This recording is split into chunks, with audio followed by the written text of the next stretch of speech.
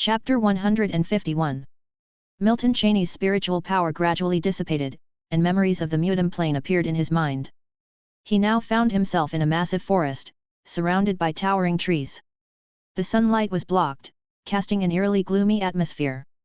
The Mutum Plain, also known as the Forest Plain, was, without a doubt, a place abundant with trees. And the inhabitants here were not humans, but the Treant tribe. This race also existed in the wizard realm, but Milton had never encountered them before. The eye of truth floated, with Milton boldly examining his surroundings. After switching to the white wizard path, Milton had constructed several first-ring magics. However, for environmental detection, he felt that the eye of truth was the easiest to use. Complete the mission as soon as possible and then leave here, Milton muttered to himself. The next moment, he took the first step. There was another simple reason why he wanted to complete the mission as quickly as possible. That was because time in this plane passed slower than it did in the wizard realm. A year here was only a month in the wizard realm. Therefore, in this place, the accumulation of his simulation count would be very slow. The longer he stayed, the more valuable his simulations would become, so naturally, Milton wanted to complete the mission as soon as possible. Countless members of the Treant tribe lived in the Mutum Plain, and the most valuable thing on these trees was the heart of the Treant. However, Milton's current mission had nothing to do with the heart of the Treant. His target was an uncommon mineral on the Mutum Plain, the muddy red crystal. This red crystal served as an excellent container for spiritual power infusion, making it a suitable experiment material. Before coming here, Milton had studied numerous records about this plane and even conducted a text simulation, so he wasn't completely unfamiliar with it. Time passed, and Milton began to invoke the minor teleportation technique stored in his spiritual sea. His figure was teleporting to every corner of this massive forest. Although the red crystal wasn't the most common mineral on the Mutum Plain, due to the environmental conditions here, many natural mines remained unexploited. If Milton could just find a small crystal mine, it would be enough for him to complete his mission for the Guardian Sea. Outsider. Suddenly, a slightly unfamiliar syllable echoed in Milton's ears. Hearing this voice popping up in his mind, Milton instinctively released the minor teleportation technique and disappeared from the spot. The next moment, when he reappeared, a colossal vine, like a whip, manifested above his head.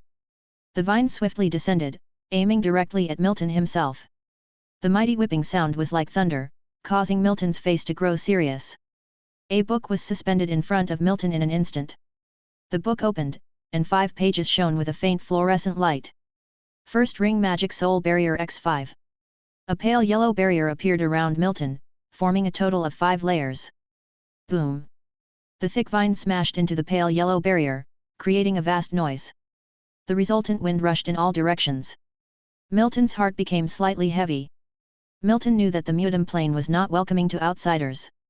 However, he hadn't expected a sudden attack from a tree king the moment he arrived.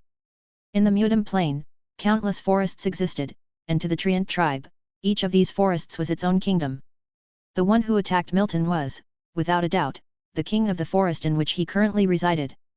Second Ring Magic White Raven True Form. The next moment, a streak of white light flashed across Milton's body. Milton disappeared, a huge white raven taking his place. The white raven's sharp claws grabbed onto the vine and then swooped towards the tree king along the vine. The speed of the white raven was indescribable. In just a blink, Milton found himself facing a towering ancient tree that stretched into the clouds. On the surface of the ancient tree was an old face brimming with rage. "So, it's you. The foul-smelling bloodline creatures." The ancient tree spoke, its loud voice permeating the area. Milton's eardrums were slightly trembling, but it had no effect on him. Upon reaching this point, Milton, who had transformed into the white raven, had his red eyes fixed steadily on the ancient tree before him. "This doesn't make sense. You're the one who attacked first, pretending to be the aggrieved party." Milton could understand the language of the Treants, although it was still a bit foreign to him. However, he understood the meaning of the Tree King's words, which meant the king had encountered wizards practicing the bloodline path before. And, it was because of Milton's bloodline that he had been attacked. However, since the Tree King started the fight, Milton naturally had no intention of holding back. Milton's red pupils oozed a thin trail of fresh blood. Second Ring Magic Eye of the Deathbringer. A flash of red light flashed in the blood-soaked pupil of Milton and then vanished. A hint of disdain appeared on the aged face of the ancient tree in the front. A green film appeared in front of the ancient tree, and the branches and leaves emitted faint fluorescent lights. It failed. The eye of the Deathbringer had no effect on the Tree King. In fact, up to this point, Milton was still somewhat confused. Because in the text simulation, he had easily returned to the Guardian Sea by completing the mission in less than a year. There was no mention of the Tree King before him in the simulated descriptions of this year. The next moment, a whirlwind erupted. Transformed into a white raven, Milton Cheney gently flapped his wings, avoiding the blow. Now that Milton had his guard up, the ancient tree's attack had no chance of hitting him. The scene suddenly became a bit of a stalemate. In the end, it was Milton who made the move. Second ring magic light of the white feather. A pure white feather fell from Milton's body, held in his beak. The next moment, a dazzling white light shot out from the pure white feather, aiming straight at the ancient tree king. The ancient tree stood still, unable to evade. So it took the blow head-on. A large hole appeared in the colossal body of the ancient tree, and green liquid flowed out from the hole. SSS. The gushing green fresh blood seemed like water meeting fire, making a hissing sound. A trace of pain appeared on the weathered face on the surface of the ancient tree, but it returned to normal the next moment. The wound was also slowly reverting to normal. The vitality was too strong. Milton knew that the Treant tribe of the Mutum Plain were difficult to deal with, but he did not expect them to be this tough. As a level 2 blood wizard at his limit, he was unable to do anything about the ancient tree king before him. This tree king corresponded to a level 2 wizard, Milton was very clear about this. But just as every wizard path emphasized different aspects, each race also had its own uniqueness. Undoubtedly, the advantage of this tree king right before him was his extremely strong vitality. Do I really have to bombard it with magic? Milton mumbled to himself. Right now, the ancient tree had stopped moving and did not initiate any attack. So Milton, transformed into a white raven, perched on a tree branch, refraining from acting rashly. In the end, Milton abandoned the idea of bombarding with magic. The reason was simple: it wouldn't be much use. The roots of this ancient tree probably spread throughout the entire forest. Unless Milton could overturn the entire forest with one blow, otherwise, the ancient tree before him could easily recover. Milton's pupils were locked firmly on the tree king before him. The weathered face on the ancient tree's surface changed from anger to some confusion, and finally, it spoke. "You're not from the Black Lizard Scholars Association?" Hearing this, Milton was stunned, but he quickly understood. So he was the scapegoat. "No, I'm a student of the Guardian Sea." Milton replied. He had nothing to hide about his identity. Hearing Milton's words, the face of Alan appeared somewhat incredulous. How could the Guardian Sea accept a bloodline individual, and such as he was speaking? Alan seemed to struggle to find a suitable adjective. The next moment, the Book of Truth floated before Milton. Alan saw the Book of Truth and was surprised, but also relieved. The Guardian Sea. Whether it is in the wizard realm or in the peripheral small and medium-sized planes, this wizard organization had an excellent reputation. The young man in front of him was from the Guardian Sea, suggesting that he had mistaken the identity of this man. So the weathered face on the surface of the ancient tree became somewhat embarrassed. "I'm truly sorry, I mistook you for a malicious blood race from the Black Lizard Scholars Association." Milton did not respond. The white light flashed on the surface of the white raven, and he transformed back into his humanoid form. However, Milton was still on guard inwardly. Seeing that Milton did not speak, Alan thought it was because he had suddenly attacked, and felt somewhat guilty. So he began to explain. The Lizard Scholars Association arrived in Mutum 12 years ago. Although Milton was still on guard, he didn't mind being a listener. As time passed and Alan finished speaking, Milton understood why this tree king had been so hostile towards him initially. "I really am a scapegoat. This Mutum Plain is actually a prospective conquest plane of the Black Lizard Scholars Association. What it means by prospective conquest plane is that the Black Lizard Scholars Association has marked this place. Now, they will set the conquest of this plane as their target." A wizard who suddenly appeared here, and also a bloodline wizard, was naturally labeled by the Tree King with the tag of the Black Lizard Scholars Association. The Guardian Sea does not conquer planes, but it does not mean that other wizard organizations are not interested in resource-rich planes. As a realm-level wizard organization specializing in bloodlines, the Black Lizard Scholars Association was fanatical about conquering planes. Himself, who had added the Ouroboros ring in the true body simulation, was very clear how the bloodline wizards would be as a group. Even saying they were pure combat wizards wouldn't be a problem. Dragonfly stone? Hearing Milton's words, Alan was somewhat confused. What you're talking about should be the dragonfly stone. This type of ore is abundant in the Southern Creek Forest, but not in Allen Forest. Alan's voice contained a hint of apology. He originally wanted to help Milton, but at the moment, it seemed that he couldn't. However, the next moment, a leaf flew out from his tree crown and flew in front of Milton. Eastern Fantasy. You can take this with you, go to the Southern Creek Forest and find Southern Creek, he will help you. Milton extended his hand to hold the leaf. Since it was a misunderstanding, he reluctantly accepted the good intentions of the Tree King in front of him. After all, if they continued to attack each other, it would be of no benefit to either party. Chapter 152. Time passed, and in the blink of an eye, several months had passed. Milton Cheney suddenly appeared in a forest. The moment his body appeared here, the eye of truth floating above his head started detecting the surrounding environment. Finally, I'm here, Southern Creek Forest. Milton seemingly talking to himself. The Mutum Plain was too large, and Milton's understanding of this place was only superficial. As a result, it had taken him several months to travel from Allen Forest to this place, the Southern Creek Forest. During these months, Milton checked the simulation count on the simulator panel, and it was indeed 0. Milton had verified that the textual simulations that the simulator carried out once a month corresponded to the time in the wizard realm.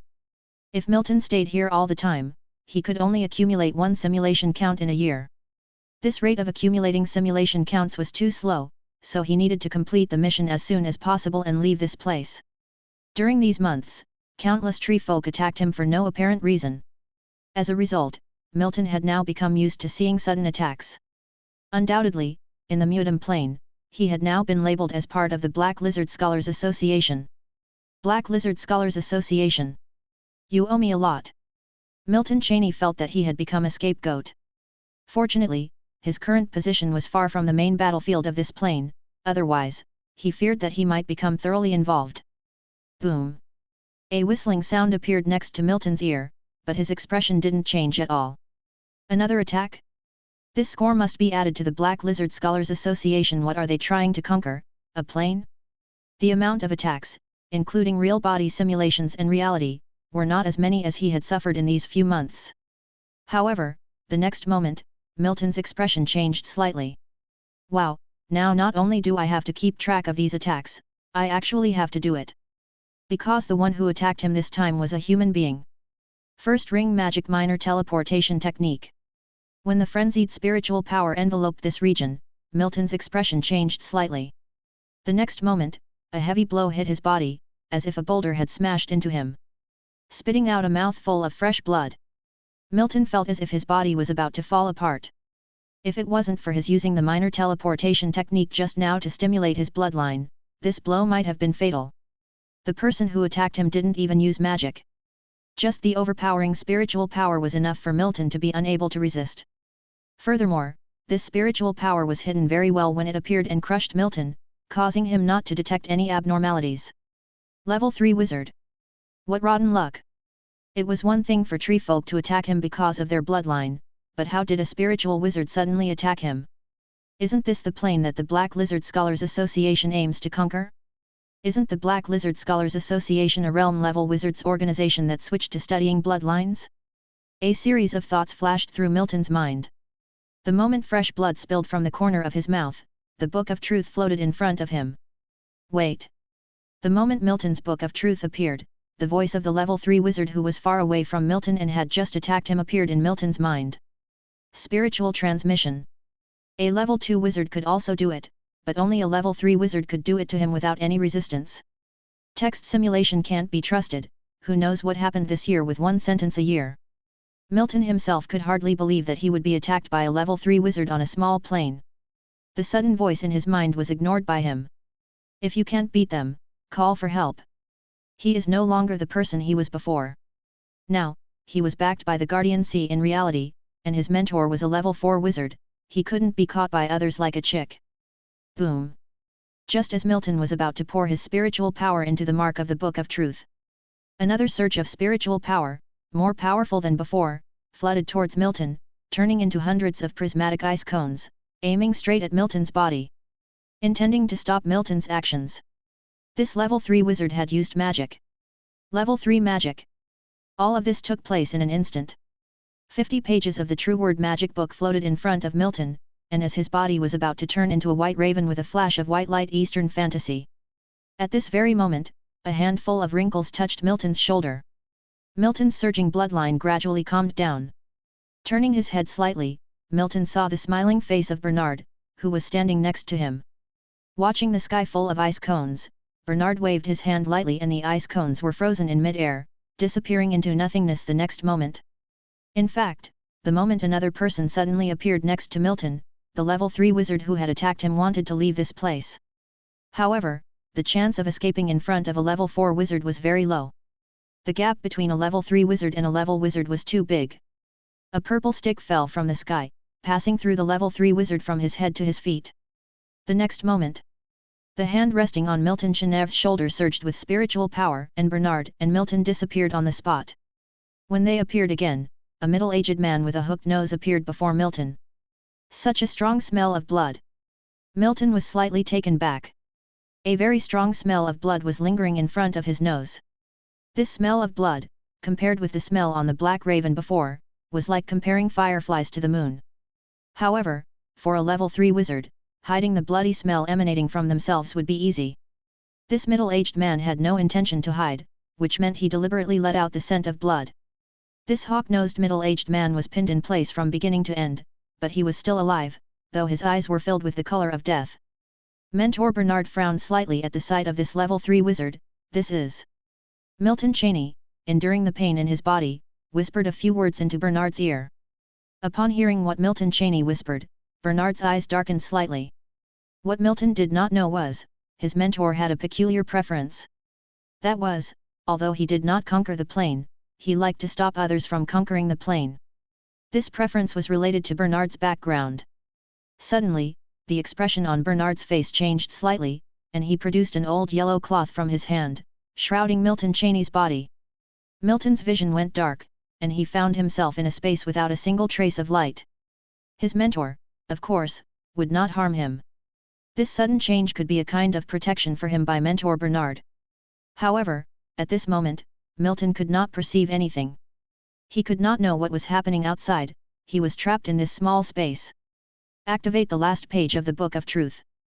Bernard's somewhat heavy voice appeared in Milton's mind. Milton did as told, summoned the Book of Truth, and the Book of Truth floating in front of Milton turned its pages automatically, until it reached the last page. Milton poured his spiritual power into the last page of the Book of Truth. Outside the yellow cloth, Bernard gently waved his hand to put away the yellow cloth. A trace of a smile appeared on his face, and another person appeared next to the hawk-nosed middle-aged man who had been pierced through his entire body. A young man dressed in a black robe. Black hair, black eyes, his eyes calm like an ancient well. Leave this place. My student has a mission and won't interfere with your conquest of this plane. Leave here. The smile on Bernard's face gradually disappeared. With a light squeeze of his hand, the hawk-nosed mid-aged man who had been impaled through his body exploded into a crimson mist. The purple stick gradually shrank and eventually appeared in Bernard's hand, the size of his finger. From beginning to end, including when the middle-aged man was blown into a blood mist, the black-haired young man showed no change in emotion. It was as if the middle-aged man next to him had nothing to do with him, as if he was just a stranger. The dead silence in the middle-aged man's eyes was normal because he knew that his chances of surviving were slim. Really annoyed by you black insects? Bernard spoke softly, and a large purple magic wand descended from the sky. The magic wand that landed from the sky crushed the black-haired young man before it into a pulp. But in the next moment, this pool of blood and flesh reformed into a human shape, and the black-haired young man's face didn't change at all. Fourth ring magic. Black lizard giant. The black robe was torn apart, and the skinny black-haired young man in front of Bernard transformed into a huge giant with a lizard head and a human body. The giant fist smashed towards the location of Bernard. Trees around collapsed one after another. It's a bunch of mindless insects. You are a level 4 wizard, and still playing this. The Book of Truth was floating in front of Bernard. 3 purple magic wands flew out of the book again. The 4 magic wands formed a square and pierced brutally around the black-haired young man who was now a black lizard giant. Fourth ring magic time reversal. In an instant, the giant was returned to the form of a black-haired young man. However, this change did not stop. The young man aged from young to old, then turned back into young, then into a baby, and finally into a cloud of blood mist. But in the blink of an eye, the cloud of blood mist reshaped itself into the young man. The face of this black-haired young man remained unchanged from beginning to end. It was as if the face was not his, but etched on him. The fourth ring magic time reversal, this magic, is a potential limitless magic analogous to the spiritual eye. The current potential limit is 7th ring magic. Time technique. And the one who controls this 7th ring magic was the Guardian Lord, Mansair Hall. It's a bit disgusting, why haven't they come yet? Although there was a smile on Bernard's face, he was somewhat serious in his heart. The Black Lizard Scholars Association. They were infamous for being disgusting and hard to kill. They were unscrupulous in conquering everything they marked. In the wizard realm, this realm-level wizards organization was notoriously bad. A transformed bloodline like this could no longer be called human. Leave here. The black-haired young man spoke. If it wasn't that he also couldn't kill Bernard, he wouldn't keep repeating this sentence. Where's the little guy? This suddenly appearing voice caused Bernard's eyes to brighten. The next moment, the 4 magic wands shone again. Finally, it's here. Bernard murmured to himself. Fourth ring magic time reversal. The time was reversed in the region once again. In front of him, circles of fresh blood suddenly appeared around the black-haired young man. Within the fresh blood, hideous faces were vaguely visible. Fourth ring magic blood grudge. But this time, Bernard was not alone. Chapter 153. Blood spilled across the sky, as if the heavens were bleeding. A sharp, piercing noise filled the region. At the same time, a tear opened up in the sky, a flash of white light broke forth. Bright white light spread across the area. The blood pouring down like a massive torrent gradually began to dissolve. A middle-aged man, shirtless, stepped out of the void. His body was enveloped in spiritual power, which surged with an unusual agitation. The next moment, this agitated spiritual power burst forth and unleashed a massive sound. Fourth ring magic void turbulence. The tear in the sky was completely ripped open, and the violent airflow was destroying everything here. The figure of the dark-haired youth affected by the time reversal magic began to gradually disappear until it was completely gone. Bane. This plane is destined to be conquered by the Black Lizard Scholars Association. Bane spoke softly. Orlando frowned slightly in front of him. He controlled numerous plane channels and naturally could not be acquainted with the situation of each plane. Even more so for these small planes, which he rarely paid attention to. How can a small plane have a level 4 wizard? What are these black insects up? Orlando spoke, a hint of confusion in his tone. The Book of Truth in his possession vibrated.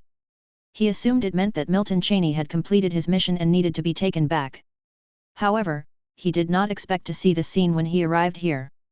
A realm-level wizard organization sending a level 4 wizard to conquer small planes, such situations were not common. Especially for an organization like the Black Lizard Scholars Association, which didn't have many level 4 wizards to begin with. And it's rather unusual for the Black Lizard Scholars Association to mark these developing small planes for conquest. Most realm-level wizard organizations target planes that have reached their potential limits. And it's too strange that the Black Lizard Scholars Association can attack the members of the Guardian Sea. Due to conflicts of interest, few wizard organizations wish to be in a dispute with the Guardian Sea. After all, the largest white wizard organization in the wizard realm is not interested in conquering planes. The Gospel Masters Order also participated. The sect wizard who just attacked my student was from the Gospel. The Gospel Masters Order. A hint of solemnity appeared in Orlando's eyes. Bane nodded. The next moment, Bane waved his hand, and a yellow cloth flew out from his hand. With a flash of yellow light, Milton Cheney appeared in place. Milton Cheney, who appeared in place, was shocked to see his mentor and Orlando in front of him. The next moment, Milton Cheney surveyed the surrounding environment. Indeed, the surroundings were devastated. Mentor. You and Orlando should leave this plane first, something's not right with this plane. Bane said. A plane with a level 4 wizard was too dangerous for Milton Cheney right now. Upon hearing Bane's words, Milton Cheney understood that something must have happened. But since his mentor didn't tell him, he naturally didn't ask. The sudden attack of the level 3 wizard disrupted his original plan. The text simulation was vastly different from reality. In the text simulation, he had successfully completed the mission without any mishaps. But in reality, a level 3 wizard had attacked him. If it weren't for the fact that the level 3 wizard had not used magic initially, Milton Cheney might have been in grave danger. Milton Cheney's heart was heavy. It seemed he could no longer fully trust the text simulations. After all, his actions in reality could not exactly match those in the simulations. These small differences might not have significant impact in the wizard continent since the overall direction wouldn't be affected. But now, a single misstep could lead him into the unknown. The simulator couldn't possibly cover all aspects. It could help improve his strength, but relying on the simulator to foresee the future brought too many varying factors into play. Milton Cheney knew that his mission for now was impossible to complete. "Let's go, young man." Orlando off to the side spoke up, and casually waved his hand. A plain channel appeared in front of Milton Cheney. Orlando's hand rested on Milton Cheney's shoulder. The next moment, the two disappeared at the entrance of the plain channel. Bane's gaze lingered at the spot where Milton Cheney had disappeared before shifting away. A string of characters flashed in his deep eyes. What is the Gospel Master's order doing in this small plane? That was what was on Bane's mind at the moment. If it were just the Black Lizard Scholars Association, then what was happening in this plane wouldn't concern him at all. But the participation of the Gospel Master's order made it his business, and even implicated the Guardian Sea.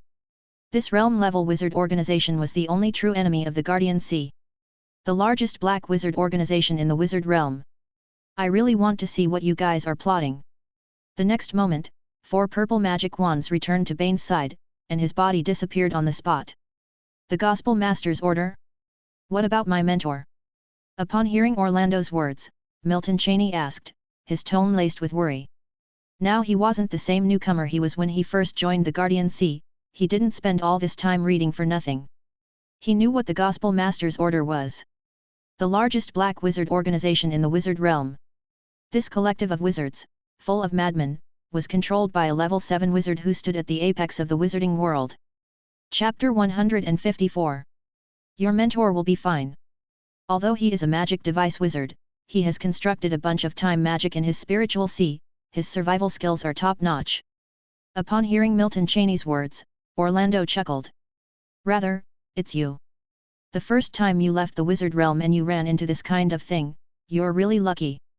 Hearing this, Milton Cheney gave a bitter smile. Let alone his mentor Bane and Orlando never thought of this. He himself never imagined that this trip to complete a collection task could be so exciting. "We're here. You should go back to the Guardian Sea first. As for the task you've picked, just cancel it directly in the Book of Truth." "Can a mission that's already been accepted be cancelled?"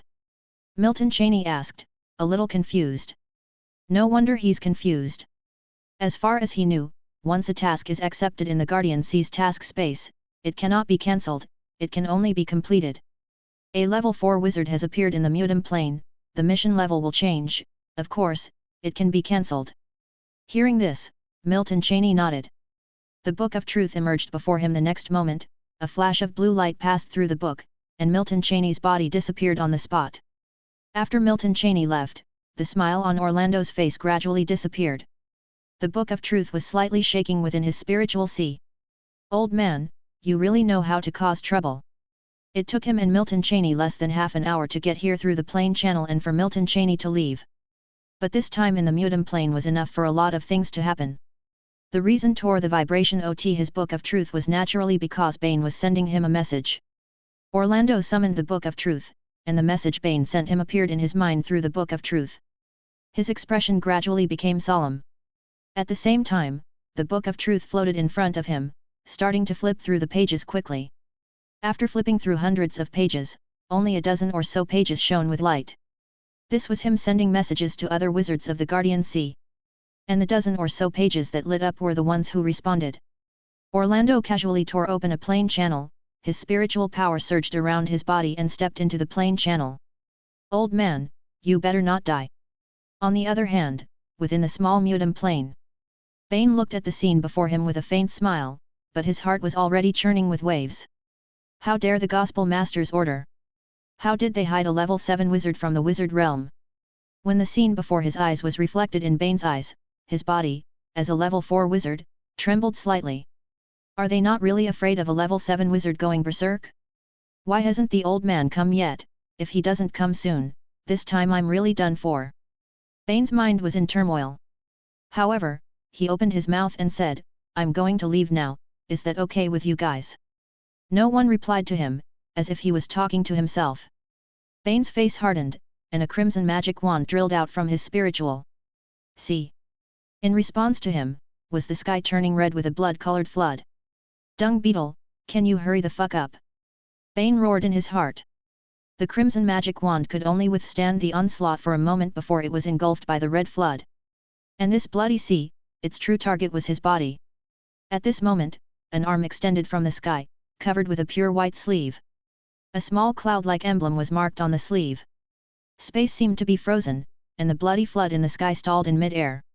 Seeing this scene, a trace of surprise and joy flashed in Bane's eyes. The first one to arrive was not Orlando. Master! Bane cried out in shock. Sure enough, it was his master who was reliable at the critical moment. What dung beetle, not reliable at all, leaned back against him. But the bloody flood in the sky only paused for a moment before moving again. An old man, all in white with a white beard, white hair all in all, a white hunchbacked old man appeared beside Bane. Booger, you really know how to stir up trouble. The old man said softly. The moment he opened his mouth, a giant shield fell from the sky, standing in front of the two of them. Boom! The blood-colored flood crashed onto the giant shield, making a huge noise. However, the giant shield was not shaken in the slightest, still standing steadily in front of the two people. I'm all grown up and you still call me Booger. But at this time, the weight on his heart had lessened somewhat. The reason, of course, was the giant shield standing before him and his master. A level 5 magic device. And his mentor. A level 5 wizard. A wizard of this level, in some small realm level wizards organizations, is the one in control. And when placed atop the pyramid of the wizard realm, though not at the very top, is nonetheless at the peak. Mentor, the Gospel Master's order is plotting. The voice of Bane dropped. The hunched elder standing next to him nodded without a change in his face, not saying a word. His gaze was fixed on the end of the sea of blood. And at the end of it, there was the red-haired man also gazing at him. Slept for hundreds of years, it's about time to get moving. Dong! A huge bell rang out in this region. The sound of the bell brought a gleam to Bane's eye. This specialty of his mentor, tolling the bell. At the moment the bell sounded, a few more elders appeared beside Bane. All of them looked like old men ready to be buried. These old men appeared to be drowsy, as if they had just woken up. The previously tense atmosphere loosened up at the appearance of these old men, becoming more animated. Snotty, you're a level 4 wizard now. Old Snotty just woke up, didn't he? Why does this bell sound so weak? Seeing the few old men who appeared beside him, Bane wanted to greet them respectfully. But before he could say anything, the old men in front of him had already started their own conversation. An awkward look emerged on Bane's face. What the heck is going on? Why did they bring these living fossils over? Did the message I sent exaggerate the situation? As the one in control of the plane channel, Orlando's Book of Truth has more functions than Bane's. Little did he know, his phrase "great changes in wizard realm" disturbed many old men's peaceful dreams of the Guardian Sea. Finish this up quick, then go back to sleep. Really annoying, these bloodsuckers of the bloody sea realm are getting more and more restless. A few voices entered Bane's ears. He knew that this matter had nothing to do with him anymore, all he had to do now was stand by and look on. Fifth ring magic Tamir's art. A streak of golden light sliced through the sky, splitting the blood-colored flood in half. The golden glow illuminated the sky, as if filling this small plane. Would slicing through this formless flood of blood do anything? The answer was yes. The sea of blood was as if it had been turned into a living creature at the moment this magic was released, given life, then this living sea of blood was completely severed by the golden light of the spell. This strategy. This is the true fifth ring magic. As for why the name of this magic is a bit strange, the reason is naturally because the magic was created by a level 5 wizard called Tamir. And the old man who released this magic next to Bane. His name is Tamir. Disturbing the sleeping old ones, Gospel Master's order, you're doomed. Some schadenfreude arose in Bane's heart. However, the source that triggered all this, namely Milton Cheney, didn't see this stunning scene. Does this mean the mission isn't cancelled? Consciousness appearing in the task space, Milton Cheney was slightly stunned. In the task space, the level 1 mission he accepted before had disappeared. However, it wasn't because he cancelled the mission. It was because the task space indicated that he finished his mission. But he didn't complete the mission. Milton was slightly puzzled. This is a bit different from what Orlando told him. The next moment, his consciousness was ejected from the task space. Having unaccountably completed Guardian C's task left Milton confused. This confusion could only be resolved when he asked his mentor later. Chapter 155. Time slips away like sand through fingers, always disappearing when one isn't paying attention. In the blink of an eye, half a year has passed. It's been over 8 months since Milton Cheney joined the Guardian C. Sea View Pavilion, Milton Cheney's regular living room. Milton, who was sitting cross-legged on the bed, opened his eyes, the look of vicissitudes and bewilderment flashing through his eyes. The true body simulation was over. And he is back to over 100 years ago. True body simulation ends. Retain realm, technique, memory. The host's mental abnormality is detected, the simulator's automatic protection function has started. Hearing the familiar prompt from the simulator in his mind, the emotion in Milton's eyes gradually faded. He still remembered the last moment of his true body simulation, the blood-colored flood that was overwhelming, made it hard for Milton to breathe. The next moment, Milton couldn't wait and sensed his spiritual sea. As expected, the realm he's familiar with. At this moment, he is a level 2 white wizard. The path of the white wizard is also a pure spiritual wizard path. Now he has reached the second level wizard realm on the path of the spiritual wizard. The gap between level 1 and level 2 is vast. What's more, his future is mainly focused on the path of the white wizard, as his bloodline is already refined to its limit. Unlike what Milton imagined would take a year, he became a level 2 white wizard in just over half a year. Several magic constructions that are more complex than before float in the spiritual sea, these are all second-level magic. Milton had a thought, the next moment, a transparent light blue light screen appeared in front of him. Name, Milton Cheney. Spiritual, 24-3. Physique, 29-9. Night Realm, Grand Knight Spiritual Wizard Realm, Level 2 Wizard. Bloodline Wizard Realm, Level 2 Wizard. Breathing Technique, Golden Lion Breathing Technique, Perfect. Meditation Technique, Guardian Meditation Technique, Perfect. Refining Technique, White Raven Refining Technique, Perfect. Night Skills, L. Spiritual Magic, Void Realms I, Second Ring, Sky Reaching Flames. Second Ring, Great Analysis Technique, Second Ring, Meteorite Fall, Second Ring, Spatial Transfer, Second Ring. Bloodline Magic, White Raven True Form, Second Ring, Light of White Feather, Second Ring, Eye of the Deathbringer, Second Ring. The White Wizard Path and the Bloodline Wizard Path have both reached level. The Bloodline Wizard even reached the limit of level 2. The increase in spiritual power attributes is even more tremendous, and there are 5 more Second Ring magic techniques. Compared to the traditional spiritual wizard path that Milton followed before, Milton's current path of the White Wizard will make his magic more powerful. But at the same time, the number of times he can release magic will be less than before. Milton had already expected the explosive growth of attributes, so his emotions did not change much when he saw the panel. Concealing the attribute panel, Milton was about to stand up and stretch his body. The next moment, a unique mechanical sound of the simulator rang in his mind. Congratulations to the host for successfully becoming a level 2 wizard, the Wizard's Life Simulator 3.0 has started to upgrade. The upgrade will take 1 natural day. This sound startled Milton. Simulator upgrade? But he was already a level 2 wizard. Why didn't the simulator upgrade when his bloodline wizard path became a level 2 wizard? Does the simulator have a bug, or does the simulator upgrade require the spiritual wizard path to become a level 2 wizard? Milton was a bit puzzled, but he didn't think much. After all, the upgrade time of the simulator was only 1 day. After 1 day, he would naturally know why. Since he couldn't avoid the upgrade of the simulator, what Milton needed to do was to accept it and look forward to the functions that would be added after the upgrade. The next moment, Milton still got up and moved his body. He looked around, and a touch of emotion appeared in his eyes. This true body simulation, he had seen too much. The Guardian C rarely returned in the later stages of his simulation. If it weren't for the automatic protection function of the simulator, Milton at this time might feel more or less strange here. Bloody Sea Realm. Gospel Master's order. Scenes from the true body simulation ran like a film through Milton's mind. Memories emerged, entangling Milton's thoughts.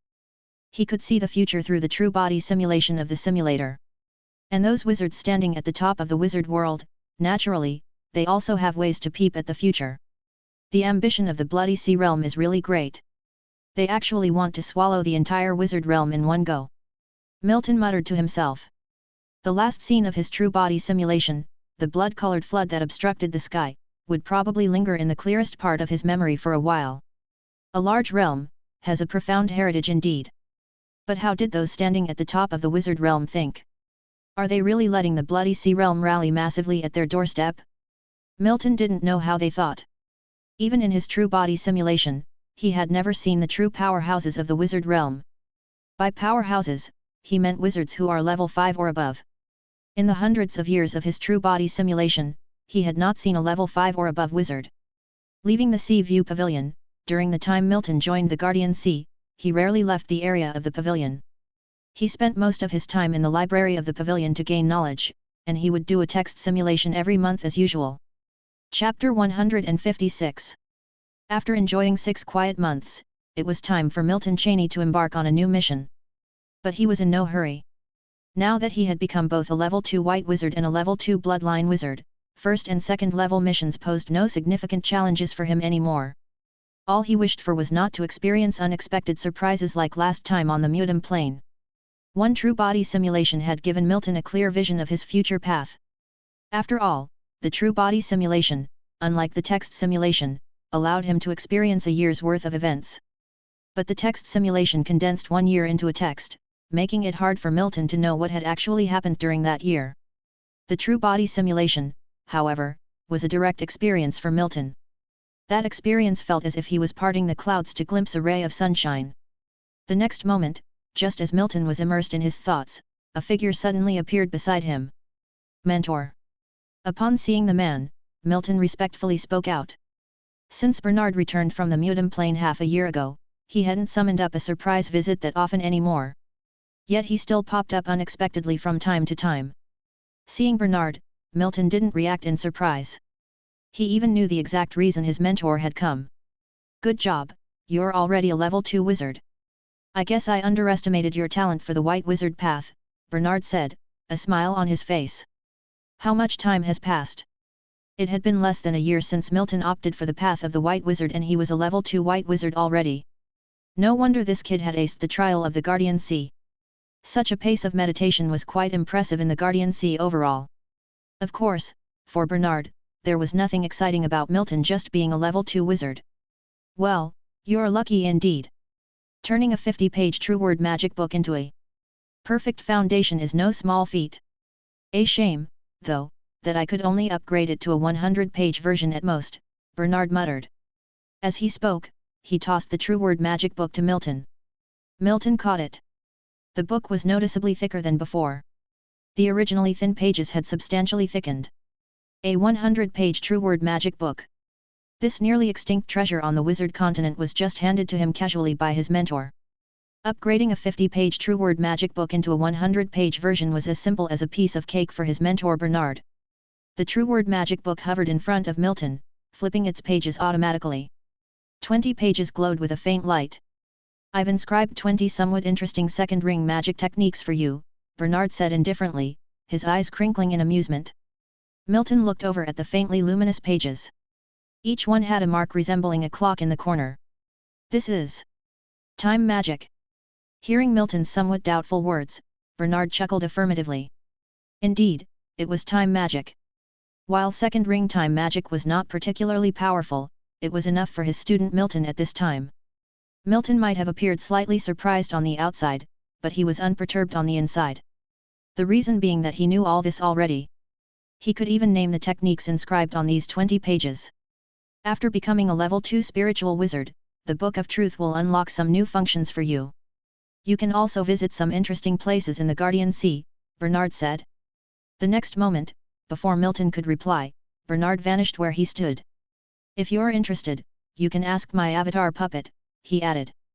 Milton stood in place, absorbing the true word magic book back into his spiritual sea. He already knew most of what his mentor Bernard had told him. After all, he had spent a fair amount of time in the Guardian Sea in the true body simulation. The Book of Truth hovered in front of Milton, with spiritual power stirring the pages to flip gradually. Time drifted by, and a day passed in the blink of an eye. The next day arrived. In front of Milton, a pale blue translucent light screen gradually emerged. Strings of text scrolled on the screen. Wizard's Life Simulator 3.0 upgrade completed, Wizard's Life Simulator 4.0 at your service. Note 1, new feature, Reincarnation Simulation, is added to Wizard's Life Simulator 4.0. Each year accumulates one reincarnation simulation opportunity, which allows the host's consciousness to reincarnate in another world. Reincarnation simulation allows the host to inherit memories from the simulation. After the simulation, you can choose to retain your realm and techniques. If the rules are not the same, the simulator will modify them to suit the path of cultivation of the host. The host will return to reality upon death in the simulation. Note 2, text simulation requires no charging with magic stones. The accumulation time for each simulation count will change from 1 month to 3 months. Time for accumulation of true body simulation changes from 1 year to 2 years.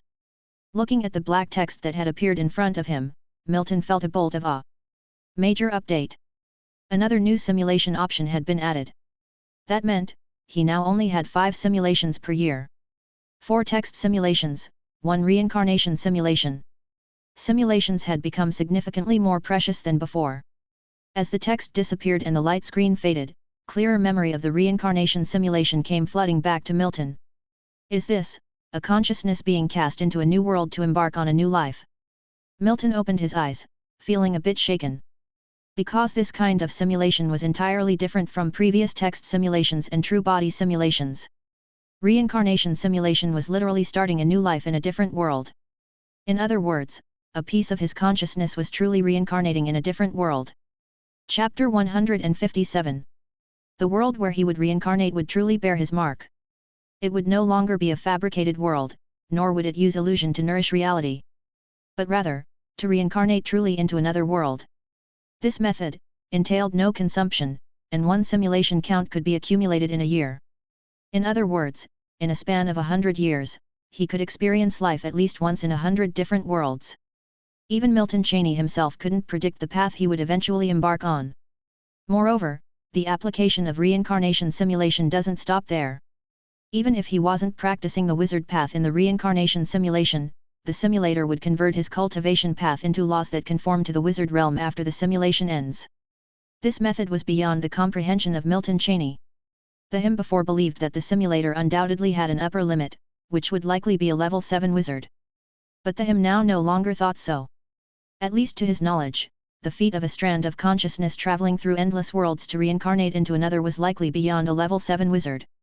Not to mention twisting the paths of other worlds to comply with the rules of the wizard realm. The shock brought about by the simulator upgrade this time was even greater than when he became a level 1 wizard. Because, accurately speaking, this method of reincarnation very much resembles the way Milton Cheney was transported from Azure Star to the wizard realm. But this update wasn't all beneficial, there were some drawbacks as well. Although the text simulation no longer required the continuous expenditure of magic stones for energy, the time to accumulate simulation counts had changed from 1 month to 3 months. That is to say, he could now only run the text simulation 4 times a year in lieu of the previous 12 times. Fortunately, there's the addition of reincarnation simulation, otherwise, the external plugin from the simulator would have drastically reduced. Milton Cheney slightly suspected whether the simulation count was extended because the reincarnation simulation was too overpowering. Who built this simulator? It's really playing dog tricks. Not giving any opportunity to bend the rules. Although he says so, Milton Cheney was indeed very satisfied. If the simulator did not exist, to tell the truth, he would probably still be struggling in the Frostwinter Kingdom. Perhaps he would be a quasi-knight right now? Maybe even an official knight. But there's absolutely no way for him to be a level 2 wizard now. So what could he possibly be unsatisfied with? As humans, we should be content and not be too greedy. Milton Cheney cleared his mind of miscellaneous thoughts, moved his consciousness, and appeared inside the Guardian Sea's task space. A familiar scene emerged in front of Milton Cheney. During the true body simulation, he had been to this place countless times. But in reality, including this time, this was only his third time appearing in the task space with his consciousness. The Book of Truth appeared in front of Milton Cheney, a streak of light swimming around flew into the Book of Truth. Text gradually emerged on the pages. Having seen the text that appeared on the Book of Truth, Milton took a sigh of relief. As expected, the task remained the same as in the true body simulation and had not changed even though he had become a level 2 white wizard. The Book of Truth closed again, and Milton's consciousness was bounced out of the task space. The next moment, Milton's figure flickered and disappeared on the spot. In the wizard realm, within a modest courtyard on the Finland continent, Ian was looking at Milton Cheney in front of him with surprise. He hadn't seen him in less than a year, but he felt as if he hadn't seen Milton for 10 years. "You've only joined the Guardian Sea for less than a year, how did you return to the wizard realm so quickly?" Ian asked in astonishment. There are very few members of the Guardian Sea in the wizard continent, he was the only one in the several sea regions around him.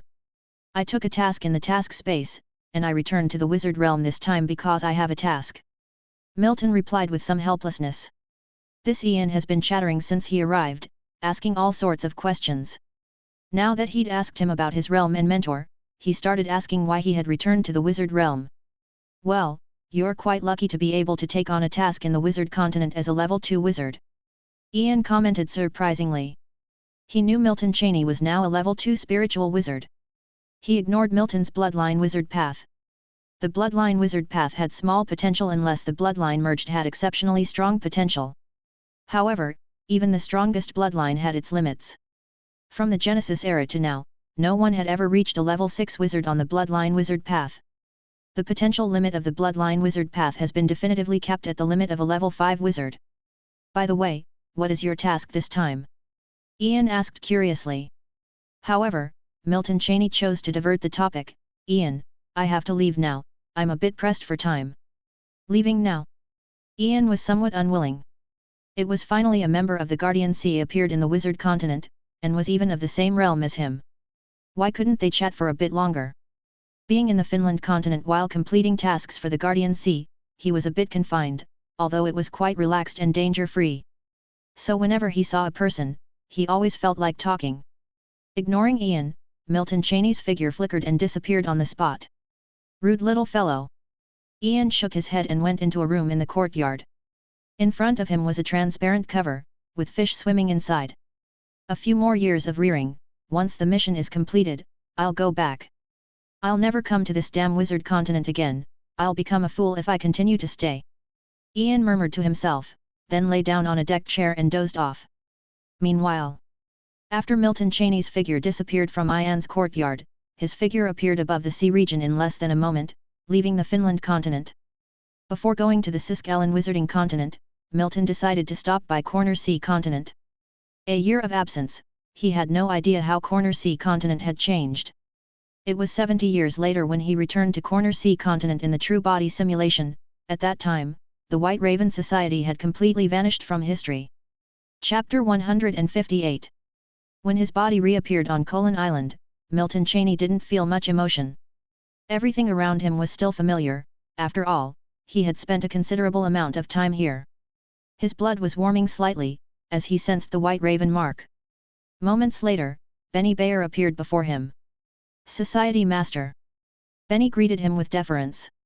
While Milton felt like he hadn't returned to the Corner Sea continent in a long time, in actuality only a little over a year had passed since he had left. However, so much had happened during that time. Together with Benny, he returned to the White Raven Palace. As Benny detailed the recent developments of the White Raven Society, Milton occasionally nodded. "Abandon those few islands and relocate the White Raven Society to the Lilith continent," Milton advised after Benny finished speaking. Milton knew the future of the White Raven Society, and if it continued developing on the Corner Sea continent, it was destined for ruin. The wizard organization was one he had personally set up. Naturally, he didn't want it to get lost in the tide of history. His future visits to the Corner Sea continent would become less frequent. Milton did not know when he would return next, so naturally, he needed to make prior arrangements for the White Raven Society. Upon hearing Milton's words, Benny was taken aback but quickly responded. "Understood, Society Master, I will start making the arrangements. There's no need to go to all that trouble. When I leave, I will transport you all directly to the Lilith continent," Milton replied. Having become a level 2 white wizard and having lived hundreds of years in his true body simulation, the present Milton was not the same as he was a year ago. Benny nodded respectfully. He did not utilize his spiritual power to scrutinize Milton's realm, so naturally, he did not know Milton was already a level 2 spiritual wizard at this point in time. Time passed and several days later, Milton surveyed the thousands of people before him, the majority of whom were unfamiliar faces. Second ring magic void eye. A surge of spiritual power that others couldn't perceive flowed from his spiritual sea. Above Milton's head, it seemed as if a rift opened and closed, much like an eye blinking. This was the second ring magic of the spiritual eye, the void eye. The next moment, the bodies of about a dozen people exploded into a mist of blood from amongst the crowd before him. The blood mist dissipated, the faces of the thousands that remained unchanged. Milton nodded in approval internally. The White Raven Society consisted of a little over 100 people who bore his White Raven mark, the others had gradually joined over the years. Naturally, Milton hadn't marked every single one with the White Raven mark. Benny had evidently managed these people well. As for those he had just obliterated with his spiritual power, they were obviously individuals with bad intentions. A silvery white magic wand appeared in his hand. Milton lightly waved the wand and the space in front of him rippled like water. Second ring magic. Spatial transfer. The ripples of the space increased in frequency and after a moment, the crowd of thousands disappeared right from where they had stood. Time flew by and another 3 months passed. Cassan subcontinent, Frostwinter Kingdom, the core area of the Golden Lion family. Arthur watched with a smile as he nodded at Milton Cheney right before Milton disappeared from his sight. In just a little over a year, his youngest son seemed to have changed. Shaking his head, Arthur's gaze lingered for a moment where Milton had disappeared before he turned and left. The final battle of the Frostwinter Kingdom was imminent, yet Arthur didn't feel much anxiety. After all, he had his youngest son, an official wizard, to assist him. If they couldn't conquer the Frostwinter Kingdom with such help, then it was his own fault. Having left the Cassan subcontinent, Milton didn't stay in the sea region. This time, his mission destination was the Frost Sea area's Siskellen continent, a level 2 wizard continent. Most importantly, this continent was currently unclaimed. Milton had to stay on this continent for more than 2 years and could only return to the Guardian Sea after his mission was completed in 2 years' time. 2 years, to the current Milton, wasn't a long period. It could even be said to pass in the blink of an eye. Time seemed to slip away unnoticed, and in a blink of an eye, another 4 months passed. Siskellen continent, central continent, within the Insa state. Text simulation ends. Please choose your reward. Retain realm or retain technique. Retain realm. Milton didn't hesitate, with a surge of thoughts in his mind.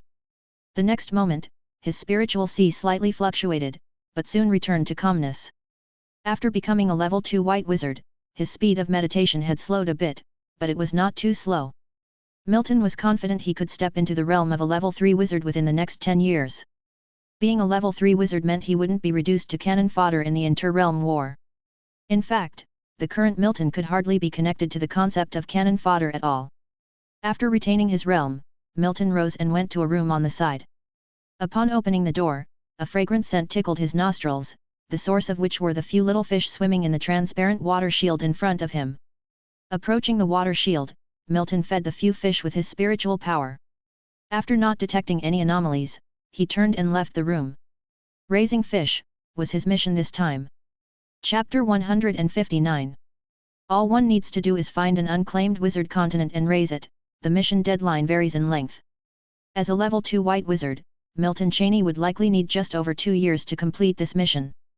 The Siskellen continent, during the time he was raising fish, temporarily belonged to his territory. He naturally did not interfere with the original wizard forces of this continent. Unless something impacted the continent, he would mediate. Otherwise, he didn't have much to do. Time passed, and another 2 months had gone by. Milton Cheney, as usual, was feeding the few small fish in the water shield with his spiritual power. These small fish had noticeably grown a lot larger since he first arrived here. Stepping out of this room, Milton Cheney felt his bloodline heating up. Milton, rather resignedly, shook his head. The Book of Truth floated beside him, as he lay down on a chaise longue in the courtyard of the estate. He casually placed a book over his face and closed his eyes to rest. As for his safety, Milton dared to come alone to this wizard continent, he must have some kind of backup plan. Moreover, the Guardian Sea, this vast metaphorical tree, is his biggest trump card. The downside of completing a mission on the wizard continent of the wizard realm is that he can easily be targeted. His bloodline is a hot cake here. Indeed, shortly after, an uninvited guest appeared in Milton's small courtyard. A young woman with long red hair stands within Milton's small courtyard. Seeing Milton lying on the chaise lounge, the woman's eyes sparkled. However, in the next moment, when she saw the Book of Truth floating next to Milton, the sparkle in her eyes disappeared. After a cold hum, she vanished on the spot. Milton lifted the book that covered his face, a hint of surprise flashed in his eyes. Unexpectedly, an acquaintance had visited his small courtyard. The young woman just now is not a stranger to Milton. He is so familiar with her, even the moles on her body are clear to him. She was the woman who drained him after he had joined the Ouroboros ring. Milton didn't expect to meet this woman here again. But while he recognized her, she didn't recognize him. After seeing the Book of Truth, she walked away immediately. After all, in the wizard realm, the Book of Truth represents the Guardian Sea. Few level 3 wizards would act against members of the Guardian Sea. Time flies, and in the blink of an eye, another 3 months passed. Retain realm. Milton muttered in his mind. After his spiritual sea gradually settled down, he let out a sigh of relief. At this moment, Milton's attention was focused on the simulation counter. Chapter 160. Sigh. With a sigh, Easton Chaney also sat next to the fireplace. Time slowly flew by. Milton Chaney, who was sitting on the ground in a daze, shivered, and the dullness in his eyes gradually disappeared. Until his eyes were filled with clarity. Instinctively, Milton rubbed his forehead. Confusion in the womb, hey. At this moment, Milton had understood everything. The reincarnation simulation was not invincible, it had some drawbacks. Because it was merely a strand of his consciousness reincarnated in another world, Milton inevitably experienced a period of confusion in the womb. If he died during this period, Milton would also end this simulation. Fortunately, in his first reincarnation simulation, he was quite lucky. He survived until he broke through the confusion of the womb. It's just that this first time, the time it took to break through the confusion of the womb was a bit long, a whole 8 years. Father. Milton spoke softly. In these 8 years, although Milton had been in a daze, his father had not given up on him. It could be said that the credit for his being alive now largely goes to the middle-aged man sitting next to the fireplace. Upon hearing this voice, Easton Chaney's body stiffened. He suspected that he was having auditory hallucinations, his body trembling slightly until a thin hand landed on his shoulder. Time passed quickly, and 6 years had passed in a blink of an eye. Great Void Realm, end of Dharma era, are the Transcenders extinct? Milton murmured to himself. In front of him was a thick book. The next moment, his spiritual power surged, closing the book. Does that mean I'm the only transcender in this world? The spiritual power returned to the spiritual sea, as if the scene just now never existed. The wizard path can adapt to the rules of this world, but the original path of cultivation in this world seems to have vanished. However, at this time, Milton could not be absolutely sure that there were no traces of transcenders in this world. After all, his perspective is still limited at this point. Who would have thought, my qualifications in the wizard world were only level 5, but the reincarnated consciousness actually has level 1 wizard talent. Milton felt a bit emotional. Self-testing of wizard talent is not a difficult task for him, a former level 2 white wizard. Milton isn't sure if this world only has him with wizard talent, or if others possess it too. Of course, the answer to this question will be revealed with time. The next moment, his room door was pushed open, and a middle-aged man entered the room. Milton, Easton Academy has agreed to your admission request, you shall set off in 3 days. The middle-aged man spoke, his tone uncovering a hint of joy. All right, father, I understand. Milton nodded and replied. The middle-aged man is naturally his father, Easton Chaney. After reminding Milton about a few things, Easton left the room. What's the point of using the reincarnation simulation just to walk the path of magic? I have to explore the path of transcendence in this world. Milton murmured. If he truly is the only transcender in this world, it may have its benefits, but he wouldn't truly gain the true meaning of reincarnation simulation. Treading on the original path of transcendence in this world, which does not exist in the wizard realm, is Milton's ultimate goal in his reincarnation simulation. After all, having a simulator, his vision should naturally be much broader. Integrating the strengths of hundreds of realms, he will pave the most powerful path in the universe. Of course, this is Milton's ultimate goal. As he is now, he still undoubtedly has a long way to go to reach his ultimate goal. But for sure, having a good beginning is also very important. Instead of being the only transcender dominating the world, Milton would rather gain something that could help him in this world. East End Academy will be Milton's starting point. Time passed, and before he knew it, 5 years had gone by. In a huge library, an old man with white hair received Milton's graduation application. He flipped it open and glanced at it briefly. Finally, he nodded his head. He looked at the young man in front of him with a somewhat complicated expression. This was truly the first person in history of East End Academy. He managed to complete 3 levels in 5 years, catapulting from East End Academy to the prestigious Golden Dynasty Academy. A pursuit that many spend their whole lives for. The young man sitting before him, not even 20 years old, had managed in just 5 years. You are the first person from East End Academy to be promoted to the Golden Dynasty Academy. Having said this, the old man paused. Although he had a lot more to say, it all turned into this single sentence. Come back and visit when you have time. Although he said these words, the old man knew this might be the last time he saw this gifted young man. If there's ever a chance to meet again, Milton would probably have reached a height he would not be able to touch. I will. Milton replied.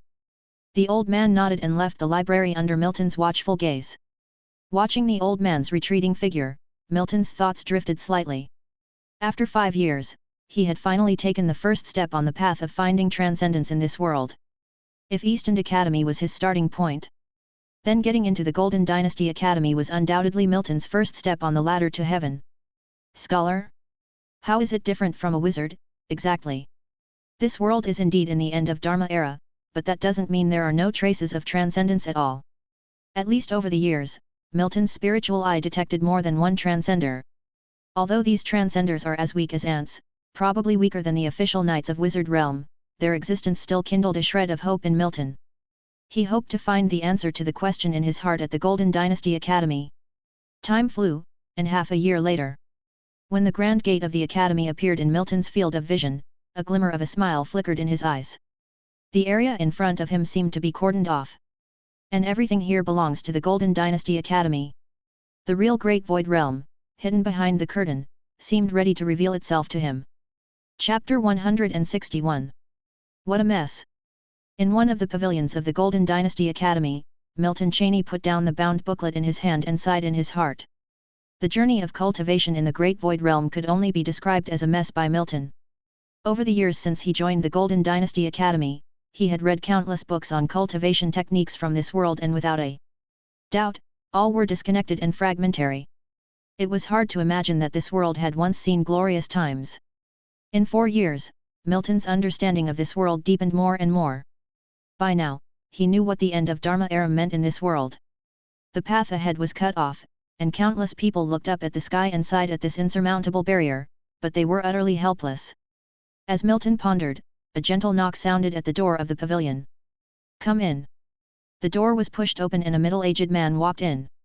Senior Brother Cheney, people from the Yellow Lotus Academy have arrived. Master wants you to meet them. I see. Milton nodded and responded. In the everlasting Spring Nation, there were only 2 third-grade academies, the Golden Dynasty Academy and the Yellow Lotus Academy. The 2 academies often exchanged their findings. This time the representatives coming for the exchange were to be received by Milton. In the 4 years at the Golden Dynasty Academy, Milton had grown increasingly influential and had become the senior brother of his cohort. Naturally, such duties fell on him. After the middle-aged man left, Milton didn't immediately follow. Instead, he closed the book in front of him and carefully put it back in place. He then stood up and left the pavilion. In 4 years, he had gone from a level 2 wizard apprentice to a level 3 wizard apprentice. His progress in meditation technique was no doubt swift. But on the path to becoming a scholar, he made no progress at all. Milton had yet to take the first step. The reasons were naturally simple. Even if he took the first step into cultivating those chaotic methods, it would still be meaningless. So, Milton decided, he would wait. Time flew by, and in the blink of an eye, 5 years had passed. Milton swung his hand, and spiritual power surged out. The black-robed man in front of him exploded into a fog of blood. To date, all 12 of the people who had ambushed him were dead without a decent burial. Yet, not a single drop of blood stained the white robe he was wearing. They've finally shown their true colors, a joint operation from the Yellow Lotus Academy and the royal family. Well done. Do they wish to consolidate all the resources of the kingdom and become the sole 4th grade academy? Milton murmured to himself. This was not the first time he had been ambushed and targeted for assassination. The number of assassins sent after him increased from 1 to 2, from 2 to 5. Now, they simply sent a dozen people to surround and try to kill him. Unfortunately for them, they had no idea that a mere student of the Golden Dynasty Academy could be a real wizard. Milton's concentrated spiritual power gave him confidence that, within this kingdom, he was invincible, and any attempts against him were fruitless. Milton took a step, his body seeming like an illusion. He moved 100 meters in one stride. Returning to the Golden Dynasty Academy, he looked at the somewhat deserted academy, but his expression remained unchanged. He walked in a certain direction. Shortly thereafter, "Young Cheney, it's time. Just as we discussed." An aged voice rang out in front of Milton. The next moment, an old man with a smile on his face appeared before Milton. He placed the golden butterfly in his hand into Milton's palm, and then closed Milton's hand over it with his own aged hand, urging him to hold the butterfly tightly. "Master, it's still early." Milton responded softly, offering no resistance. He knew that the elder in front of him had high expectations for him. The old man shook his head gently after hearing Milton's words. "It is time. I can trust you to take care of the Golden Dynasty Academy. But I am not a scholar. Nobody ever said that the person who controls the academy must be a scholar." The old man's attitude did not change. After saying this, he just smiled and looked at Milton. Milton and the old man stared at each other for a moment before Milton finally nodded his head. No one knew that this simple academy handover would stir a wave, neither too big nor too small, in the historical current of the Great Void Realm. And this wave would only grow larger and larger. Time went by, and a year later, in the everlasting Spring Nation. "Did you hear? The Yellow Lotus Academy is gone, even the royal family has changed hands. Don't talk nonsense about such things, we shouldn't meddle in the affairs of such important figures. What can't be discussed? You're just too afraid." The news is all over the kingdom. It's said that after the king died, they didn't even dare to hold a funeral. For the grand wizards in the wizard realm, a year might just be a blink of an eye. But for Milton, this year had allowed him to completely seize control of the Golden Dynasty Academy. Whether it was the royal family, or Yellow Lotus Academy, they were all buried beneath the tide from the Golden Dynasty Academy. Or rather, drowned under the tide of his sole control. The Golden Dynasty Academy, inside a massive library.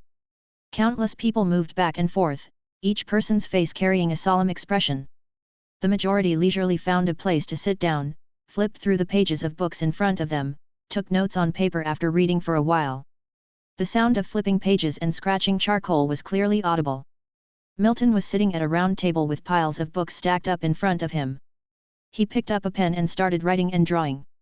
After filling one piece of paper, he would pick up another. The students passing by cast a gaze of irrepressible awe and admiration towards him. To the students of the Golden Dynasty Academy, this youthful dean was nothing short of a deity. Wayne York. Chapter 162. Having finished writing the last page, Milton Cheney gently placed his pen aside, before speaking. "Dean." A young man approached Milton Cheney, spoke with respect, a hint of fanaticism in his eyes. "How is the integration of the first edition of the Sorcerer's Handbook coming along?" Upon hearing Milton Cheney's words, Wayne York gave a bitter smile. "Dean, it is still not working. Problems emerge every time we try to practice." Milton Cheney did not immediately respond, as if deep in thought. After a while, Milton Cheney spoke up. "We lack people, and we lack knowledge. The cost of trial and error is too high. From now on, Golden Dynasty Academy will establish sub-branches in all states, which will be called Star Picking University. Golden Dynasty Academy will be renamed to Star Picking Academy." Milton Cheney's voice was not low, and he did not deliberately hide it from others. So, when these words fell, the originally somewhat noisy library fell silent for a moment. However, the noise resumed after a brief pause. "Dean, there is no precedent for an academy establishing subsidiary academic institutions. Wayne York looked a bit shocked, but still spoke hesitantly as he was unsure whether the dean's decision was a whim or not. Establishing subsidiary academic institutions in all states would consume a tremendous amount of human, material, and financial resources. So, what if we set this precedent? Milton's voice was very calm. With the current population of Star Picking Academy, integrating the first edition of the Sorcerer's Handbook is undoubtedly impossible. Therefore, he needed more people and more knowledge. I understand, Dean. I'll get started right away. If there are any obstructions, you can go to the Sovereign. He will provide us with the greatest possible support. Milton Cheney picked up a fresh piece of paper and a charcoal pen again, continuing to write on it. Wayne York hurriedly left. He knew that he wouldn't have any free time in the ensuing years. However, the fact that the dean entrusted him with this important task clearly showed the dean's trust in him. It wasn't surprising that Wayne York hesitated. It was a minor matter for an academy to change its name.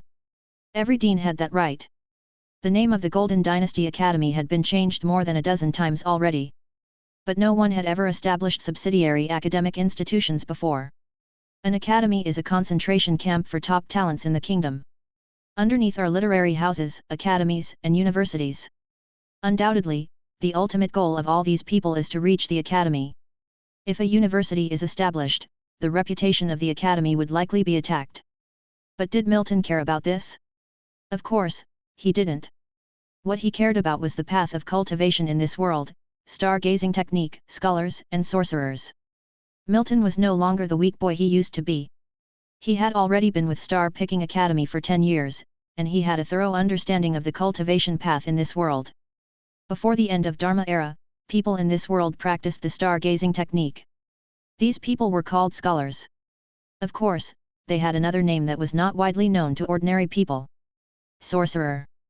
Time flies, with 18 years passing in an instant. At this time, Star Picking Academy had expanded 3 times over. Inside Star Picking Pavilion, Milton Cheney put down the first edition of the Sorcerer's Handbook in his hands. No emotions could be seen in his eyes. Wayne York stood quietly in front of him. You may leave. Yes, Dean. Wayne York respectfully excused himself. Milton Cheney picked up the thin booklet in front of him again. It's still too ordinary, hardly different from the common stargazing technique, only slightly more adaptable. After nearly 20 years of integration and the deductions from all the gifted people in the everlasting Spring Nation, the Sorcerer's Handbook assembled in the end left Milton somewhat disappointed. This was far from meeting his expectations. Standing on the shoulders of giants, one can see far, but also be influenced by the giants. Because you just can't see those sceneries normally. The issue of natural energy is another problem that must be resolved. There are still too few people. After all, Everlasting Spring Nation is just a medium-sized kingdom. If all people in the Great Void Realm participate in the deduction of Sorcerer's Handbook, I don't believe we can't find a way. Milton murmured to himself and put down the booklet in his hand again. If he could describe the first edition of the Sorcerer's Handbook in one sentence, it would be, nothing special, but not without value. I've been idle for so long, it's time to make a move. The next moment, Milton moved and disappeared into the Star Picking Pavilion. A level 1 wizard can be described with one word in the Great Void Realm during the end of Dharma era: invincible. Time passed, this time, 22 years passed. In front of Milton Cheney was a man shrouded in a black robe. The man handed the new golden butterfly to Milton. 5th grade golden butterfly. At this point, Star Picking Academy had 40 branches spread across 32 countries. Thousands of universities turned all the voices from these 32 countries into the voice of Star Picking Academy. A 5th grade academy could already be considered amongst the top-ranking ones in the Great Void Realm. Is the path of the sorcerer really severed? Is the age of absolute law inevitable? Milton asked quietly, looking at the black-robed man in front of him. Looking at this Void Realm envoy who originated from the void. A silent atmosphere enveloped the room. The Void Realm envoy did not speak.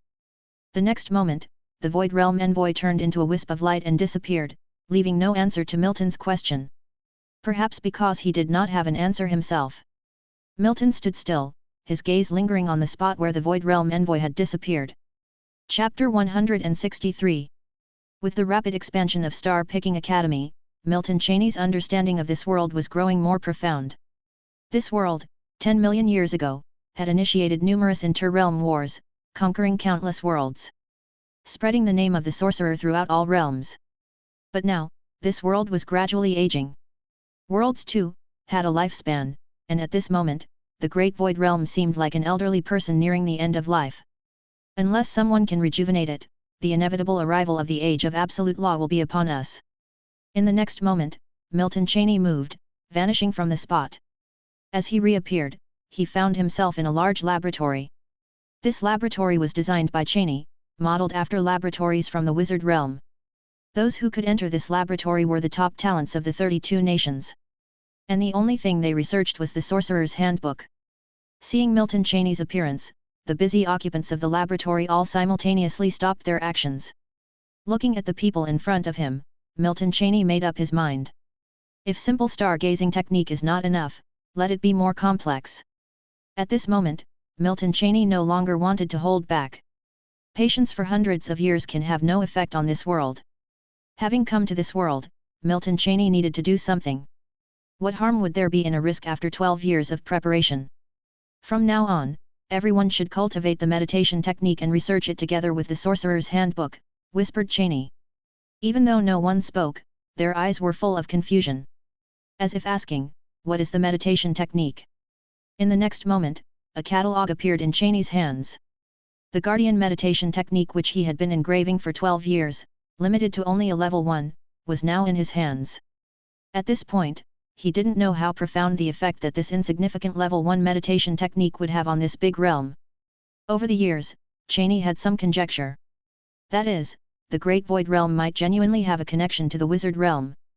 Because over the years, after becoming a level 1 wizard, he could easily detect whether or not someone has wizard talent. Unquestionably, most people in this world have wizard talent. Milton Cheney, a person who should not have appeared in this world, was now here. He had transformed into a butterfly, stirring his wings at this moment. As time swiftly passed, 50 years flickered past in a moment. Milton Cheney stood on a vacant piece of land, above him was a peaceful sky. In the next moment, the sky changed. A dazzling golden light emanated from the deepest end of the sky, dyeing the entire sky golden yellow. The world is alive. Cheney sighed in his heart. He underestimated the impact of the meditation technique on this world again. When the newly emerged meditation technique and the perfectly matching stargazing technique combined, this world was at least 1,000,000 years younger. Which meant, the end of Dharma era was over. A significant era had just begun at this moment. In this grand era, the role that Milton Cheney played was undeniably the bellwether. In 50 years, he started hundreds of affiliate institutes, tens of thousands of academies, making Star Picking Academy leap into a 7th grade academy at once. The only 7th grade academy in the Great Void Realm. Even if Star Picking Academy was merely a 7th grade academy in the end of Dharma era before, it wasn't anymore. The end of Dharma era vanished, and a storm that swept across the entire Great Void Realm was about to begin. Cheney's ambition reached its peak at this moment too. The Sorcerer's Handbook Star Picking technique was now thoroughly deduced. A new approach, significantly divergent from that of the Sorcerer, was created by Milton Cheney in 100 years. This approach was known as Star Picking Master. As time flew by, it was already the passing of 80 winters and summers. Star Picker, you're too greedy. The Star Picking Master's way might have been conceptualized by you, but isn't it too excessive for you to monopolize it? Listening to these words, Milton Cheney's eyes were as tranquil as water. A group of immortals that popped up out of nowhere were declaring ownership of his Star Picking technique. What, just because their faces are bigger? In the next moment, Cheney clenched an empty fist, and several of the ancient ones in front of him were instantly crushed into powder by the natural energy of void space. This was not the first time, so naturally, there were no other emotions in Cheney. But, the other academies in the Great Void Realm were mounting their criticisms of him. The end of Dharma era disappeared, the Void Realm Council reopened. There was more than one councilman who wished to impeach him. Thinking about this, a flash of contempt crossed Cheney's eyes. A 2nd grade Star Picking Master was an invincible being in this world that only just ended the end of Dharma era. And now, Cheney's power was the strongest in the entire Great Void Realm, unparalleled. 8th grade Academy, with its affiliated institutes and academies all across the Great Void Realm, had hundreds of 1st grade Star Picking Masters within the academy. In the next moment, Milton Cheney moved, disappearing from that place. When he appeared in Star-Picking Pavilion, Wayne York was beside him. The once youthful lad had now become a wise old man. Cheney broke the silence. Let's begin, we don't have much time left. Let's integrate the Great Void Realm, push the star-picking technique to 3rd grade, and help this world return to its youthful days. Wayne York lightly nodded his head. A bronze mirror appeared in front of him. With his somewhat aged hand, he patted the surface of the mirror, and it emitted faint ripples. Simultaneously, the star-picking academies scattered throughout the entire Great Void Realm were mobilized. Chapter 164. Tens of thousands of sub-colleges, nearly a million star-picking universities. Countless students look up at the sky, a lingering nostalgia in their eyes. They know, this time, the probability of surviving is very low. Conquest often leads to casualties, why can't they be among them? To change the world, what a great thing to be part of, even if it means death, why not? A war that sweeps across the entire world breaks out. Without any warning. In the 410 million years of the Void Realm history, this year was later known as the beginning of the star-picking era. Changing the heavens and the earth takes time, and this change took 100 years. After 100 years, the Great Void Realm was completely under the control of Star-Picking Academy. At this time, Milton Cheney looked quite old, lying in the Star-Picking Pavilion for a brief rest. Suddenly, a figure wrapped in a black robe appeared in front of Milton Cheney. Milton Cheney remained motionless, only slowly opening his eyes to look at the Void Realm envoy in front of him. As the Void Realm envoy removed his black robe, a friendly old man appeared in front of Milton Cheney. This person gave Milton Cheney a sense of familiarity. The next moment, a hint of confusion flashed in Milton Cheney's eyes. The Great Void Realm. The friendly old man in front of him slowly merged with the blue light cluster that Milton Cheney's consciousness had initially touched in this world. In other words, this so-called Void Realm envoy is the world consciousness. It only appears when the world is on the brink of extinction. Does that mean that a trace of his consciousness was drawn by this world? Milton Cheney wasn't sure and wasn't curious either. 40 million years ago, a young fellow like you created the stargazing technique. His name was Great Void, hence the world was named the Great Void Realm. Now, you can also enjoy this privilege, rename this world until another person like you appears. The friendly old man spoke softly, but his voice appeared directly in Milton Cheney's mind. Let's call it the Star-Picking Realm. Milton Cheney spoke quietly. As he spoke, a new voice suddenly sprang up in his mind. It announced the renaming of this world to the Star-Picking Realm. He knew that this voice appeared not only in his mind. Every single person in this world would have this voice in their minds at this moment. The next moment, a smirk appeared at the corner of Milton Cheney's mouth. His body began to dissolve into nothingness. Finally, it transformed into a ray of pure natural energy, integrated into this world. A beam of invisible white light flew out from the natural energy, leaving this world. Thus, Milton Cheney ended his lifetime in this world. The world felt like it was trapped, then the fast-forward button was pressed. 10 years, 100 years, 1,000 years, 10,000 years. When the Star-Picking Academy fostered the first 5th-grade star-picking master, the grand journey of the Star Sea of the Star-Picking Realm began. And Milton Cheney, 2nd-grade star-picking master, the initiator of the Star-Picking Master's Path, the Dean of the Star-Picking Academy, the Lord of Star-Picking, his statue has always stood at the top of the Star-Picking Academy. Under him stood numerous statues of talented individuals, most of whom were 4th-grade star-picking masters. But without a doubt, no one could shake Milton Cheney's position in the Star-Picking Academy. After all, this world was named after him. In later generations, this era was called the era of the Lord of Star-Picking. Until several tens of millions of years later, a strange young man entered the Star-Picking realm. Milton Cheney felt the world had frozen. Death did not feel foreign to him. He had experienced death a number of times during the true body simulation. But this time, it seemed a bit different. His consciousness appeared in a blank space, and in the next moment, his consciousness was bounced out of that space. Reincarnation simulation termination. Simulated memory preservation was successful. The simulator's memory protection function has automatically started. An 2nd-grade star-picking master host has been detected. Would you like to maintain the changes and adapt to the wizard realm rules? Segments of memories like a film reel passed through Milton Cheney's mind. The familiar notification sounds of the simulator echoed in his mind. Milton Cheney instinctively rubbed his forehead. He thought for a moment. Yes. Chapter 165. Although Milton Cheney had already become a level 2 white wizard, his spiritual sea was not particularly large. In the very center of his spiritual sea, this spot was originally occupied by the structures of the various spells he had mastered, but now these magic structures had been pushed aside. And what had pushed them aside, was a faintly glowing deep blue gem.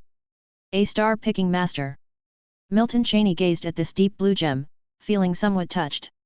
He was very clear about what this gem, at the center of his spiritual sea, represented. This blue gem represented the crystallization of centuries of wisdom from all the students at Star Picking Academy through reincarnation simulations. At this moment, the deep blue gem formed by the second-grade star-picking master resided within his spiritual sea, ready to be used for star-picking techniques whenever he wished. Regardless of whether this world possessed natural energy or not. The path of the star-picking master had been modified by the simulator to suit the rules of this world. Within the brief span of an instant in the wizard realm, Milton Cheney had carved out a new path of cultivation. Albeit a path with potential limited to that of a third-grade star-picking master, it was nonetheless extremely astonishing. Any path of cultivation in the wizard realm invariably required thousands or even tens of thousands of years of deduction. The next moment, Milton Cheney's consciousness left the spiritual sea. Milton Cheney leisurely opened his eyes. Although there was no sentiment of vicissitudes in them, they were calm nonetheless. However, at the bottom of his heart, there was a trace of emotion.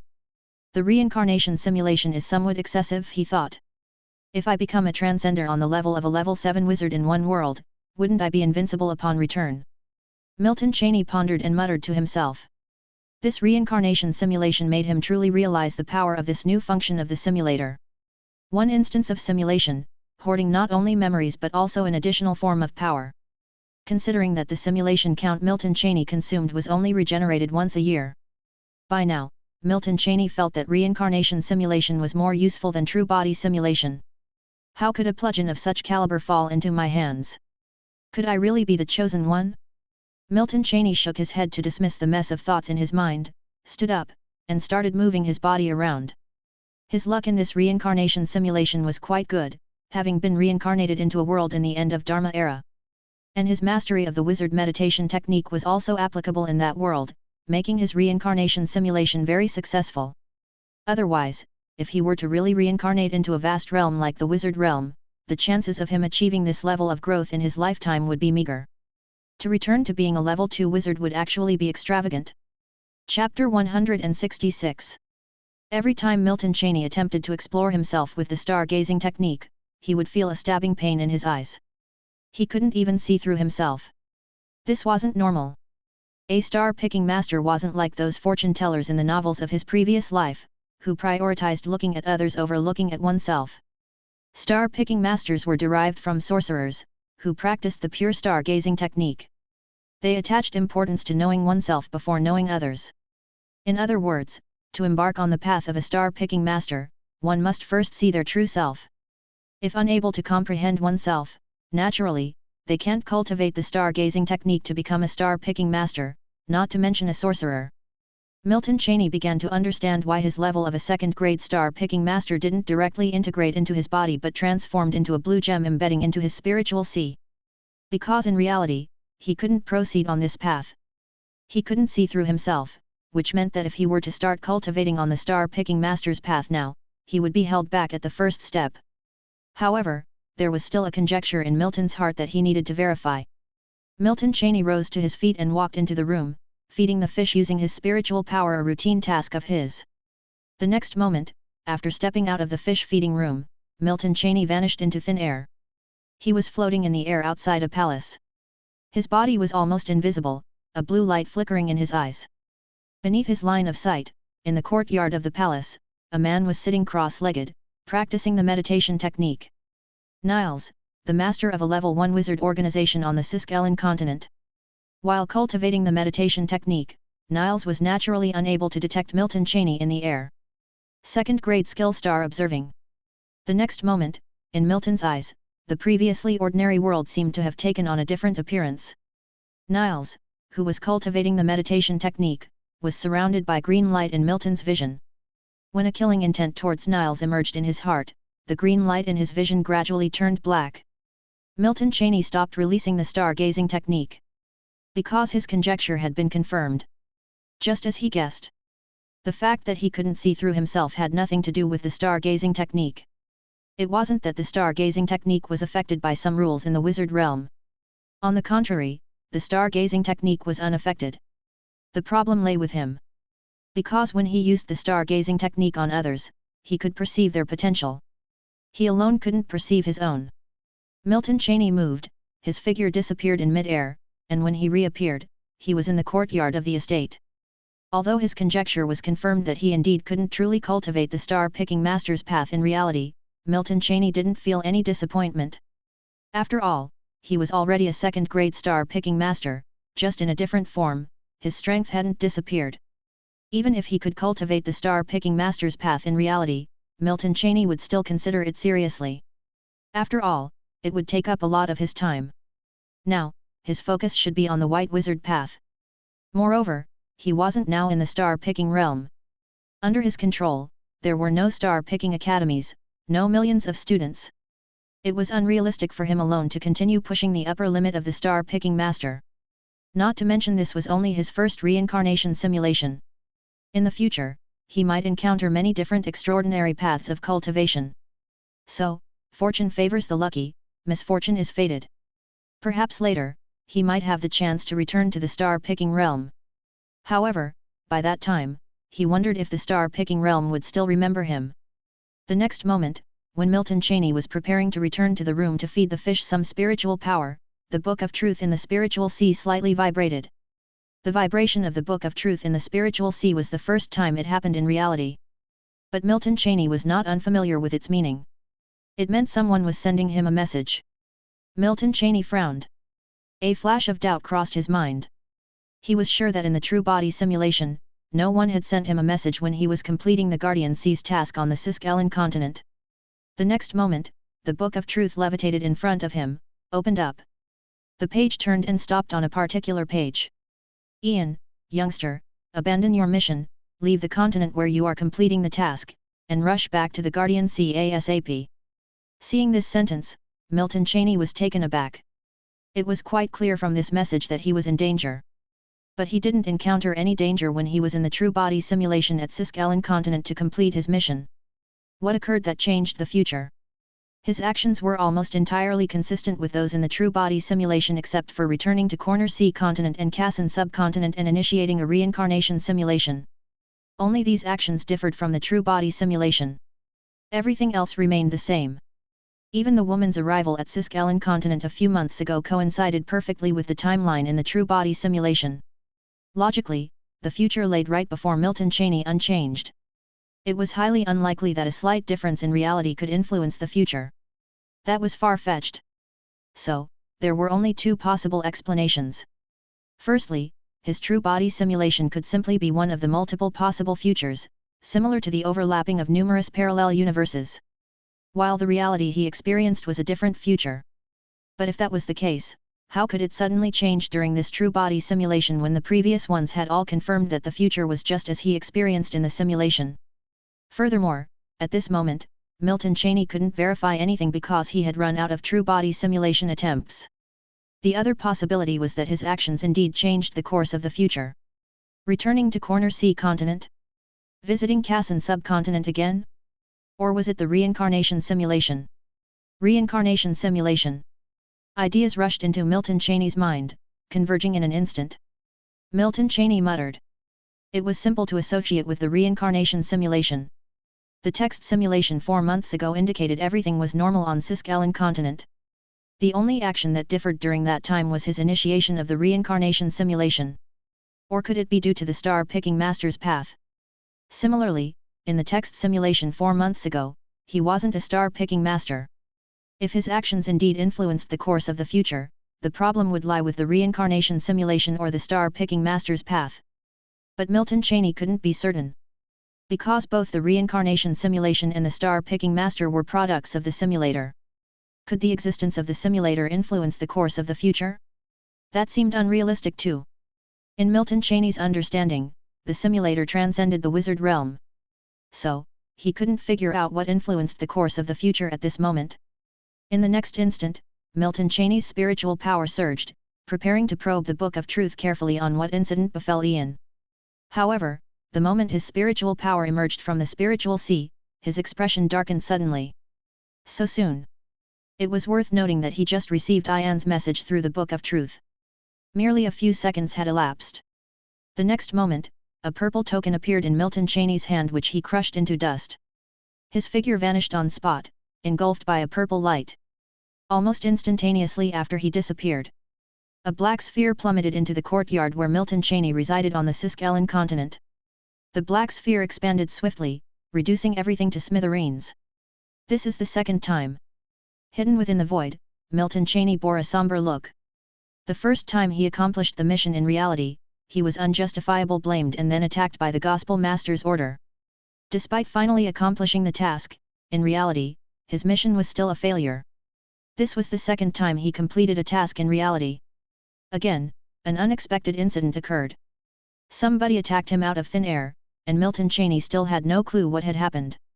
The crucial part was during these two missions, he managed to complete them without hindrance in the simulation, but faced obstructions continuously in reality. I rely too heavily on the simulator. Within the void, Milton Cheney muttered to himself. After this incident, even if his actions were simulated, he must exercise more caution in reality.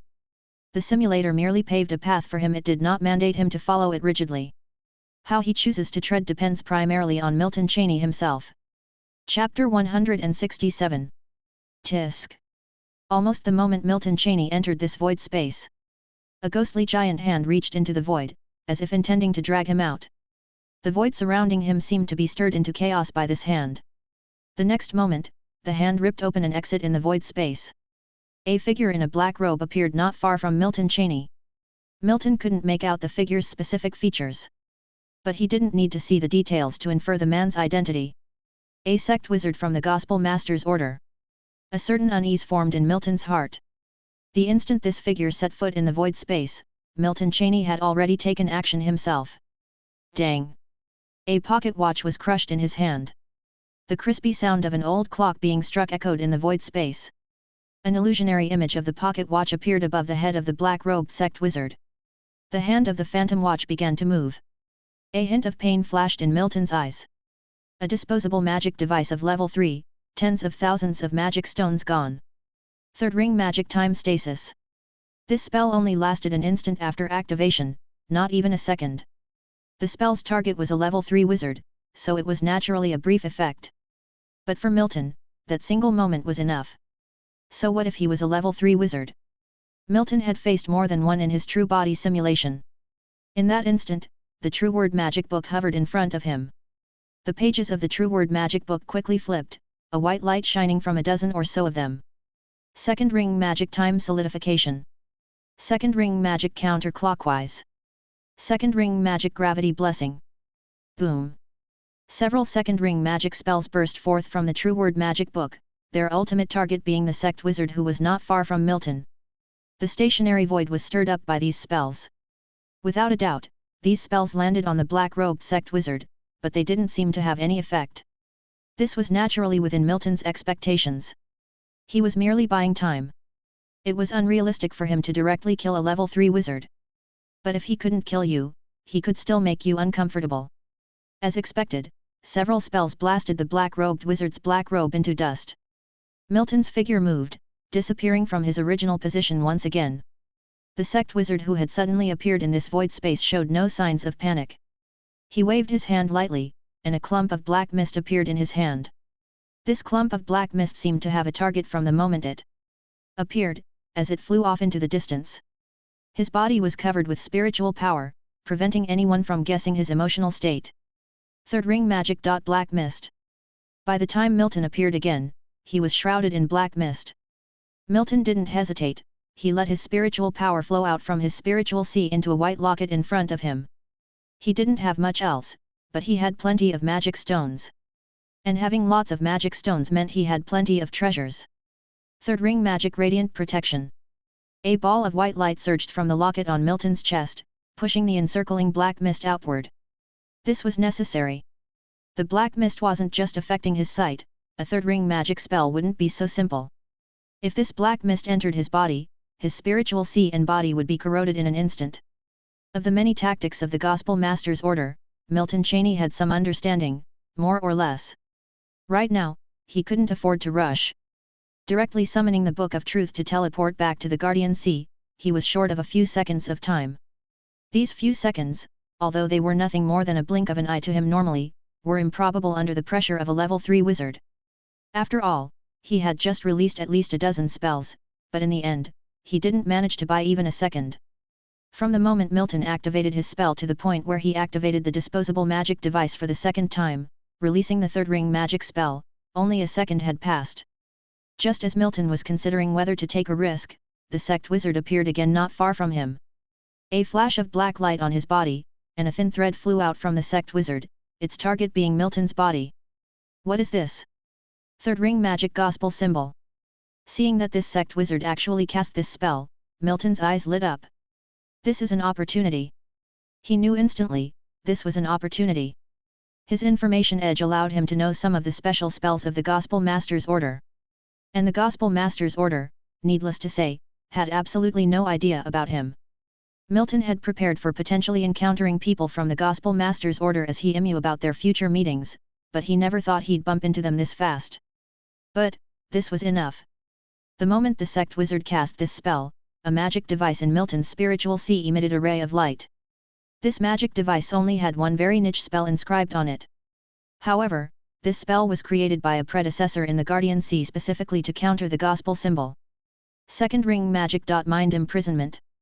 This spell doesn't imprison others' thoughts, it imprisons the thoughts of the wizard himself. The instant the gospel symbol entered Milton, the black-robed sect wizard withdrew his spiritual power and stepped in front of Milton. His thoughts were imprisoned, but his body wasn't. Milton's body would continue to act according to the orders he issued at the moment his thoughts were trapped. He was like a precision machine. Chapter 168. But it was definitely a risk. However, with the life-saving trump card, Milton Cheney didn't mind taking a risk. So when the sect wizard withdrew his spiritual power and appeared in front of Milton, a bluish light flashed at the bottom of Milton's somewhat stunned face. Second grade skill. Star picking technique. Luck around the black-robed man that he himself couldn't even see was invisibly plucked away by a large hand. But compared to all the luck around him, it was only 1/10 that was taken away this time. Second grade skill. Star picking technique. Another second grade technique from the star picking master's path was released by Milton, but the sect wizard didn't detect it at all. He looked at Milton in front of him, showing a glimpse of disdain in his eyes. It seemed to say, was such a person worthy of his personal intervention? The next moment, he put his hand on Milton's shoulder, attempting to directly control Milton by triggering the gospel symbol that had already integrated into Milton's body. Milton didn't change at all, his facial expression remained the same. It's the 6th time. Wait a little longer, just a little more. He has already recovered, but he still has to pretend to be controlled. The sect wizard's spiritual power surged, and a consciousness directly rushed into Milton's spiritual sea. It's the 7th time. But he didn't see what he wanted to see. Where's the gospel symbol? The consciousness from the sect wizard paused for a moment. The next moment, he saw the blue gem located in the center of Milton's spiritual sea. The blue gem was blinking like an eye. What's this? It's the 8th time. Almost instantly, this consciousness from the sect wizard swiftly left Milton's spiritual sea. In reality, he raised his hand, and his spiritual power surged intensely. The next moment, his hand dropped, floating above Milton's head. He looked at Milton's still dumbfounded expression, and a trace of confusion crossed his heart. But the intense spiritual power still surged in his hand, ready to grind Milton's spiritual sea into powder. It's the 9th time. The next moment, the spiritual power of the level 3 wizard burst. Massive spiritual power pours into Milton Cheney's spiritual sea, and the Book of Truth automatically turns its pages. The auto-protective magic from Bane marking on the Book of Truth was released, instantly nullifying the violent spiritual power that suddenly appeared in Milton's spiritual sea. Except for Milton, no one knew that a fierce battle had just broken out inside his spiritual sea in an instant. At the same time, a bluish light re-emerged from the blue gem located in the center of Milton's spiritual sea. The frequency seemed to be completely the same as before, but Milton knew that this time was different. Because this time, it is the 10th time. The stunned expression on Milton's face in the external world disappeared instantly, and he even revealed a smile in front of this level 3 wizard. A bluish light flashed in his eyes. Second grade skill. Star observing. In his view, there was a thick black aura filling the sect wizard in front of him. The sect wizard didn't know what Milton was up to, he only knew that his spiritual power mysteriously disappeared in Milton's spiritual sea. So he also stopped caring about the mission. Just killing him directly would settle everything, after all, it was just a level 2 wizard. Third ring magic. Falling. His spiritual power surged around him. But Milton, who was watching this scene, made no move. Just standing in front of him, there was no fear in his eyes, and there was even a hint of riddance at the bottom of his eyes. But when the sect wizard was about to release his third ring magic, his face changed drastically. He threw Milton right here, his figure disappeared at the original spot. When he reappeared, it was a little far from Milton. At just the place where he just stood, a gust of wind passed by, the wind appeared suddenly and disappeared quickly, and it didn't affect Milton. Erosion wind. It is a kind of strange phenomenon in the void space. There's no need for strong wind or storm, just a gust of wind is enough to turn a level 3 wizard into dust. Because of its intensity, many wizards want to use it as a research target. But such a phenomenon is extremely rare in the void, it's hard for a wizard to encounter it even once in a lifetime. Moreover, even if they encounter it, saving this wind is also a problem. So most wizards gave up. Milton stood in place, looking at the sect wizard in the distance, a hint of curiosity in his eyes. He had stripped away someone's luck more than once in the star-picking realm. But this was his first time in the wizard realm. So he wanted to see the difference between the star-picking technique in the wizard realm and the star-picking realm, and whether the star-picking technique would be affected because the opponent was a wizard. Milton wasn't entirely sure right now. Because if it were in the star-picking realm, the level 3 wizard who just made a move against him would already have died. He would be unable to avoid the erosion wind due to various accidents, and then he would be blown into dust. The next moment, a trace of a smile appeared in Milton's eyes. It turns out, that's exactly what he imagined. In the wizard realm, the star-picking technique is completely unaffected, even because the majority of the wizards are unfamiliar with the star-picking master's path, they might not even notice.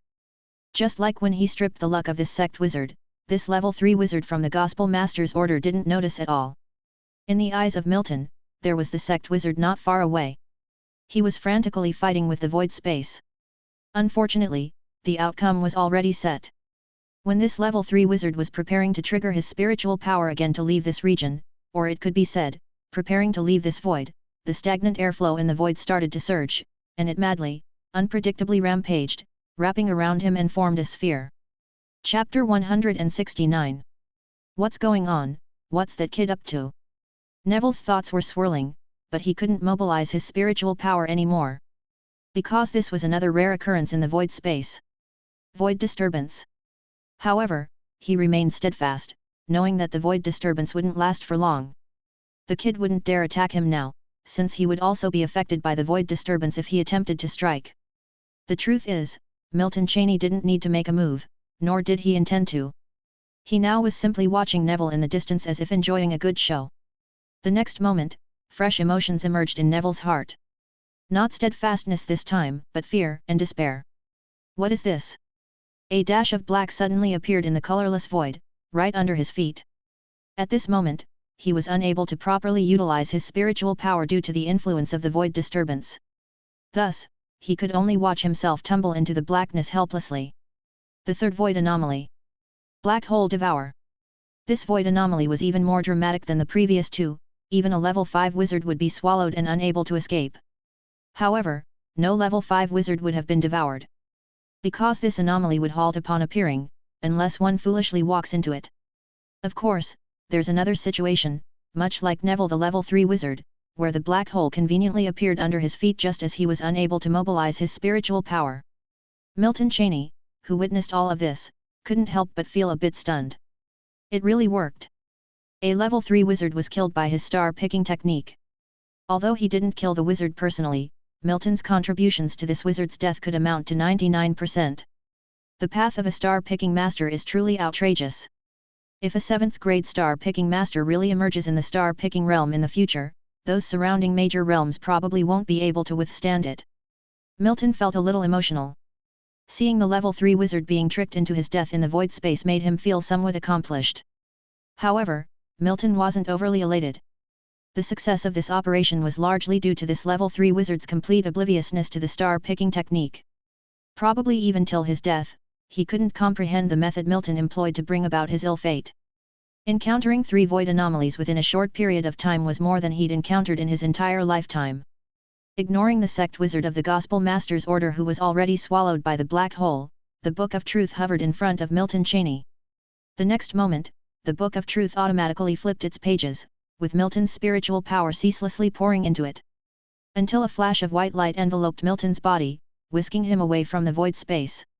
Above the pure white sea region of the Southern Sea in Guardian Sea.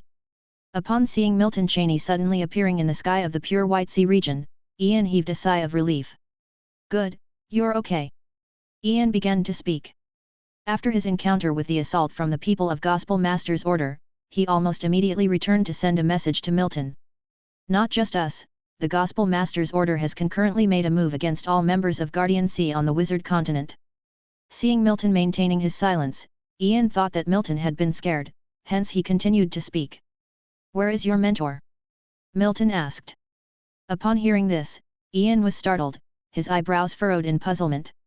Eventually, he shook his head and replied, "I sent a message to my mentor too, but there was no response." The reason he was able to escape a level 3 wizard's attack and return to Guardian Sea was due to several years of accumulation of his cards, not because his mentor intervened. Moreover, even if he had sent a message to his mentor under such circumstances, it would have been too late. So, it was only after he returned to Guardian Sea that he sent a message through the Book of Truth to his mentor, Potter, and Milton. Milton asking this question actually had reasons. In the void space, although he didn't find a good opportunity to send a message to his mentor would have received a message after his Book of Truth's automatic protection spell was triggered. And after returning to the Guardian Sea, he also sent a message to his mentor Bernard through the Book of Truth, but there was also no reply. Milton sighed inwardly. Something happened. A level 3 wizard and a level 4 wizard, both delayed. This implies that the Gospel Master's order attack this time might not be as straightforward as it appears on the surface. But the problem was that there was no hint of abnormality in the true body simulation a year ago and the text simulation 4 months ago. If it was really his own actions that affected the future, the Gospel Master's order should only have attacked him, not everyone else. Milton felt as if there was an invisible hand behind him pushing everything. The next moment, Ian's distressed voice broke through Milton's thoughts. "Damn Gospel Master's order, my level 2 mission. 9 years wasted, only 1 year left. Why couldn't they come a year later?" Ian's face was pained. "Who says that completing a nurturing mission on the Wizard Continent is the safest? Who said that? Who said that? 9 years wasted, even for him as a level 2 wizard, 9 years was a considerable amount of time. Ian, there's no need." Just when Milton was about to comfort Ian, a figure suddenly appeared beside him. "Mentor." Milton's face became solemn. The painful expression on Ian's face vanished too, standing on the side with a similarly serious expression. Seeing no abnormalities in Milton after a careful examination, Bernard heaved a sigh of relief. "You two return to the Sounds of Sea Pavilion first, don't take on any missions and leave Guardian Sea for now." Seeing a hint of confusion in their eyes, a mixed expression appeared on Bernard's face. He softly blurted out a sentence. "The Gospel Master's order has betrayed." His words made disbelief flash across Ian's eyes, while Milton's pupils contracted. If it was just the Gospel Master's order rebelling, Milton wouldn't feel any particular emotion. Because he had experienced this once in the true body simulation. However, his mentor Bernard's words still made Milton's heart tremble. The reason was simple, it was too early. 200 years too early. Chapter 170. At 142 years old, you left the Guardian Sea once again and headed to the Thorny Vines battle zone located in the 9th battlefield, where you decided to stay. While stationed, you continued practicing the meditation technique. At 145 years old, while you practiced the meditation technique, the Bloody Sea Realm launched an all-out attack on the 9th battlefield. A level 5 blood descendant intervened, and you were killed. Text simulation ends, please choose your reward. Retain realm or retain technique. Milton Cheney's expression was somewhat solemn, his gaze lingering on the last line of black words on the light blue screen before him. Finally, he made a choice. Retain realm. The moment Cheney chose to retain realm, a minor ripple swept through his spiritual sea. But shortly after, his spiritual sea returned to calm. The level 5 blood descendant had arrived. In the true body simulation, Cheney had never encountered a level 5 wizard, but now in the text simulation, he had been killed by a level 5 blood descendant. Cheney's expression gradually settled. After all, the simulation was just a simulation. He was still uncertain about what would transpire 100 years later. But he was certain of one thing: he wouldn't remain a level 2 wizard 100 years later. He mulled over the contents of this text simulation in his mind. Advanced nearly 300 years. Cheney murmured to himself. After this text simulation, Cheney was now certain. The predicted future events had indeed changed. This text simulation of the wizard realm's future was completely different from the last one. Many things that weren't meant to happen had occurred in this simulated future. The most significant change in this simulation was that the inter-realm war initiated by the Bloody Sea realm had come far earlier.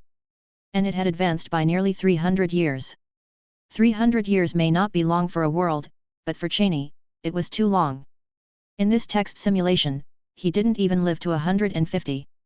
Moreover, in the future, it wasn't just the Gospel Master's Order, a realm-level wizards organization, that betrayed the wizard realm and sided with the Bloody Sea realm. But amid them, the most powerful realm-level wizards organization was the Gospel Master's Order, because the master of this organization was a genuine level 7 wizard. Although Cheney currently had no access to the uppermost tier of the wizard realm, it wasn't hard for him to guess that a major event must have occurred in the wizard realm. Otherwise, the Bloody Sea realm, which had infiltrated and endured in the wizard realm for hundreds of thousands of years, wouldn't dare to do so. Or perhaps the people from the Bloody Sea realm had proposed a temptation that the treacherous realm-level wizards organizations could not resist. Nonetheless, the war between the realms was too distant for the current Cheney. Being a level 2 wizard at the moment, he was simply unable to influence that battle. As to who eventually won in the war between the two large realms, he hadn't even seen it when he passed away in the text simulation. However, in reality, 100+ years was enough for Cheney to peek into it before the onset of the inter-realm war. This inter-realm war was bound to last unimaginably long. Cheney gradually gathered together his thoughts. Right at this moment, a silhouette appeared next to Cheney. This soon? Cheney was a bit astonished. He previously believed that Bane would break the news only months later. Little did he expect that as soon as his text simulation ended, Bane had arrived. But having learned in the text simulation about the matter Bane was here to talk about, Cheney naturally didn't display any specific emotion. Mentor. Cheney began to speak. Then Bane nodded and said, "Get ready. The Wizard Realm's realm-level wizards organization exchange meeting has been moved up. You can attend and take a look this time." Although he already knew what was going on, Cheney still put on a surprised face. "Okay, Mentor. I understand." Cheney responded, not asking why the exchange meeting was moved up. This so-called realm-level wizard organization exchange meeting didn't bring him anything in the text simulation. But in reality, he might have unexpected gains when he experienced it firsthand. The two simulation failures made Cheney not completely trust the future predicted by the simulator. The future could be changed. If he didn't gain anything at the exchange meeting in the simulation, it didn't mean that he wouldn't benefit from it in reality. Accurately speaking, the person in the text simulation wasn't the real him but more like a game character created by him. "I'll take you to the exchange meeting in 1 month. This time, the location is in the 9th rift of the wizard realm, within an unclaimed rift. You might be able to solve your bloodline limit problem at this exchange meeting. To the best of my knowledge, there's a living pureblood white raven within the Ouroboros ring." Bane began speaking. As he spoke, he massaged his temples. There was way too much going on recently at Guardian Sea. Ever since he became a level 4 wizard, he hadn't been this busy in a long time. Given all the complicated issues at Guardian Sea have made a level 4 wizard feel exhausted, you can imagine how complex the issues are. "Okay, Mentor. I understand." Cheney nodded and responded. Even though the Ouroboros ring indeed harbored a pureblood white raven, how could they just trade a pureblood white raven? Even if they were willing to trade it, Cheney could never afford it. So, when his mentor spoke these words, he was actually telling him to try his luck. Chapter 171. If it doesn't work out, just fully devote yourself to the White Wizard path. The Bloodline Wizard path caps out at a level 5 wizard, and it also comes at a huge cost.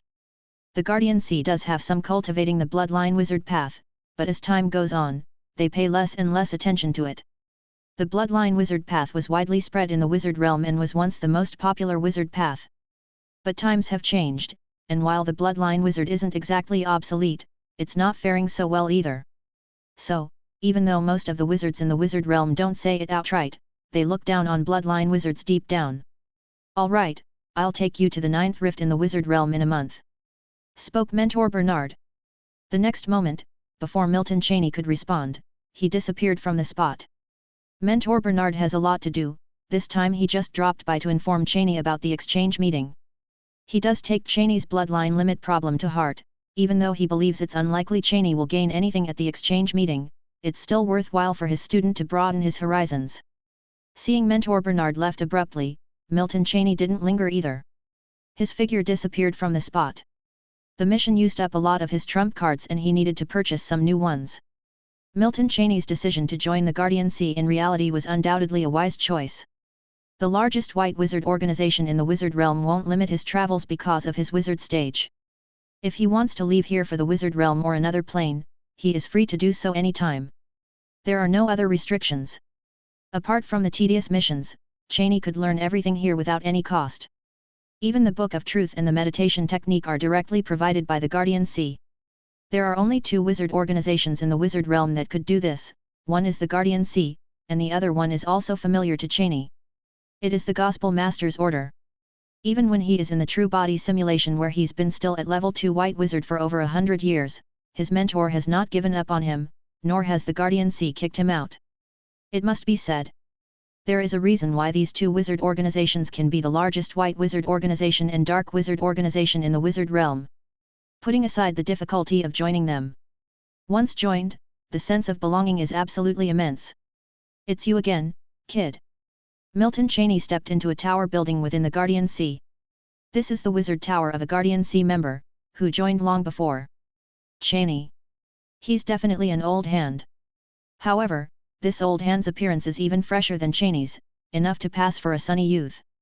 This sunny youth is now smiling at Cheney. "Sir Thompson, I need to purchase some disposable magic devices, similar to last time, one-time trigger disposable magic devices, not magic discs." Seeing the smiling sunny youth in front of him, Cheney felt somewhat helpless but stated his intentions nonetheless. He knew that Thompson had a quirk of wanting to be called sir, so Cheney naturally satisfied his quirk. After all, it is better to call him sir than lord. As expected, hearing Cheney's words, Thompson's smile became even brighter. He waved his hand, and countless treasures piled up in front of Cheney. "Kid, pick what you want." Thompson ran his fingers through his hair, signaling Cheney to pick for himself. Cheney's expression became serious as he meticulously picked a few disposable magic devices from the treasures piled up in front of him. Seeing Cheney had finished picking, Thompson casually glanced over. These were all trinkets to him. His major customer is not Cheney. Bernard, on the other hand, is one of his major customers. The Guardian Sea had too few low-level wizards, his trinkets weren't being sold off, so naturally, he was enthusiastic when Cheney came to purchase. After all, who wouldn't like magic stones? Not even level 4 wizards are exceptions. 50,000 magic stones. Thompson took a casual glance at the trinkets in Cheney's hands and tossed out a price. Hearing this, Cheney's mouth twitched. As expected, the biggest scam shop in the South Guardian Sea. Monopoly business is indeed the most lucrative business. "Sir, that's too much. 50,000 magic stones could almost buy a complete level 3 magic device." Milton Cheney preached earnestly. "Can 50,000 magic stones buy a complete level 3 magic device? Of course not. Unless the seller of the level 3 magic device is an idiot. But, in haggling, anything goes. Currently, Cheney has no source of income, and his magic stones are depleting. If he could buy something cheaper, he would never pay more." Hearing Cheney's words, Thompson didn't take it to heart. He found teasing this kid entertaining, so he casually quoted another price. "Then, 45,000, I am taking off 5,000 magic stones for your mentor being my major customer." Cheney's eyes lit up. Was haggling this easy? If he had known about this earlier, he would have haggled fiercely during the last transaction. He definitely lost out big time. Cheney felt a bit of heartache. Sir, you know I joined the Guardian Sea not too long ago, my understanding of the Guardian Sea is... Stop, just tell me your price. Thompson interrupted Cheney's words. When I told you to haggle, I didn't mean for you to tell me a story. After all the years I've lived, there's not a story I haven't heard, you're still too young, kid. Chapter 172. The amount of magic stones a wizard of his level consumes is astronomical. A small experiment might cost hundreds of thousands or even millions of magic stones. The magic stones Milton Cheney can earn from these trinkets he bought are very limited as well. So naturally, he didn't mind chatting with the little fellow. Could this be bought on credit? Milton Cheney watched Stanhope Thompson in front of him with anticipation as he asked. Hearing this, Thompson was taken aback. He started to question whether he had heard correctly. Was this a case of someone trying to scrounge off him? Therefore, he was somewhat bemused. This little guy, he didn't learn anything else from Bain, but he learned Bain's shamelessness to perfection. Of course, what Milton Cheney didn't know was that his mentor Bain had asked for credit from Thompson many times before. However, when Milton Cheney talked about buying on credit, it was a simple act of borrowing. Even though he didn't have a lot of magic stones now, he knew it would be easy to earn them. He would definitely pay it back in the future. Cheney did not know about his mentor's multiple instances of borrowing and that he had never paid back any of his debts. Kid, did your mentor tell you to say this? Seeing the hint of puzzlement in Milton Cheney's eyes, Stanhope Thompson knew that this wasn't Bain's doing. So, it was natural. Indeed, the reason why that old caterpillar Bain chose you as his student is apparent now. Bain, that old man, has never taken on students before, so when he took Milton Cheney under his tutelage, a lot of level 3 and 4 wizards from the Guardian Sea already knew it. After all, there are only so many people in Guardian Sea, almost anything of interest is quickly known by all. Just take it, you can pay it back all at once next time. Thompson replied with a beaming smile. In reality, he wanted to just give it to Milton Cheney. After all, these things are small potatoes to him. He's also aware of the Gospel Master's order situation, hence knowing the need for some life-saving measures. However, being Bain's only student, Cheney definitely wouldn't lack these measures. Also, he's a part of the Guardian Sea, which means he's been vetted, and granting these things directly to the lad might make him feel like he owes him. This wasn't Thompson's intention. So, setting up credit wouldn't be too bad. Eventually, a somewhat dazed Milton Cheney left Stanhope Thompson's wizard tower. His spiritual sea had 5 more disposable magic devices than before he came. That's right, 5, not 3. He had only selected 3, but in the end Stanhope had stuffed 2 more private gems into his hands, and put them on his tab as well. Cheney casually mentioned the credit. It was like haggling, but he didn't expect Stanhope to actually give him credit. After that, even when Milton Cheney offered to pay with magic stones, Thompson declined. Was it really that easy? He just put it on credit for me? But something feels off.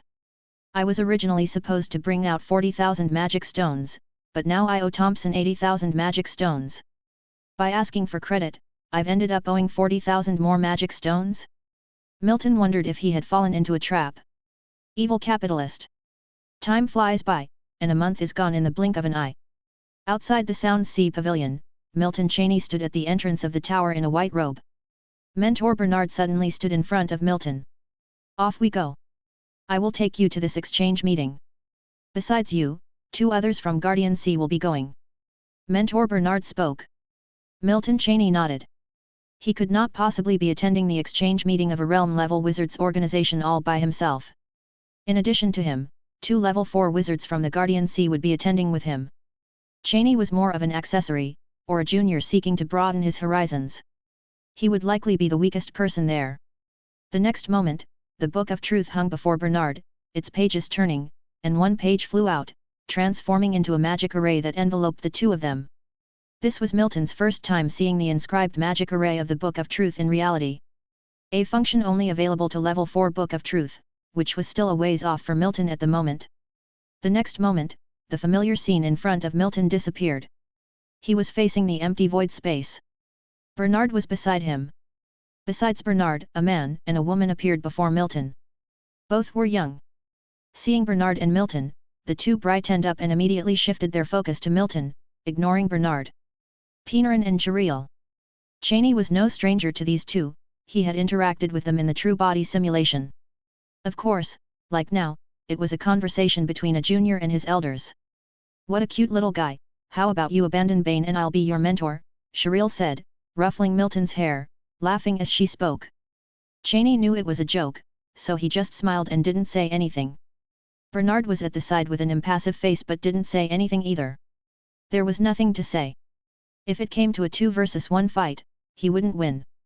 "You two go to the exchange meeting, I'll go ahead," Bernard said, and the next moment he disappeared. Cheryl ruffled Milton's hair again, seemingly fond of his hair. About this, Milton wanted to say, "Stop ruffling it, or I'm going to go bald." Of course, it seemed like he didn't have the right to resist. Thinking of baldness, Milton thought of his past life. Even though he wasn't old in his previous life, due to his job, he was showing early signs of baldness. Thinking about this, Milton shuddered. Fortunately, after a few ruffles, Cheryl stopped. Although Cheryl looked extremely beautiful, Cheney knew that Cheryl was probably 3,000 years older than him. "Kid, release your spiritual power. When we get to the 9th rift, follow our lead and don't wander around," Pinarin, who was watching this scene, spoke jovially. New members of the Guardian Sea were always rare, so they, the seniors, could look after them a little. Of course, how far these newcomers could go on the wizard path would ultimately depend on them. The next moment, when Milton Cheney released his spiritual power, the two People's Book of Truth simultaneously appeared. A red light and a faint green light flew out from the two People's Book of Truth. The red and green spot of light patronized the three of them. In an instant, the three of them disappeared from the void space right here. When they reappeared, they were already in front of a rift. Chapter 173. How many realm-level wizard organizations exist in the wizard realm? This question was far from unfamiliar to Milton Cheney, a member of the Guardian Sea. However, when he entered the 9th rift in reality, he was unavoidably shocked. There were far too many people, nearly 1,000 who had already arrived at this location. Apart from Cheney, the weakest among them were all level 3 wizards. There was little difference between the 9th rift and void space since it was an ownerless rift. The reason why this rift was ownerless was simple. The 9th rift didn't connect to the wizard realm. It was more like a crack caught in the void. Therefore, the majority of wizard organizations in the wizard realm had no interest here. Not being modified, this rift was still in its original state. Thus, it naturally couldn't compare to the 3rd rift controlled by the South Guardian Sea. But, it was a decent location for the exchange meeting. "Little fellow, don't wander off with Cheryl," Pinarin spoke. Cheney nodded and the next moment, Pinarin's figure disappeared from the spot. The exchange meeting mostly provided an opportunity to discuss matters relating to the wizard realm. Held once every 100 years, it showed that each realm-level wizard organization attached great importance to this meeting. Hence, each realm-level wizard organization would have a representative truly participating in this exchange meeting. The representative for the Guardian Sea this time, naturally, was Pinarin. As for the rest, free exchanges, trading, were all permissible. The environment was noisy, and not all wizards were quiet people. From time to time, wizards would shift their gaze to Cheney and Cheryl. "Little fellow, don't listen to Pinarin. Feel free to wander around, no one here would dare lay a hand on you." Cheryl spoke with a smile, playfully rumpling Cheney's hair. The next moment, with a light wave of her hand, a small tower appeared on the spot, and her figure appeared inside the tower. Seeing this, Cheney was somewhat moved. Such a large spatial magic device. He cast his gaze upon the tower for a while, then stepped away. The entire 9th rift was vast, but the various wizard organizations were not scattered too much. So, Cheney didn't use magic to get around and simply walked, but he was not slow either. Although the 9th rift hadn't been developed, Cheney could still see many new constructs. Towers, high-rise buildings, estates. These were buildings carried by wizards from various realm-level wizard organizations. They were also temporary trading posts for each wizard organization.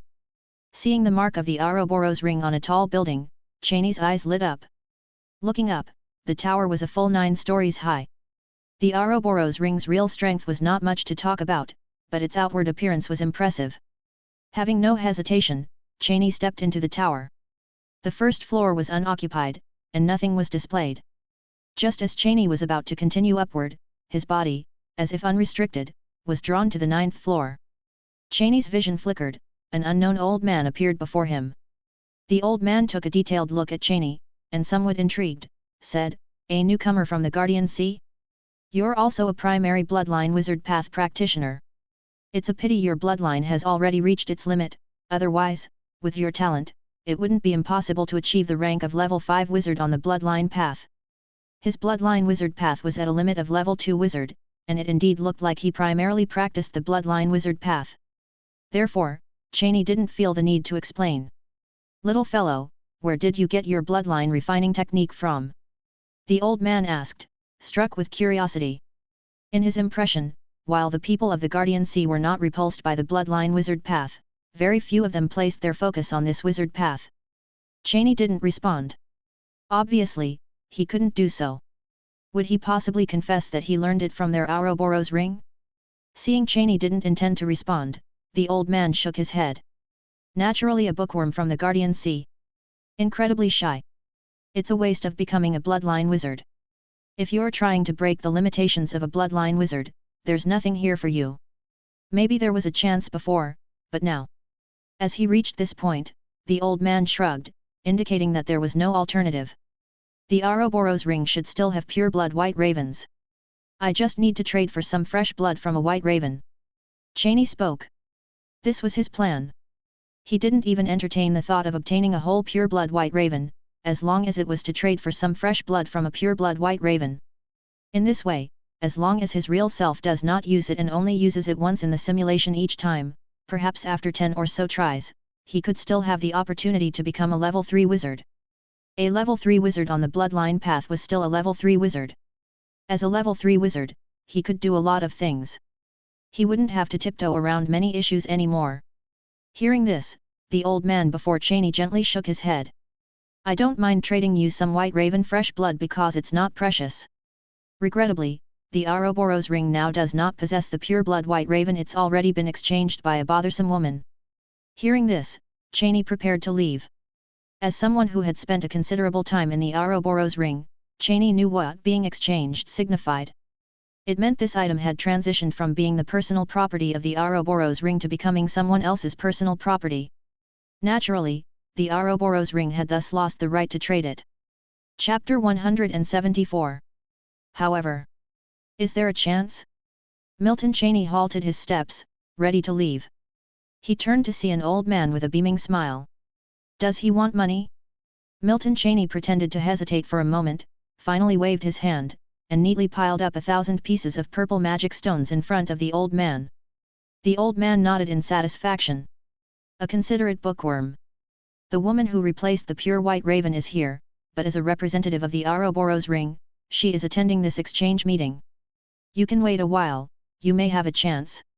Of course, she would give some fresh blood to the Guardian Sea out of courtesy, but it certainly won't be enough to break your limit.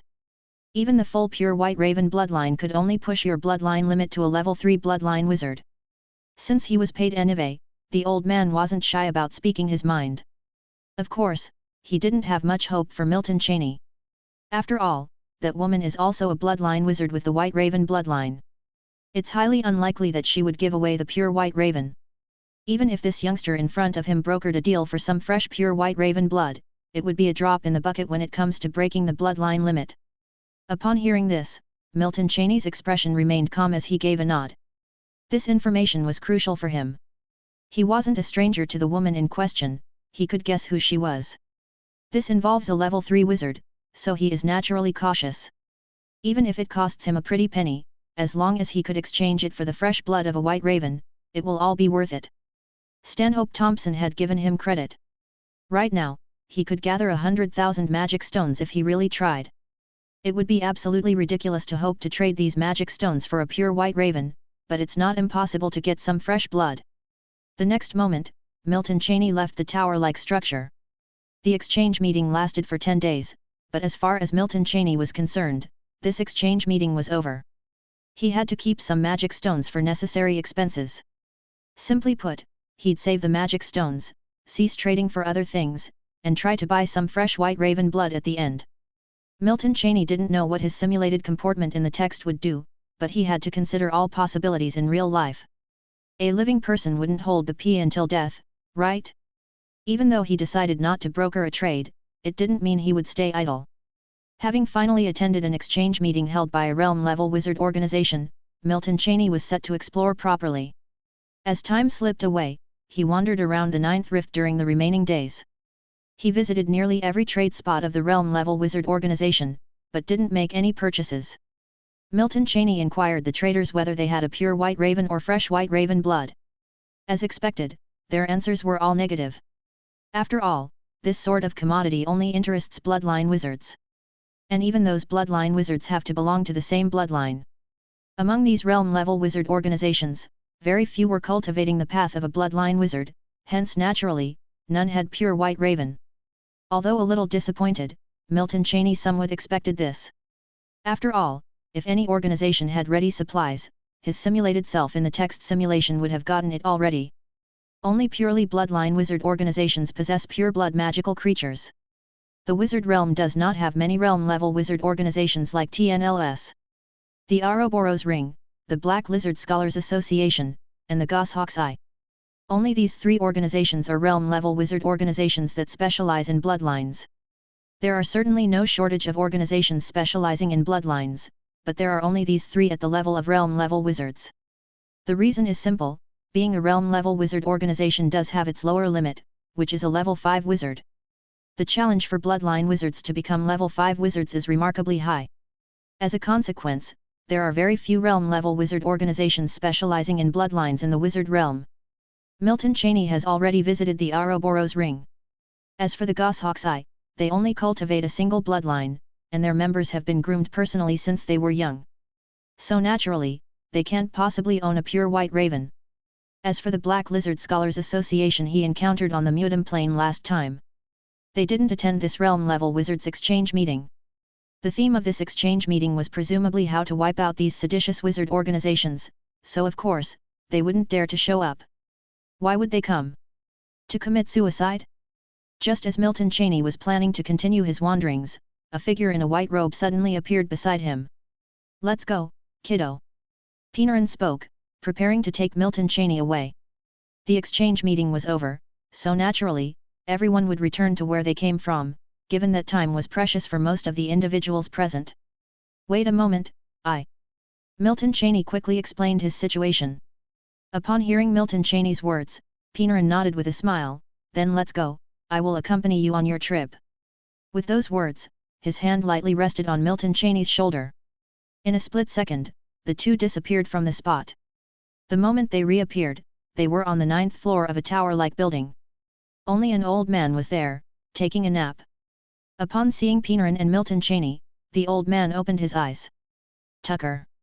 Pinarin smiled and greeted him. They were all level 4 wizards, and moreover, there were only 5 level 4 wizards in the Ouroboros Ring. Naturally, he wasn't a stranger. The man he referred to as Tucker was the old man. The old man stood up and nodded in acknowledging. "Pinarin, we haven't seen each other for hundreds of years." Chapter 175. Having said that, the two started to chat. "Did you come here for this kid's bloodline?" Pinarin nodded. "Wait a little longer, they should arrive soon." Just as she finished speaking, a ripple stirred the air, and a red-haired woman suddenly appeared by their side. After the red-haired woman showed up, she seemed surprised at seeing Pinarin before switching her gaze to Milton Cheney. A flash of light sparked in her eyes. Since when did the Ouroboros Ring have an additional level 4 wizard? Pinarin's heart stirred. And all the more so young. A level 4 wizard at a few centuries old, even though he's a bloodline wizard, is enough to attest to his exceptional talent. Looks like the kid is going to be disappointed this time. Although thoughts filled Pinarin's mind, a smile still remained on his face. Becoming a level 4 wizard, moreover a level 4 wizard with the White Raven bloodline. Then it's very likely the pure-blood White Raven is already gone. Milton Cheney wanted to say something, but Pinarin's voice suddenly resounded in his head. He had no choice but to remain silent. In this situation, having a level 4 wizard back him up was naturally a good thing.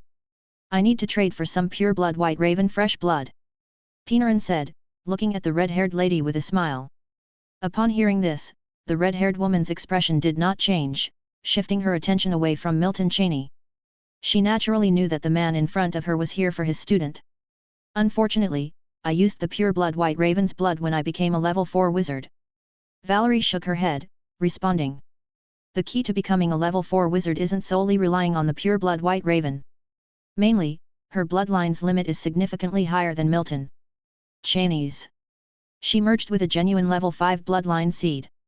Moreover, it was an inherited bloodline seed, not one found accidentally. So, the bloodline seed she merged with had absolutely no loss. The level 3 pure-blood White Raven seemed more like an auxiliary ingredient to her, rather than a main one. So, if someone is willing to strike a big bargain, she naturally wouldn't mind trading.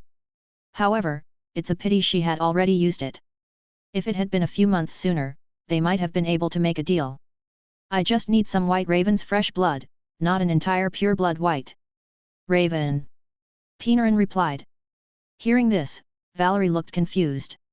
Only needs fresh blood? What's the use of a tiny bit of White Raven's fresh blood? Could the Guardian Sea really have the means to cultivate fresh blood?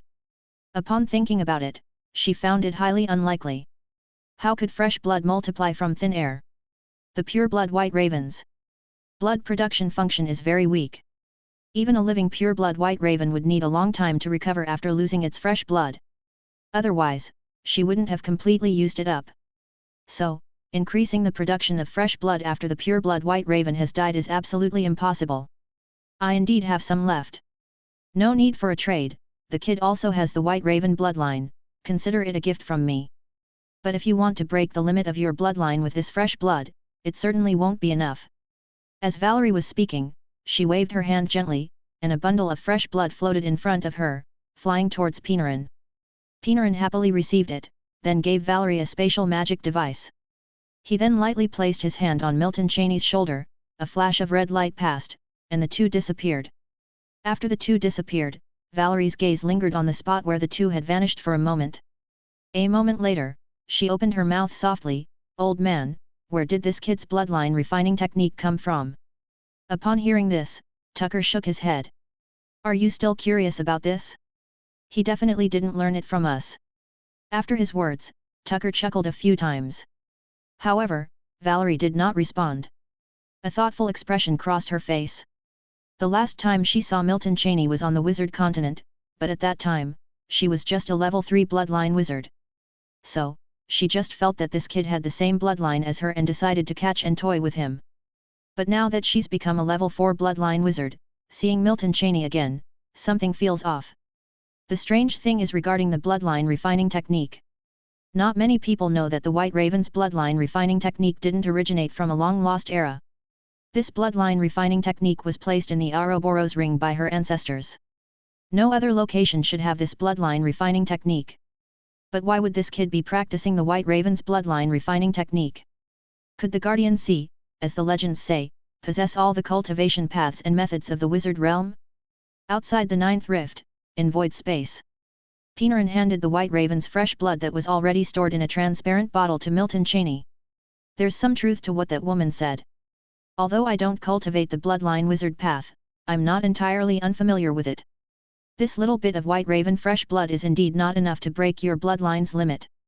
Seeing that Milton Cheney had accepted it, Pinarin started to speak. I only need a bit of fresh blood for research to see if I can find a way to cultivate White Raven's fresh blood. Good idea, some vitality still remains within this fresh blood.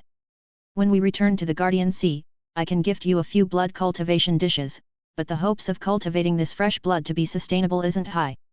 Pinarin didn't say that there is absolutely no hope, nothing is absolute in this world. Hearing this, Milton Cheney nodded. Naturally, he's not doing this for the sake of cultivating fresh blood. How could he do something that level 5 bloodline wizards can't do? He just needs to maintain the freshness of this blood, then integrate a little bit each time during his simulations. Accumulation little by little will eventually allow him to become a level 3 bloodline wizard. The next moment, another woman appeared in the void space next to the two. Let's go, kid. After returning this time, try not to leave the Guardian Sea. There might be unrest in the wizard realm. Cheryl said, laughing. She then ruffled Milton Cheney's hair. A solemn look appeared in Cheryl and Pinarin's eyes as they looked at each other. Of course, Milton couldn't see it. For his body had already been whisked away from the spot by the two. Chapter 176. At the South Guardian Sea, within the Sounds of Sea Pavilion. Milton Cheney was cross-legged inside the library. In front of him was a light blue transparent light screen filled with black text. The blue light screen faded away, and with a thought from Milton. Retain realm. The next moment, Milton's bloodline was like a ripple in the calm lake caused by a drop of water. Of course, compared to the enhancement of the spiritual sea, this time the improvement of the text simulation of the bloodline was not too powerful. But it was this slight enhancement that surprised Milton. It's working, my bloodline limit has loosened. Milton muttered to himself. Previously, no matter how he tried refining his bloodline, there was no improvement. This time, although the enhancement was slight, it indeed broke his current bloodline limit. This let him see the possibility of continuing down the bloodline wizard path. As long as he relied on stacking the simulation count, perhaps in a few years' time, he could peep into the realm of a level 3 wizard. In the simulation, integrating the bloodline is not much of a chore. It is completely feasible to focus on the cultivation of the white wizard path after integrating the bloodline. Perhaps in a few years, he could become a level 3 wizard who cultivates both the white wizard path and the bloodline wizard path. In that case, even if his spiritual power for the white wizard path is exhausted, he could still use a third circle of bloodline magic, and be considered without any weaknesses. The first large-scale probe of the Bloody Sea realm is about to start. Milton sighed softly in his heart. Several months have passed since the time of the realm-level wizards organization's exchange meeting. However, after experiencing text simulation, Milton has a certain judgment about the future. The Bloody Sea realm would naturally not suddenly initiate an inter-realm war against the wizard realm after 100 years. Though the Gospel Master's order had defected and given them a lot of intelligence about the wizard realm, the truth of this information needed to be verified. Who knew if the Gospel Master's order was playing double agent? After all, there was nothing these dark wizards wouldn't do. The wizard realm had infiltrated the Bloody Sea realm for tens of thousands of years without sparking an inter-realm war, but in the simulation, the Bloody Sea realm couldn't resist after just 100 years. It is evident then that these probing tactics are definitely not appeasing. They will figure out the wizard realm in the shortest time, even though this is impossible. Because the wizard realm is vast, and the old chaps standing at the top of the wizard realm are not simpletons. So, their first large-scale probe is aimed at all the realm-level wizard organizations in the wizard realm.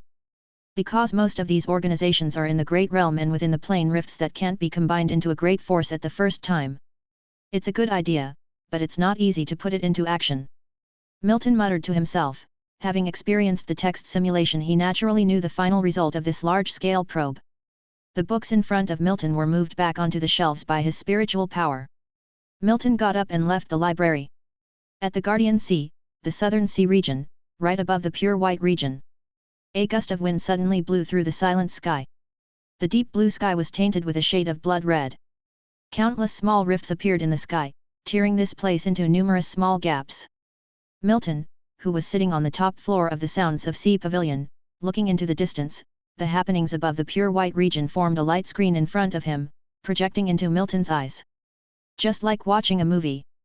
Here it comes. Milton muttered to himself. Of course, he couldn't possibly produce everything happening far away at the pure white region and project it on a light screen if he were by himself.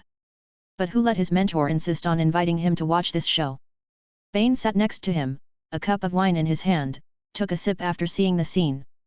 The Bloody Sea realm can't restrain itself from acting, but acting rashly will carry a price. What rubbish information did the Gospel Master order provide that a blood baron would dare to probe into the 4 Guardian Seas? Bain spoke with a tone of disdain, without any intention of getting up and taking action. Not just the Southern Sea, by now the 4 Guardian Seas are probably being invaded by the Bloody Sea realm. Doesn't the Bloody Sea realm collect good intel before invading? A level 5 blood descendant invades the 4 Guardian Seas, which is guarded by a level 6 wizard. What were they thinking? In fact, Milton started having doubts when he saw the text information in the simulation. Naturally, a level 5 blood descendant facing a level 5 wizard in a major realm couldn't possibly be a fool. But their current behavior seems no different from a fool's. Are they acting foolishly to lower the wizard realm's guard? Milton shook his head. Perhaps it was because he was only on the first layer, while those old chaps from the Bloody Sea realm were on the 5th layer. What sort of plan did they have that could make a level 5 blood descendant willingly sacrifice their life? The next moment, the scene in the light screen changed. On the sky above the pure white sea region, the rifts started to grow larger, but no one from the Guardian Sea came out to stop it.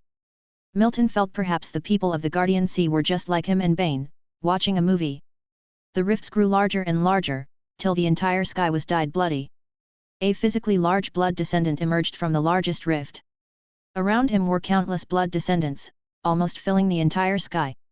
The leading blood descendant also didn't expect their plan to be this successful. He entered the third rift of the wizard realm without encountering any obstruction. Chapter 177. Yes, it was a suicide attack indeed. However, Milton Cheney only saw the suicide part, not the attack. Tens of thousands of blood descendants threw themselves into the pristine White Sea region below. Almost the moment these blood descendants touched the White Sea region, their bodies dissolved. Whether it was a level 1 blood descendant or a level 2 blood descendant, their bodies immediately dissolved upon touching the sea region.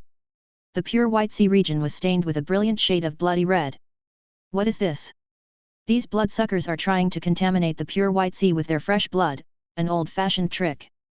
Bane took a sip of his wine and nonchalantly began to speak. It seemed he had predicted this already. You mean it's completely pointless? Then why would they do it? Upon hearing Bane's words, Milton Cheney asked with some confusion. Were blood descendants of the Bloody Sea realm this expendable? Were they willing to sacrifice their lives for something utterly meaningless? Just keep watching, you'll understand soon. Surmising Milton Cheney's confusion, Bane chuckled and instructed Milton Cheney to continue watching the light screen. Milton Cheney, while talking to Bane, never took his eyes off the screen. Sure enough, something changed in the pure White Sea region the next moment. After tens of thousands of blood descendants dissolved, a blood-red vortex appeared on the surface of the sea. The giant blood descendant across from them waved his hand lightly. The radiance in front of Milton Cheney and Bane shattered instantly, with the scattered light gradually fading away. Have they discovered us? They have known about us for a while. How could a level 5 blood descendant not perceive our snooping? People in the Bloody Sea realm are still as arrogant as ever. Bane chuckled lightly, and the wine glass in his hand disappeared. The next moment, his slightly wrinkled hand was on Milton Cheney's shoulder. With a flash of purple light, the two disappeared from the top floor of the Sounds of Sea Pavilion. When they reappeared, they were in a void of nothingness. There were quite a few people around them who greeted them with a smile and a nod as they saw Bane and Milton Cheney arrive. Where are we? Inside the pure White Sea region, within a consciousness space of Lord Potassi. Bane began to explain. This place was originally only permitted for a level 3 wizard to visit. However, with the sizable invasion of the Guardian Sea by the Bloody Sea realm, it was safer to have Milton Cheney here. Chapter 178. Before Milton Cheney was a river, but this river did not flow. The moment Milton and Bane appeared, dozens of people suddenly emerged around him.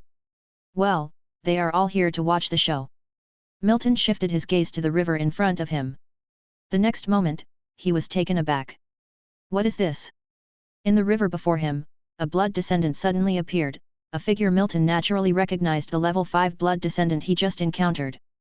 The appearance of the blood descendant seemed a bit lost. However, the next moment he reacted, with fresh blood surging around him, as if he wanted to leave this place. This is the long river of rules built by Lord Potassi. This level 5 blood descendant is in trouble.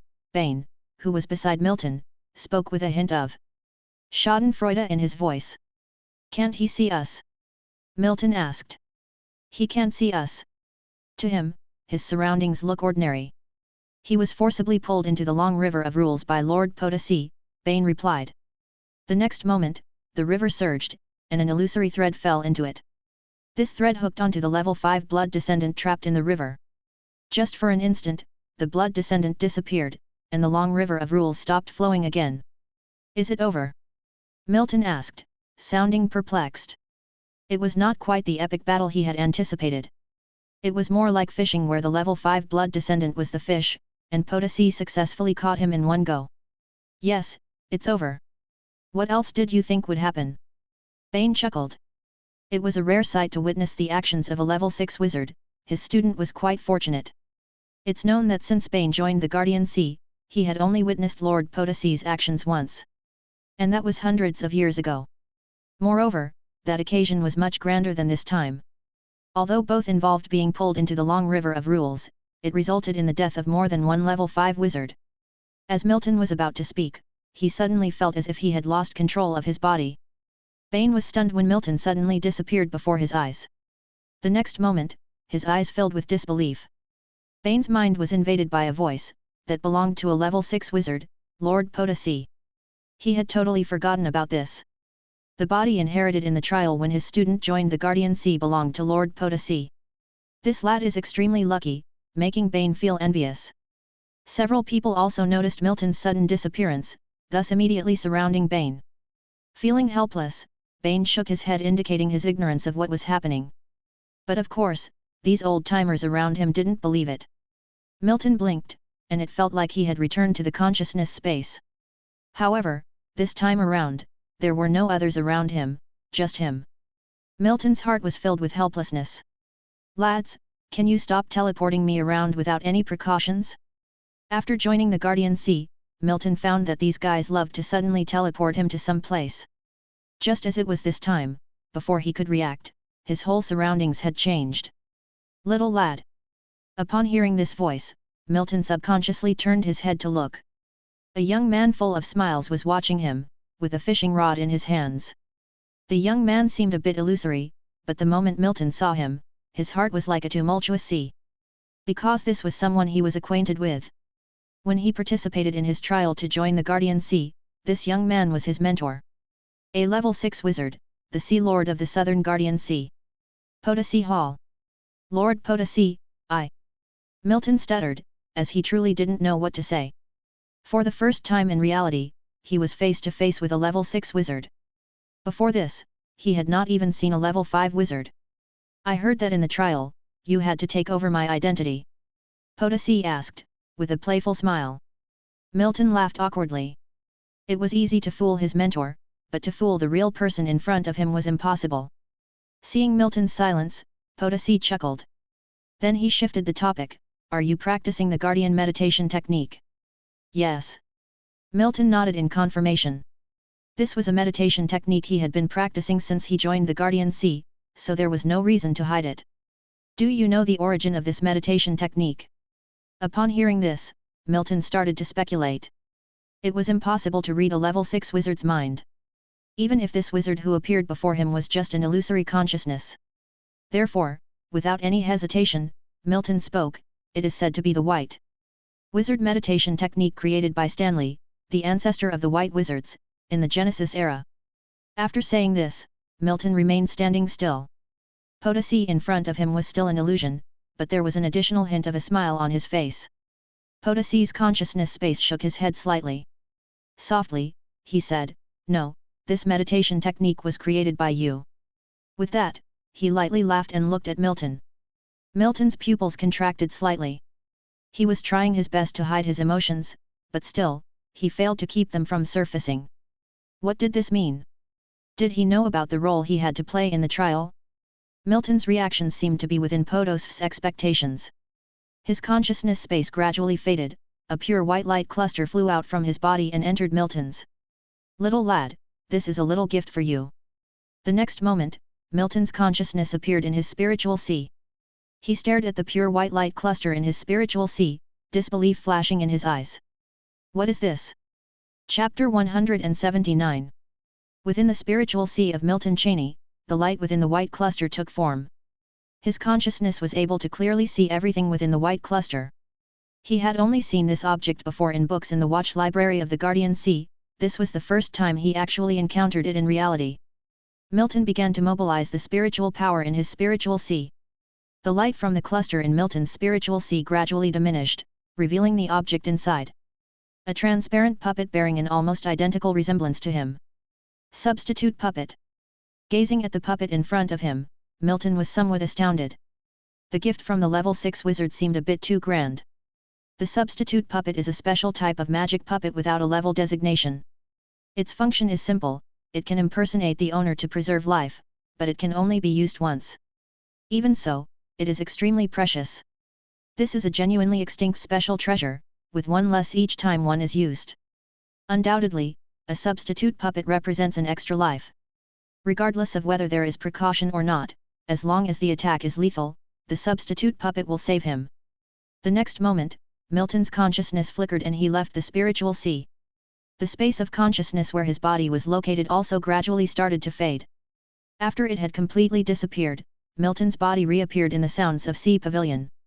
The Bloody Sea Realm nearly simultaneously probed all realm-level wizard organizations within the wizard realm. Milton hadn't left the Guardian Sea, so naturally he didn't know the specific situations of other wizard organizations. However, if there were no accidents, all probes by the Bloody Sea Realm should have resulted in failure. In the simulation, the first large-scale probe by the Bloody Sea Realm was a complete disaster. Although they certainly won't give up, the complete failure of the first probe was a significant blow to the Bloody Sea Realm, and at least for the time being, they won't continue with the probes. After Milton appeared in the Sounds of Sea Pavilion, another figure appeared before his eyes. It was his mentor, Bernard. "Have you met Lord Potosi?" Bernard asked with some curiosity. Milton nodded. There was no need to hide this information. Since his mentor had asked, he obviously already knew. "You're really lucky, kid." After expressing his admiration for Milton's luck, Bernard continued. "The Bloody Sea Realm has been turned into a bunch of lunatics by the Gospel Master Order. Now, no one knows what they're up to. You'd better not accept any missions from the Guardian Sea recently. Most of the missions of the Guardian Sea required leaving the Guardian Sea. With Milton's current level 2 wizard status, leaving the Guardian Sea would be very dangerous. Therefore, naturally, Bernard doesn't want his only student to take risks." Hearing this, Milton nodded. He hadn't planned to accept any more missions from the Guardian Sea recently. The 2 missions he had taken up were not smoothly completed due to unexpected circumstances. Now he didn't dare to rashly take on more missions. The next time he took up a mission, he would be thoroughly prepared. "You can spend more time reading in the library. After a while, you can act as my assistant and complete some simple experiments." Bernard spoke. Upon hearing this, Milton's eyes lit up. Participation in experiments was something only long-term members of the Guardian Sea were allowed to do. His meeting with Potosi this time seemed to have expedited his mentor's cultivation plan. This was good news. What his mentor called simple experiments were from his perspective. To Milton, however, they were undoubtedly major experiments. Participating in these experiments would broaden his horizons and gain some unknown knowledge.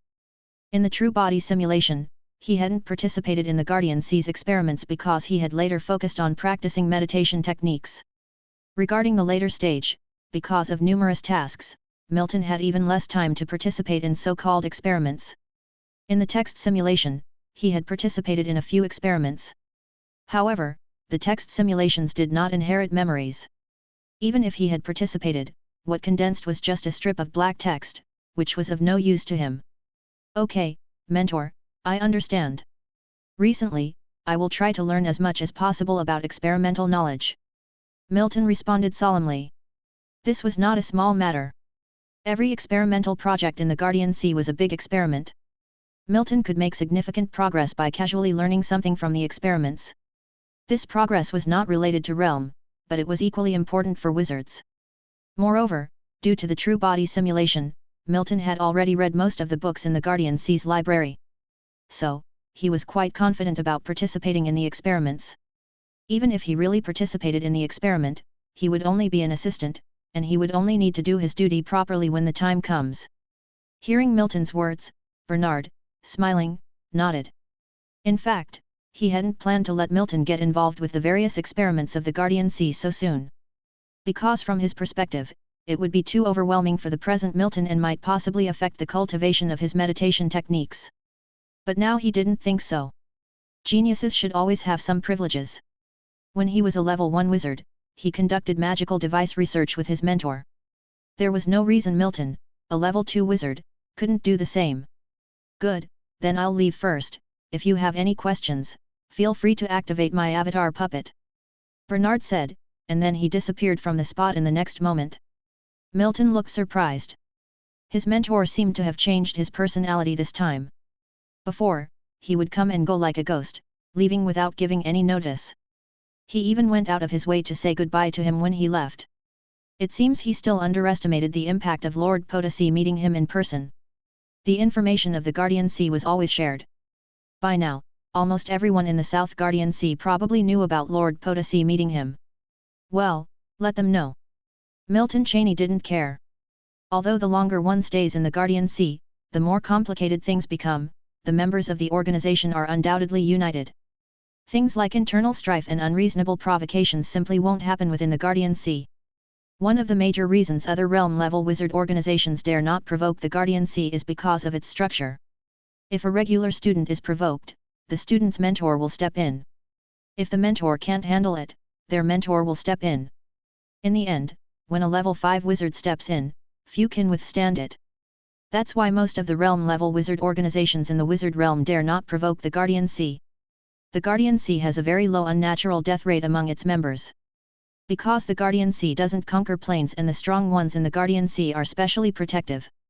It could be said that the Guardian Sea is the safest realm-level wizard organization in the wizard realm. Time passed, and several months flew by in a blink of an eye. During these months, Milton Cheney didn't rush to take any missions from the task space and leave the Guardian Sea. He spent most of his time in the library, reading the books he had not come across during the true body simulation. The books in the library were connected to the watch library. The amount of books was massive.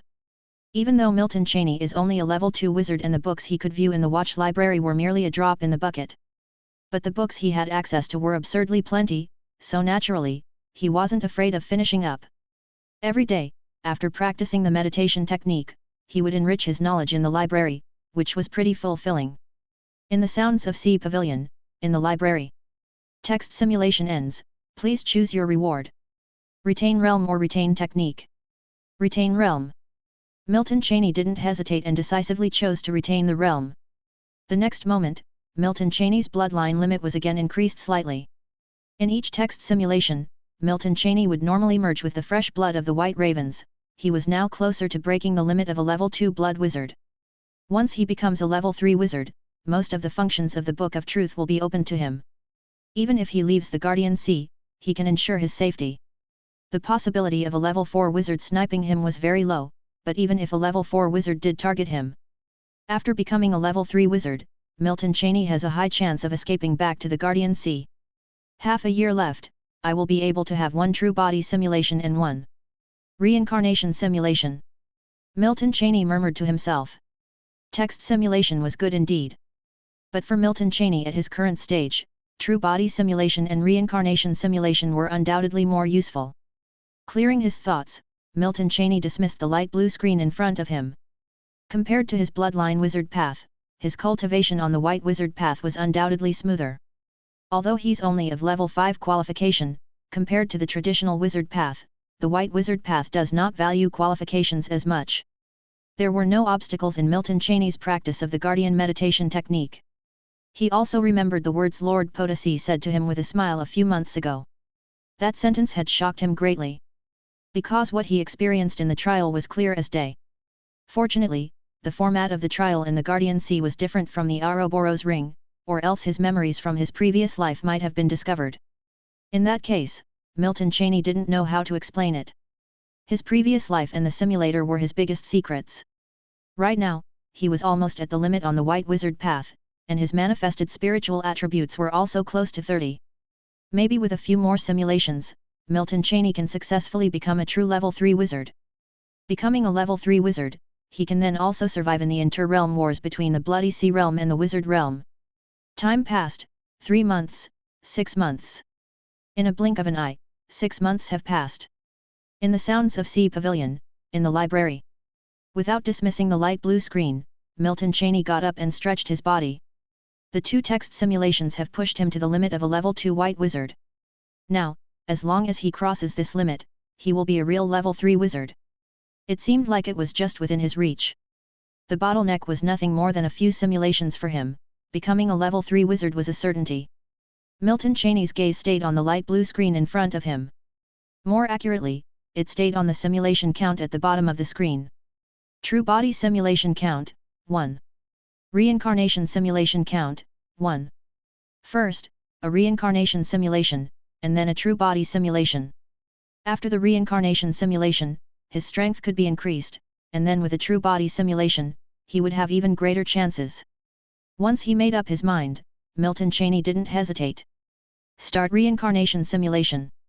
Yes. Milton Cheney said in his heart. Chapter 180. White Raven, it's your turn.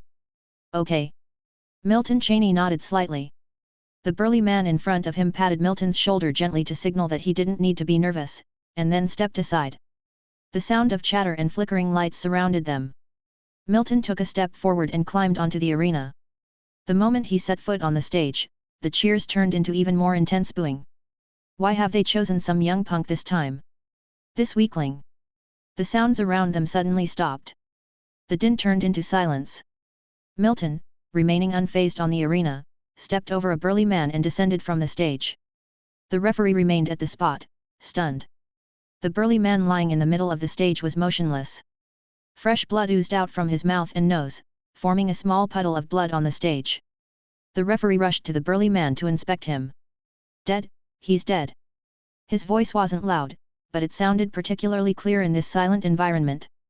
The next moment, a more intense cheer erupted from the sidelines. White Raven! White Raven! What was going on just now? I only turned around and said a few words, then it was over. I don't know either. From the looks of it, it must have been a one-punch knockout.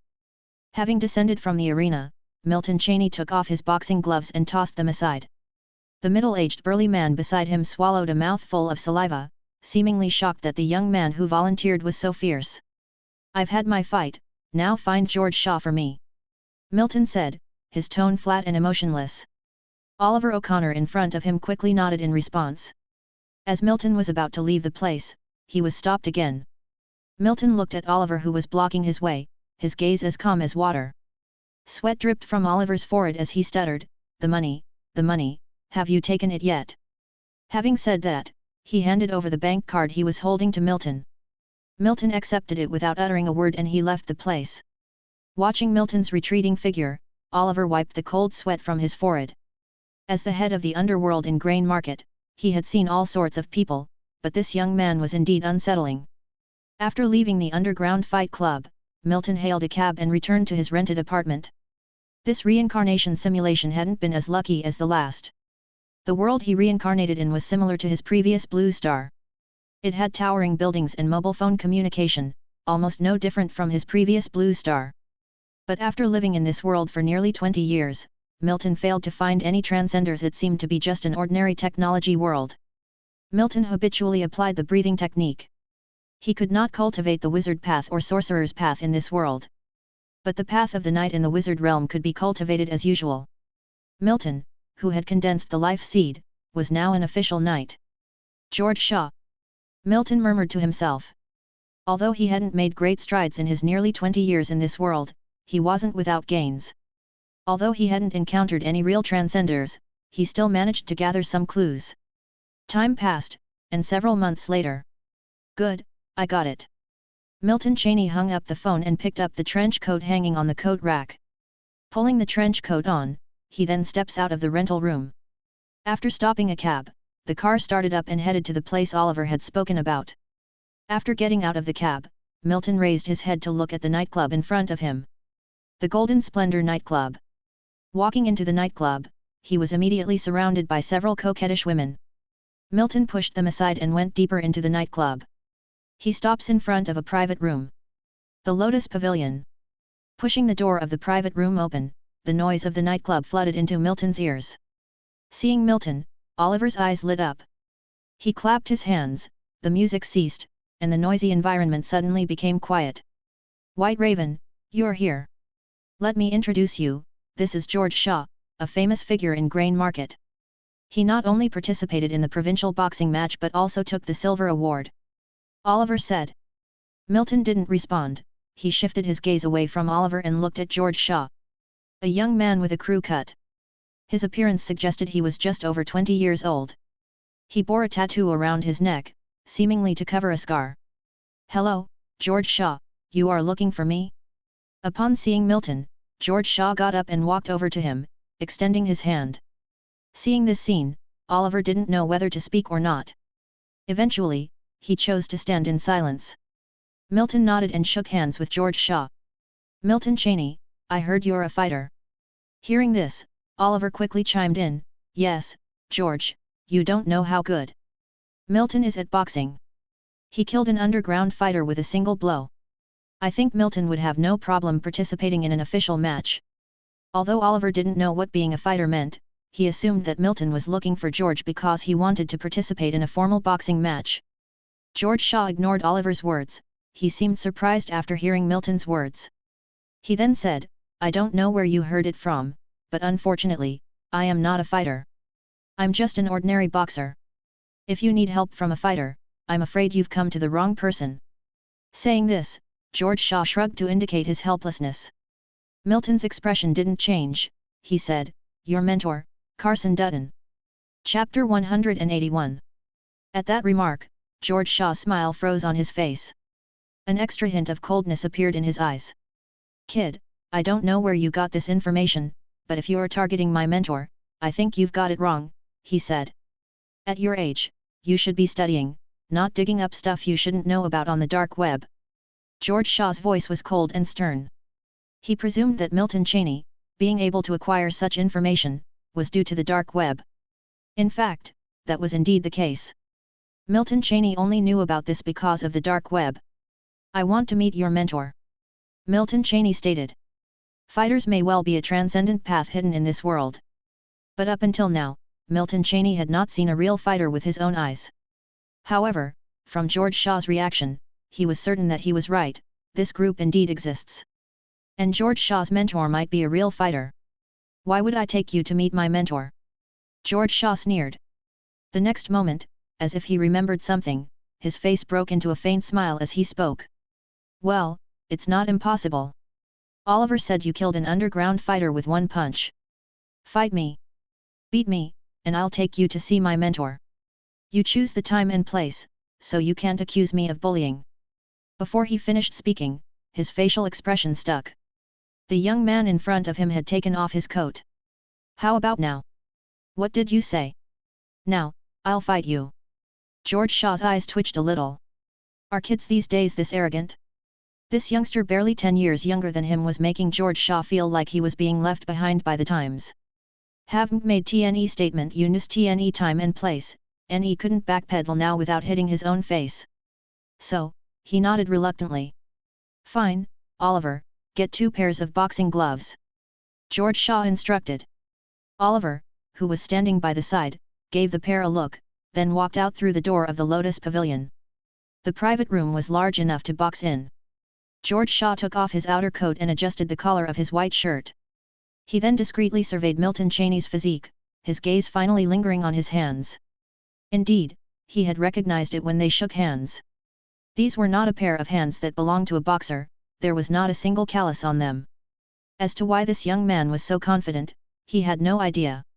He suspected the young man in front of him might have some mental disorder.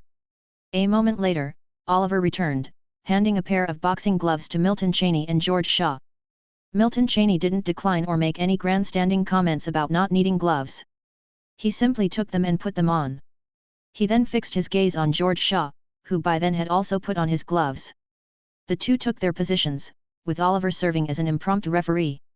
The rules of this boxing match were simple. Apart from not killing or crippling, there were no other rules. Oliver counted down from 3 and then began. The next moment, as soon as he finished the countdown, he witnessed a scene that left him dumbstruck. George Shaw was barely touching gloves in a tentative move when he was punched square in the nose by Milton Cheney. Blood splattered everywhere before he collapsed limply to the ground. The whole thing took less than a second. Is this how boxing is done? Oliver felt his worldview had just been shattered. Oliver wasn't the only one whose worldview took a hit. George Shaw, the person in question, experienced a tenfold greater impact on his worldview. Just as he was about to make a move, a black shadow suddenly appeared in his field of vision. The next moment, he felt an agonizing pain in his head. Tears unconsciously squirted from his eyes. He, who had fought countless boxing matches, knew instantly that his nasal bone was broken. Then his brain went blank, and his ears started ringing unendingly. He had to admit he had been a bit complacent, but even so, the outcome shouldn't have been like this. The cause for such an outcome could only be that the gap between him and Milton Cheney was too wide. When he seemed to come to, he saw that Milton Cheney was casually lounging on the sofa of the private room, sipping on his drink.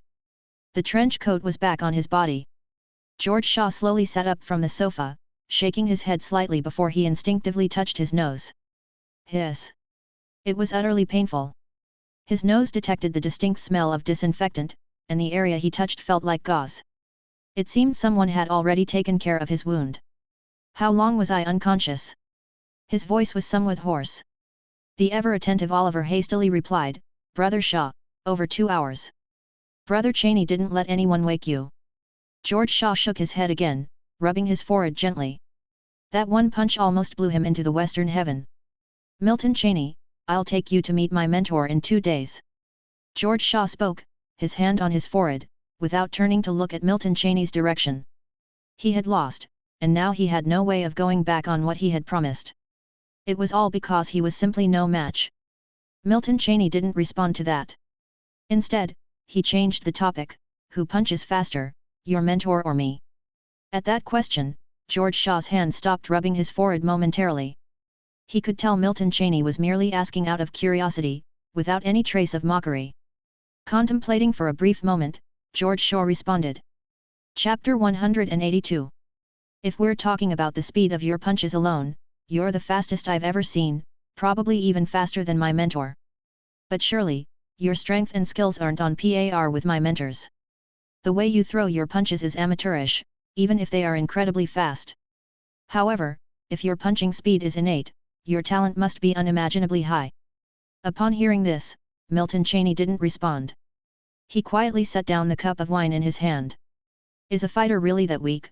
He thought, somewhat disappointed. The speed of his punch was just that of an average knight. As for his strength, he deliberately restrained it. Although George Shaw considered his boxing skills amateurish, Milton's skills were certainly advanced. They were simply beyond George's understanding. So does that mean a fighter is equivalent to an official knight? Then this world's transcendent path is entirely useless to him. Even being an epic knight wouldn't make any difference to him. If the potential of the fighter path is equivalent to that of the knight's path, then this world is useless to Milton. I see, Milton replied, nodding his head. How things really were, he would find out only after meeting Carson Dutton in person. After all, conclusions drawn merely from speculations are bound to be inaccurate. After getting George's phone number, Milton politely declined his planning help and then left the Lotus Pavilion. Time went by, and 3 days later. As they left the airport, a luxury car was waiting for them. Opening the car door, Milton and George climbed in. I've already told my mentor about you. He is very interested in meeting you. But if you're aiming to get help from my mentor, that might be a bit tricky. He currently belongs to the Federal 4th Bureau and it's inappropriate for him to act recklessly. George leaned in and whispered to Milton. Upon hearing those words, Milton simply nodded in response. Naturally, he wasn't expecting this fighter to offer him any help. He was just curious to meet so-called real fighters in person. As the only transcendent path in this world, even if the path's potential seems weak, Milton is curious about it. Not every world can be like the wizard realm. As time passed, their car pulled into a mansion's garage. George stepped out of the vehicle, with Milton following closely behind. As they approached the mansion's front door, George rang the doorbell. A beautiful middle-aged woman opened the door a while later. Mentor's wife. Upon seeing the woman, George greeted her respectfully. The woman warmly welcomed them into the mansion. Your mentor is not back yet, so you two can wait a bit. I'm going to prepare lunch. The woman said, then left the living room. May I ask why you want to see my mentor? Sitting next to Milton, George finally voiced his curiosity. This was a question he hadn't asked before, but now he could no longer suppress his curiosity. With his skills, if Milton wished to participate in official boxing matches, many would willingly recommend him. Plus, with such incredible boxing skills, it couldn't be possible that he's in need of money. Even if he continued in underground boxing, his skills would ensure a swift accumulation of wealth hard to imagine. Federal boxing is popular and well-performing boxers are never short of money, that's a given. Could it be that he has offended some big shot? Milton does seem like the sort to ruffle some feathers, given he broke George's nose the first time they met.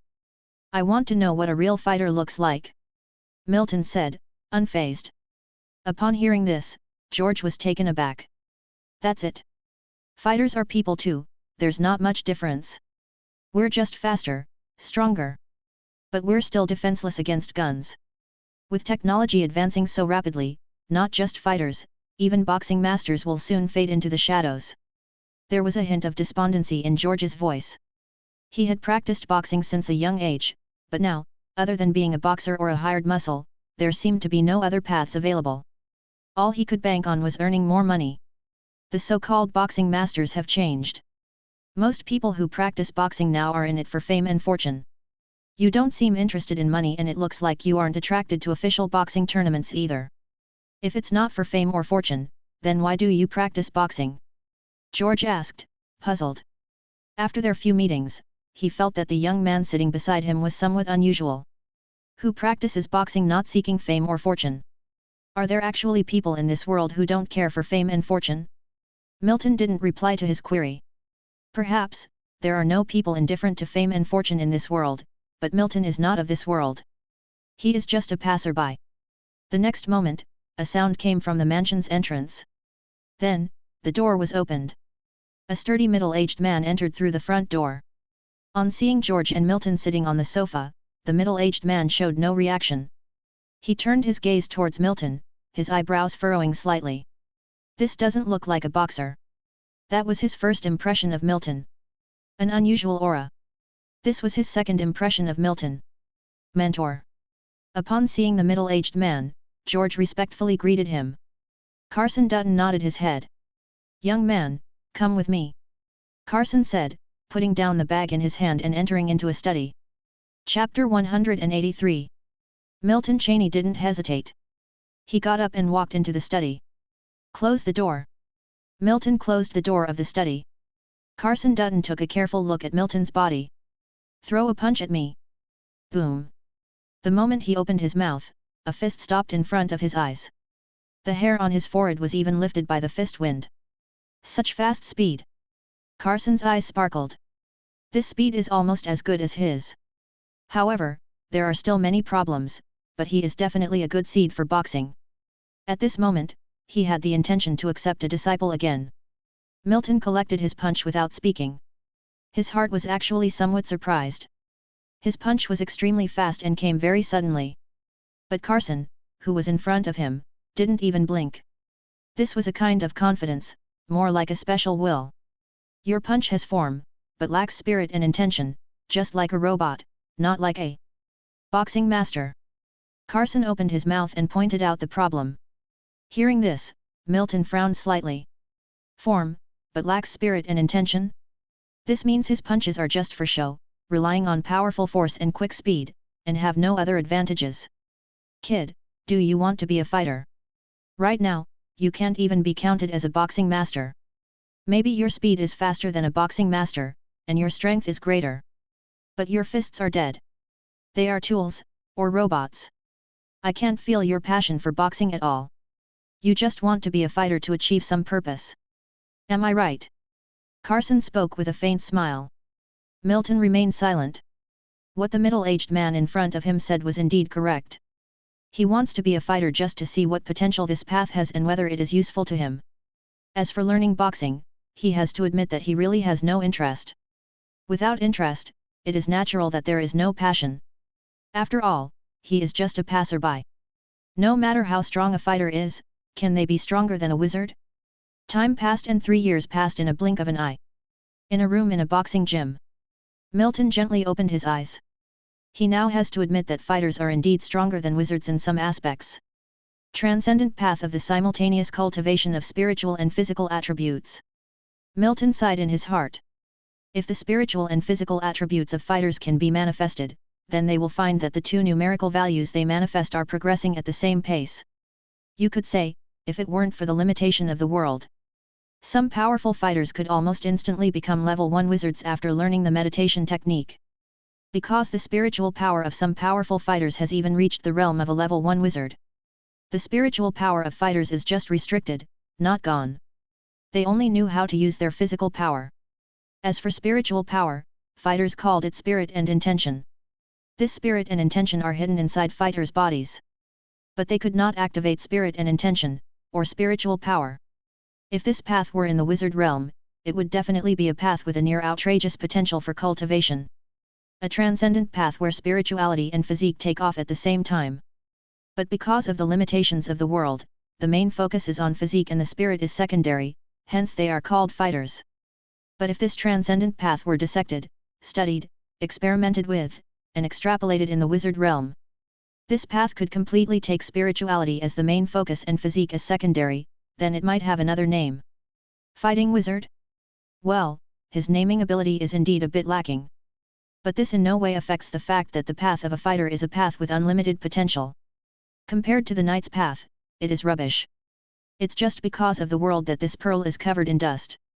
As Milton was reflecting, the door to the room was pushed open.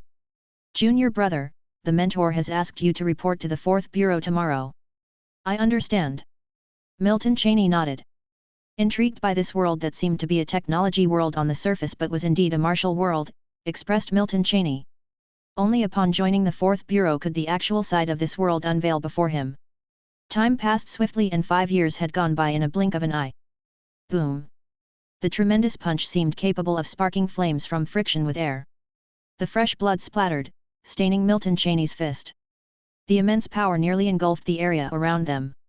After retracting his hand, Milton Cheney didn't look at the corpse in front of him but turned his eyes towards his mentor, Carson Dutton. Carson Dutton nodded, laughing, and said, "Congratulations, you have become a true fighter." It took him 8 years to transform from an ordinary person into a real fighter. Such a talent, perhaps, had neither predecessors nor successors. I'm going to part ways with the 4th Bureau, and prior to my departure, I have promoted you to be the captain of the squad number 6. Your position should match your strength. Hearing this, Milton Cheney asked, "You are leaving for the headquarters, aren't you?" Carson Dutton nodded. Leaving the 4th Bureau for the 1st Bureau was a risk for him too. Is someone scheming behind the scenes? Milton Cheney frowned. His mentor was doing well in the 4th Bureau, almost becoming a handyman. Why did he suddenly receive a transfer to the 1st Bureau? The headquarters sounded nice, but it was definitely not a good place. What are you thinking about? I applied for this myself. Isn't this like yielding a place to you? Carson Dutton joked. Milton Cheney also gave a casual laugh. He was not even 30, the Federation could never hand over the 4th Bureau to him. No matter how good a fighter he was still a tool. By the way, I found your parents' information in the info repository. Would you like to meet them? Carson Dutton deliberately changed the subject. Paying heed to this, Milton Cheney didn't reveal any emotions in his eyes. No need. Carson Dutton gave a helpless glance at Milton Cheney and eventually shook his head without saying anything more. After all, these were his students' personal family matters which he couldn't interfere with. Milton Cheney had no interest in meeting his parents from this life. In this life, due to the mystery of the womb, he was like a fool as a child and hence got abandoned. Naturally, nobody would be willing to adopt a child like him who was supposedly dull-witted. Thanks to the orphanage, he didn't die young.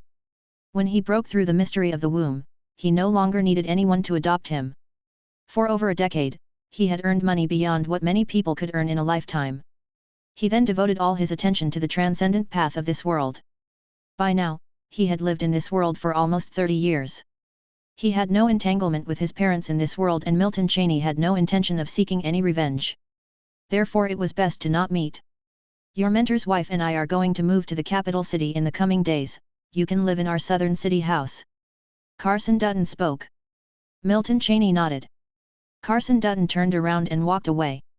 Watching Carson Dutton's back, Milton Cheney's eyes remained emotionless. Adding up all his lives, he had lived dozens of times more than his mentor. Therefore, his tutor's somewhat crude acting was naturally unable to deceive him. Look at the state you've all got yourself into, and you're still playing internal politics. Milton Cheney murmured to himself, then turned his gaze away. The transcendent path of being a fighter, Milton Cheney had already tried and tested himself. Because he was a level 2 wizard in the wizard realm, he could more vividly feel the enhancement of his spiritual power. However, he had attempted to cultivate the meditation technique and build magic, but ended up failing in the end. This world indeed has its limitations. However, the gains from this world weren't small either. Chapter 184. Boss. Just as Milton Cheney returned to the 4th Bureau, a young man approached and respectfully called out to him. What is it, Samuel? If there's something on your mind, spit it out.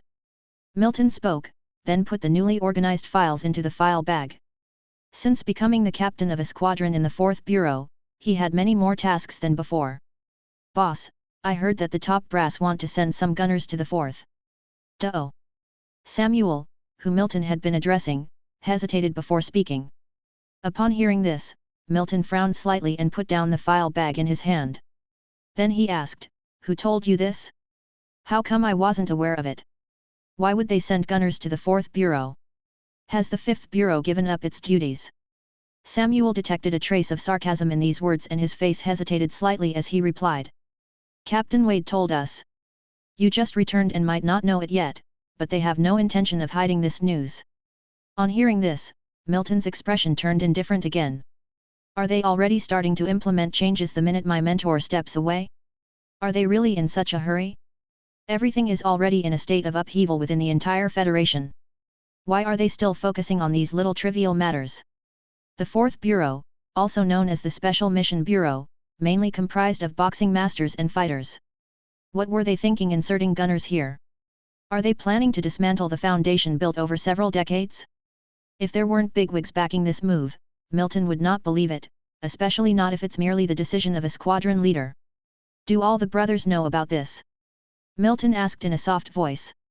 Samuel nodded in response. Milton pondered for a moment. Apart from his mentor, no one else knew he had become a fighter.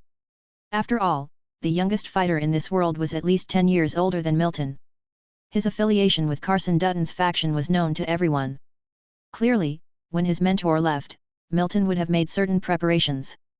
However, to implement changes right after he left, this is showing quite aggressive intent. Okay, I got it. You all just carry on with your work as usual. I will have a talk with the director. Milton spoke, and then waved his hand to signal that Samuel could leave. He then reopened the file bag and pulled out a piece of white paper. There was a portrait of a person on it, along with the person's name and information written underneath.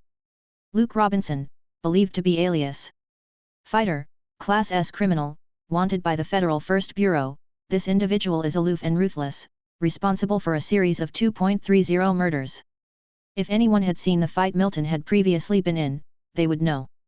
This man was already dead, killed by Milton himself. The case was originally closed, but now Milton was planning to use the identity of this man for some particular operations. Some things were inconvenient for him to do directly, but it would seem completely reasonable for Luke Robinson to do so. After all, apart from him and his mentor, no one else knew Luke Robinson was dead. Time flew by and 5 years passed by in a blink of an eye. Milton was sitting in an office dealing with some matters, with a beautiful young woman standing behind him. After a while, having completed all the tasks at hand, Milton put everything aside. Seeing this, the woman behind him leaned over and whispered in his ear, "Director, there is a meeting at headquarters that requires your presence."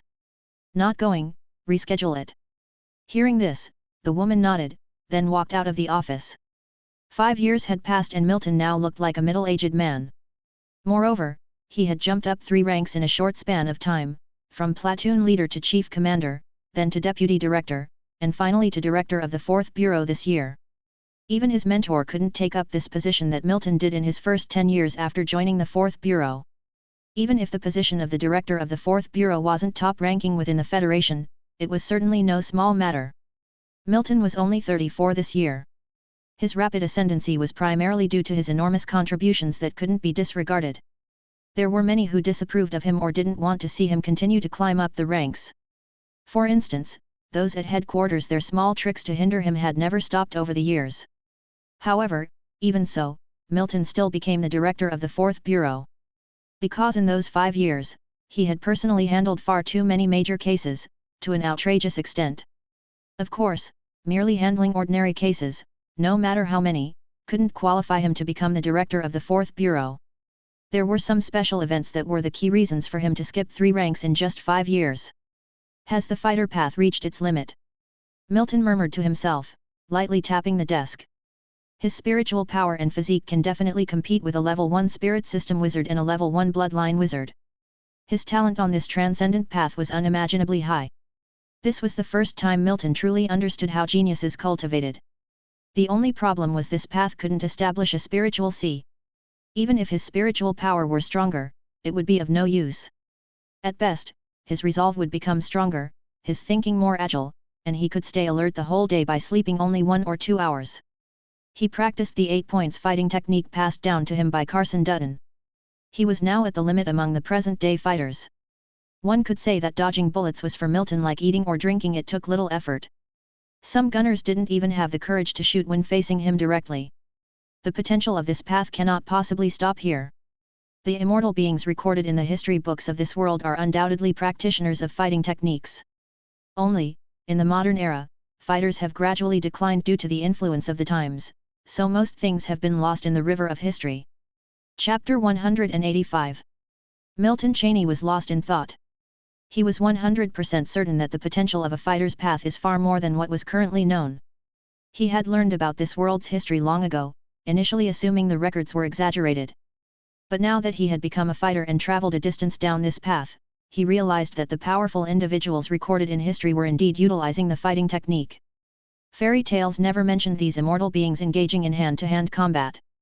After settling his contemplations, Milton tidied up his desk and left his office. His office was considerably distant from the majority of the 4th Bureau's working space. Upon reaching the office area, everyone at work respectfully greeted him. "Director Samuel, come over."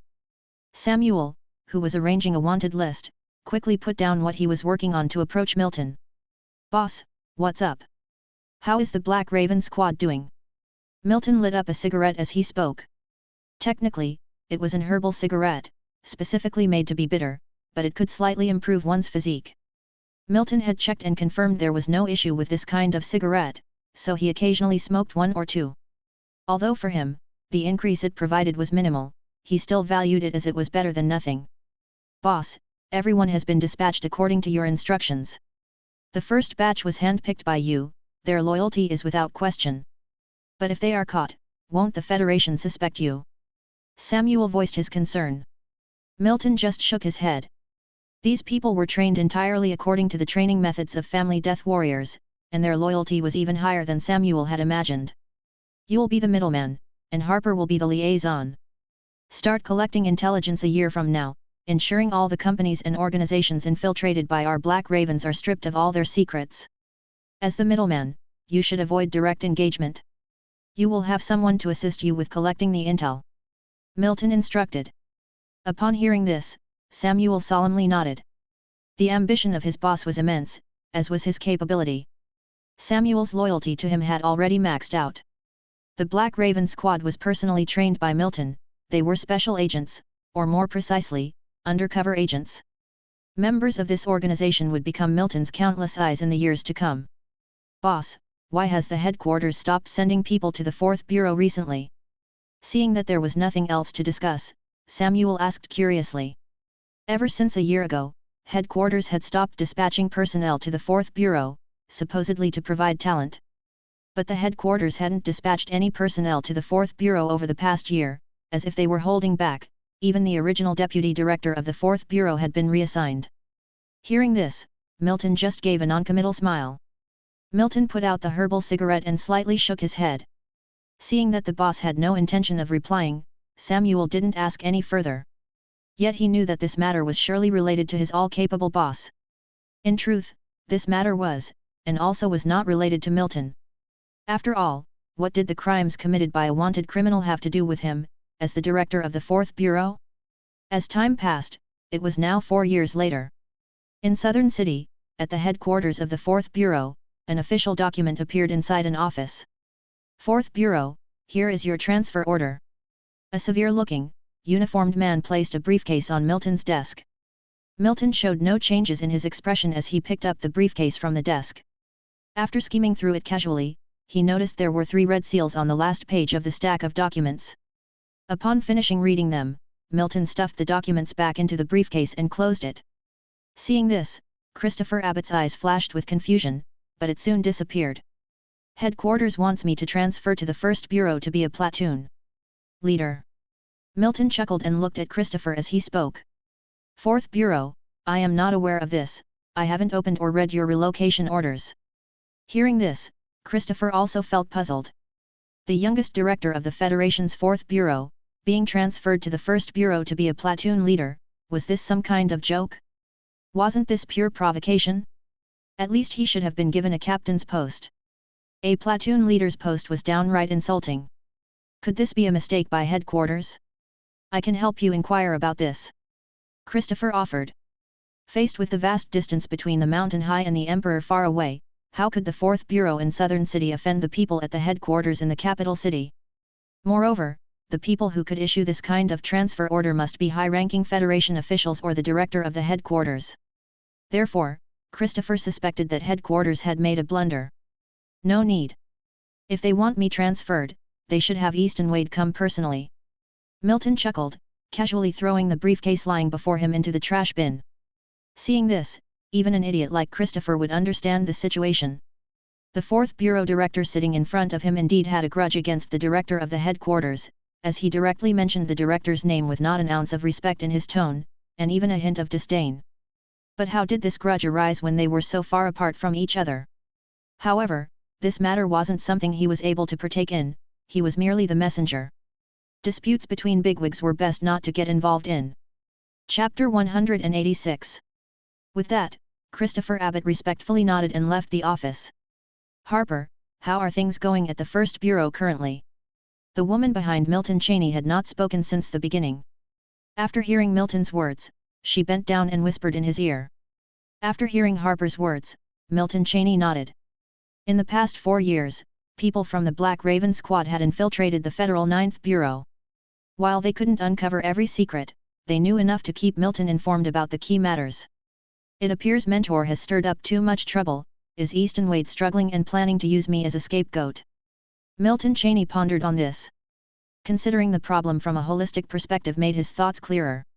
This was the advantage of having an undercover agent. If he had accumulated wisdom and knowledge over numerous lifetimes and was thus considered a genius, then his mentor, Carson Dutton, was an absolute genius. He threatened the headquarters director's position only a few years after joining the headquarters.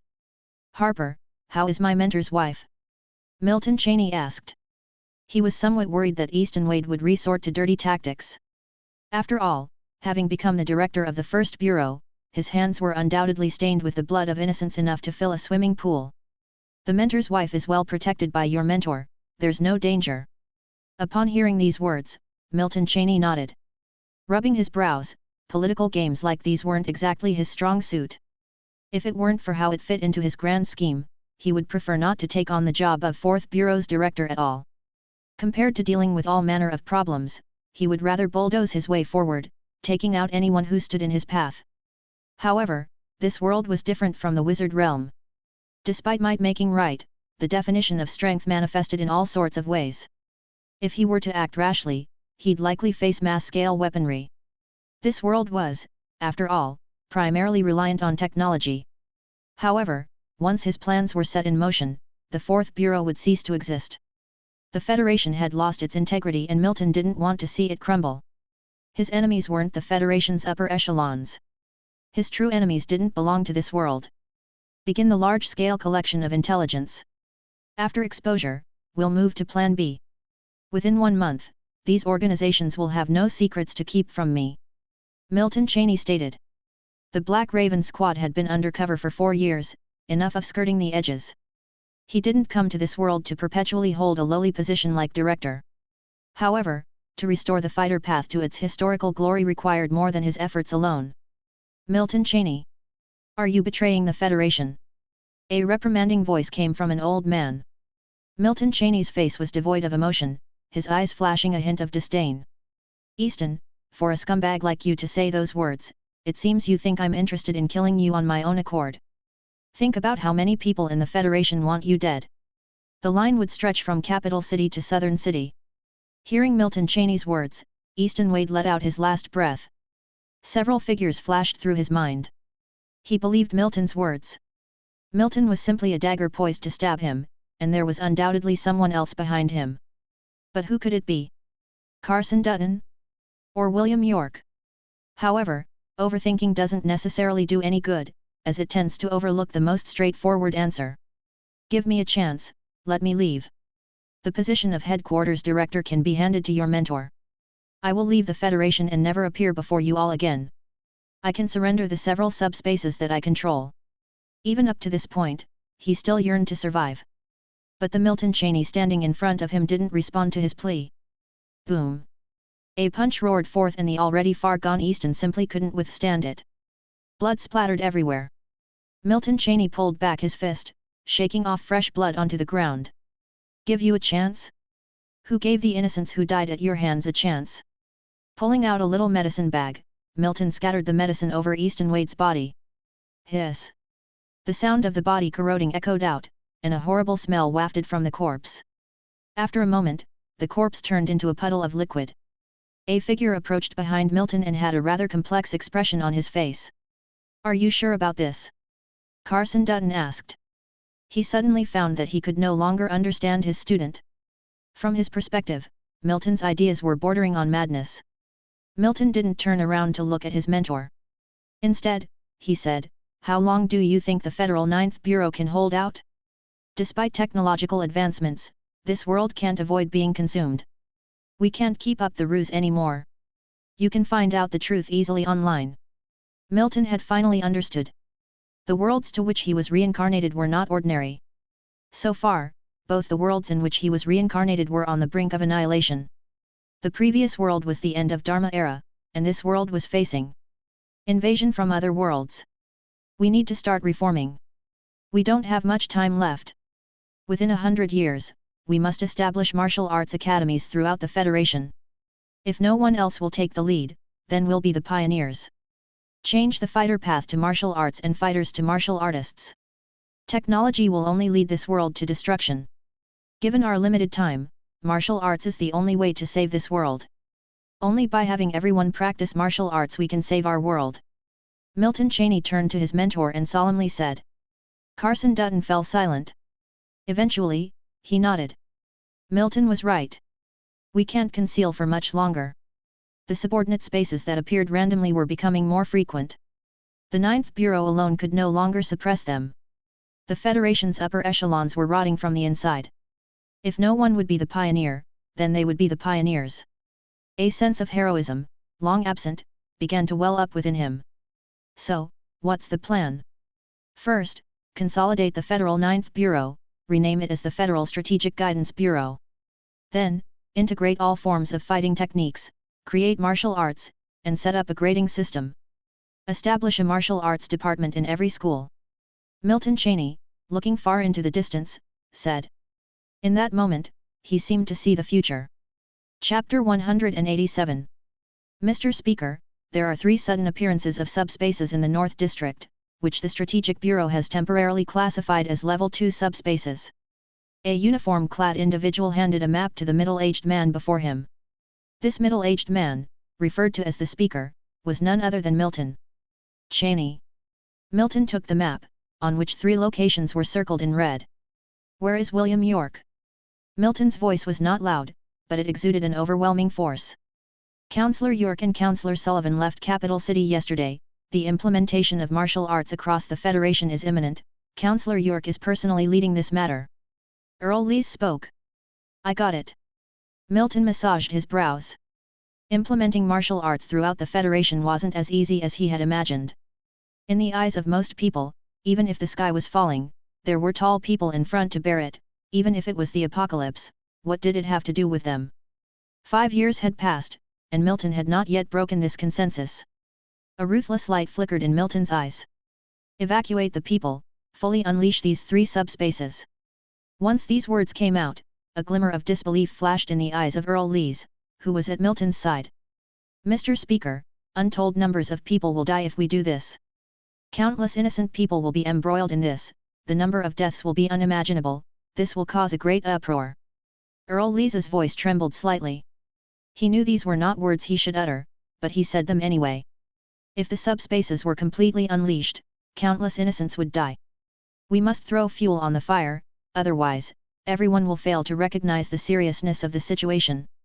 And who told you that unleashing the subspace will result in countless deaths? Go find my mentor, he will tell you what to do. Hearing Earl Lees's words, Milton laughed and spoke. Milton knew precisely what Earl Lees was thinking, fearing that he, Milton, was too impulsive and wanted to use iron-fisted methods to attract everyone's attention. However, Milton wasn't a fool, he wasn't going to act rashly under the current circumstances. He wanted to enact a drama, a performance for everyone in the Federation, to let them know that the world was not the same as the one they knew. The peaceful days were over. Societal unrest? Milton could no longer afford to care about such things. Time waits for no one. To save the world with martial arts, the people of this world had to set foot on the path of martial arts first. Time passed, and 2 years later, countless martial arts schools sprung up across the Federation during these 2 years. The martial arts department was opened and included in advanced examinations. The first meaningful martial arts record was incorporated into the textbooks of all schools. The Federation's first martial arts golden age came abruptly in 1,000 years. In reality, online, the debate about martial arts never ceased. News about the invasion of the alternate world was almost common knowledge. The Federation's atmosphere had changed from its previously relaxed state to the current solemn one. Many people realized that this matter no longer concerned individual people, but the entire Federation, the whole world. A few clean subspaces were opened, and countless people were exposed to the other side of this world. Inside a settlement house in East River County, a family of 3 was having a meal. "I want to apply for the martial arts department. I want to attend the martial arts academy." The boy gently put down his chopsticks and spoke with determination. A silent atmosphere enveloped the room.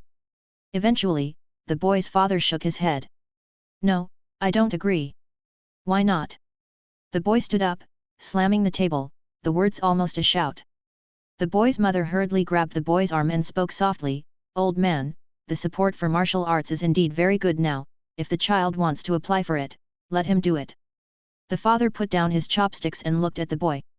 It was as if he was observing his son for the first time. The cowardice and nerdy nature of his son seemed to have disappeared. He saw hope, he saw light in his son's eyes. In the end, he merely nodded without speaking. Similar scenes played out in countless families. The strong promotion of martial arts and the reality of the invasion from the alternate world placed the entire Federation in an atmosphere never experienced before. In Capital City, at the Federal Strategic Bureau headquarters, Milton took the booklet that William York handed him and opened it to glance at it. "Whew!" Exhaling a sigh, Milton closed the booklet in front of him. "Old York, what's the probability?" "Less than 50%. Hearing this, Milton fell silent. Countless thoughts tangled in his mind. He finally sighed lightly and spoke, "Can't we wait another 10 years? The earliest batch of martial arts students have only graduated for 2 years." Hearing these words, William York also sighed softly and feebly spoke. "We can't wait anymore. The frequency of the appearance of the subspaces is increasing. Relying solely on the personnel of the Strategic Bureau, we can no longer hold out. If we don't want all the civilians of the Federation to get involved, we have to make the preparations."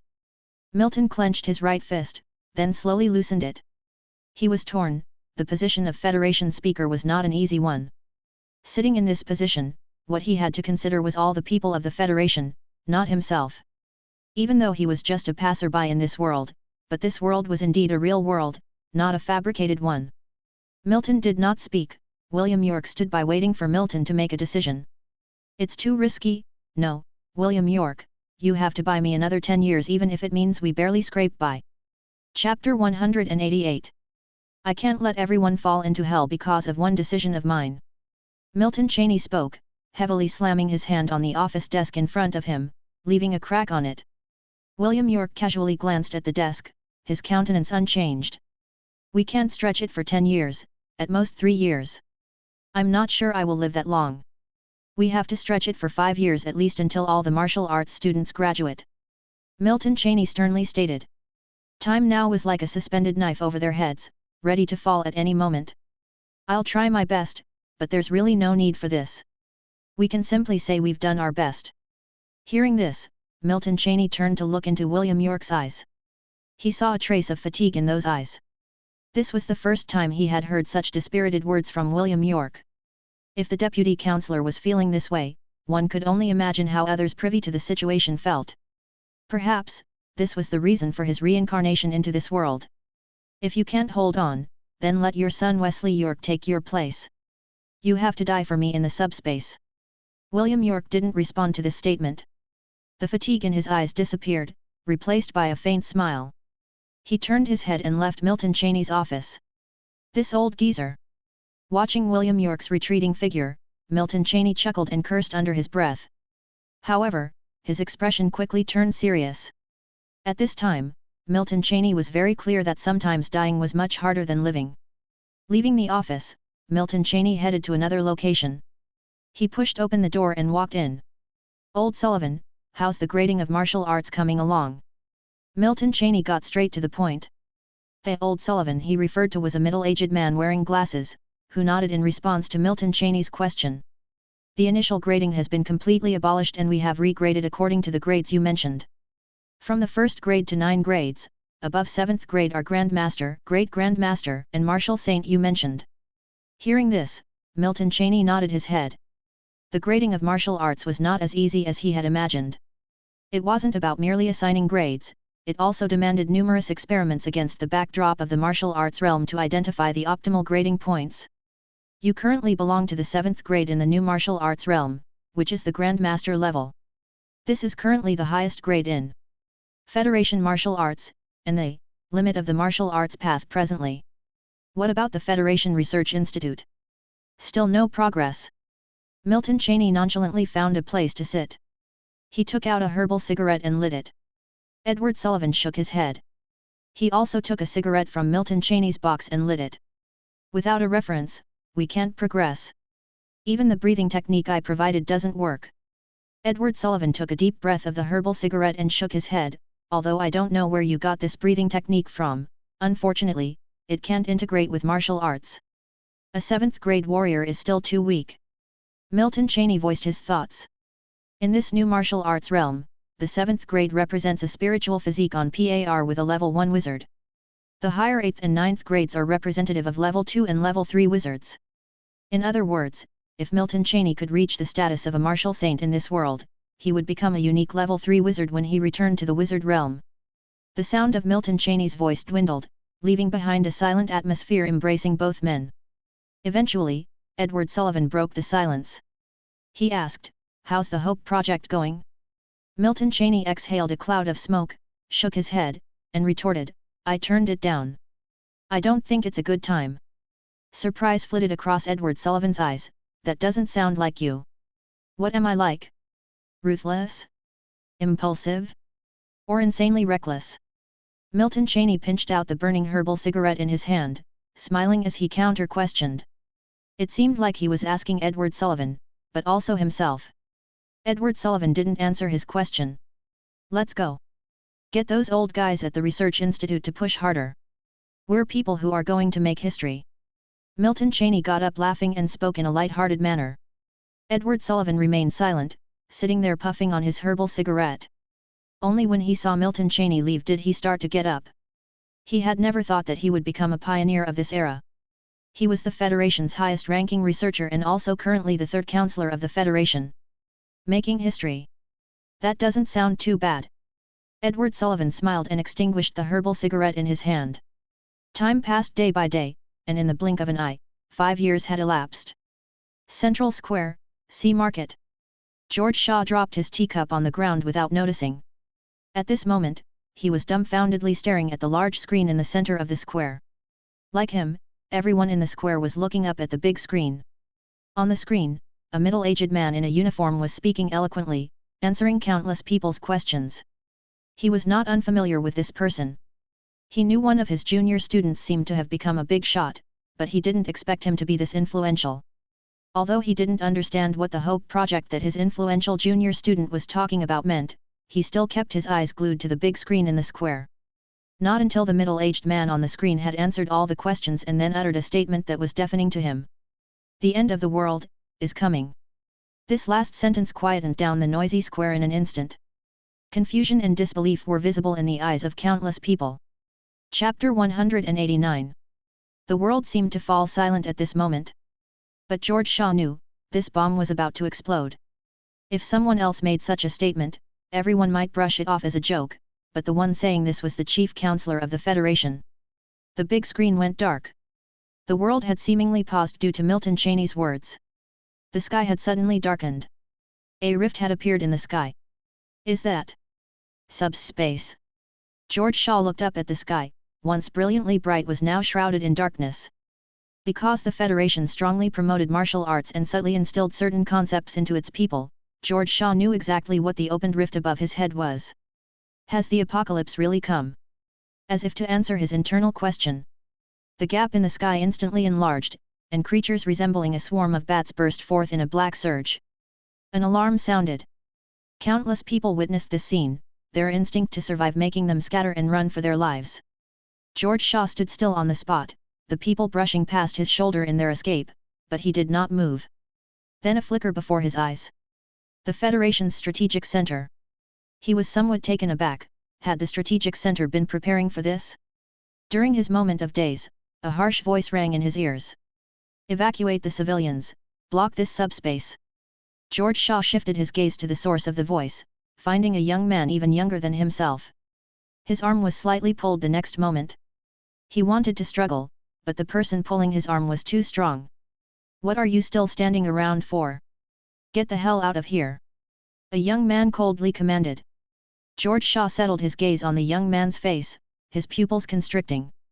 So young? Someone his age should have just graduated.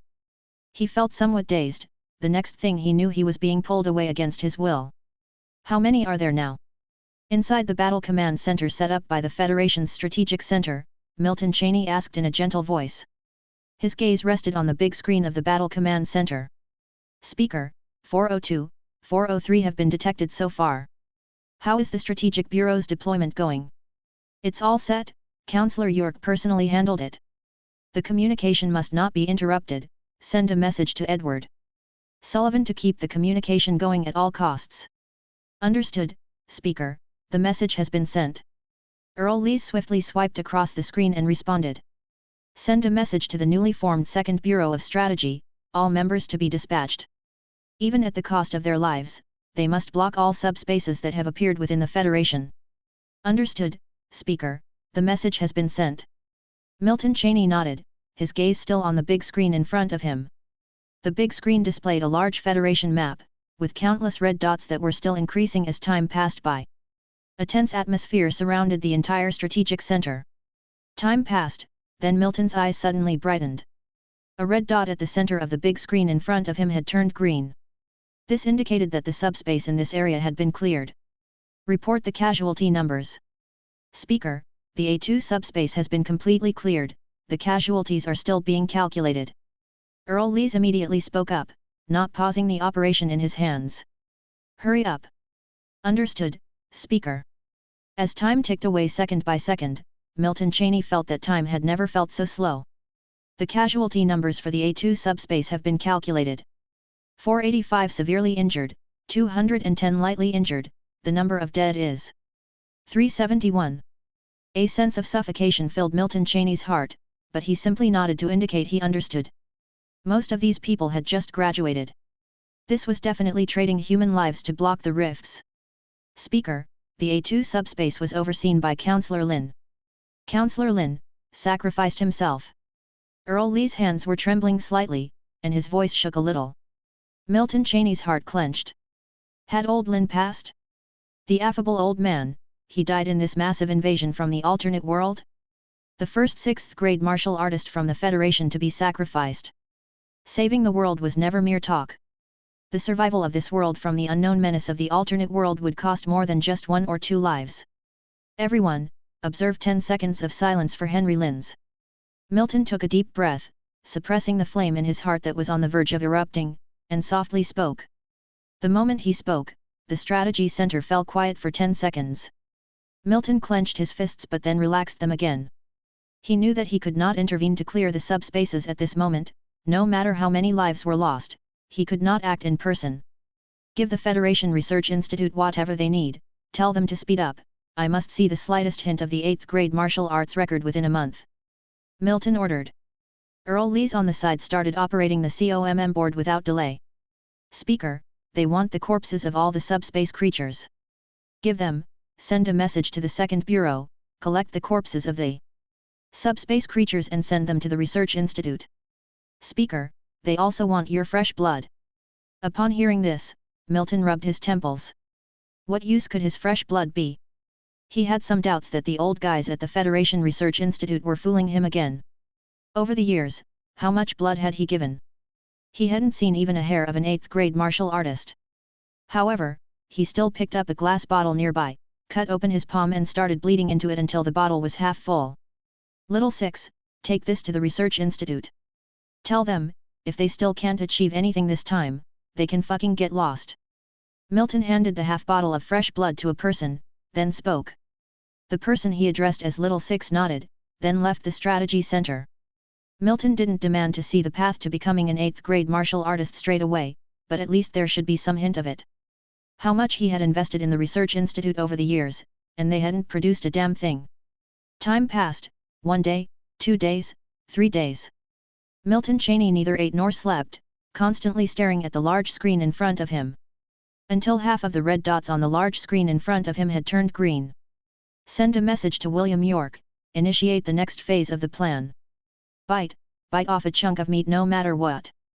Milton Cheney spoke fiercely, his eyes cold to the extreme. Chapter 190. River City, Triangle Building. The people had already been evacuated, and a subspace seemed to appear and disappear mid-air. Strewn across the ground were countless bodies of strange creatures. Counselor York, the third round of heavy firepower has ended, and less than 20% of the alternate space remains, someone reported. Initiate the plan for individual soldiers to clear out the remaining riff-raff. William York whispered. A middle-aged man in a uniform solemnly nodded and began to make arrangements. Although the Federation highly values martial arts, at the moment, technology is still a key weapon against the subspace.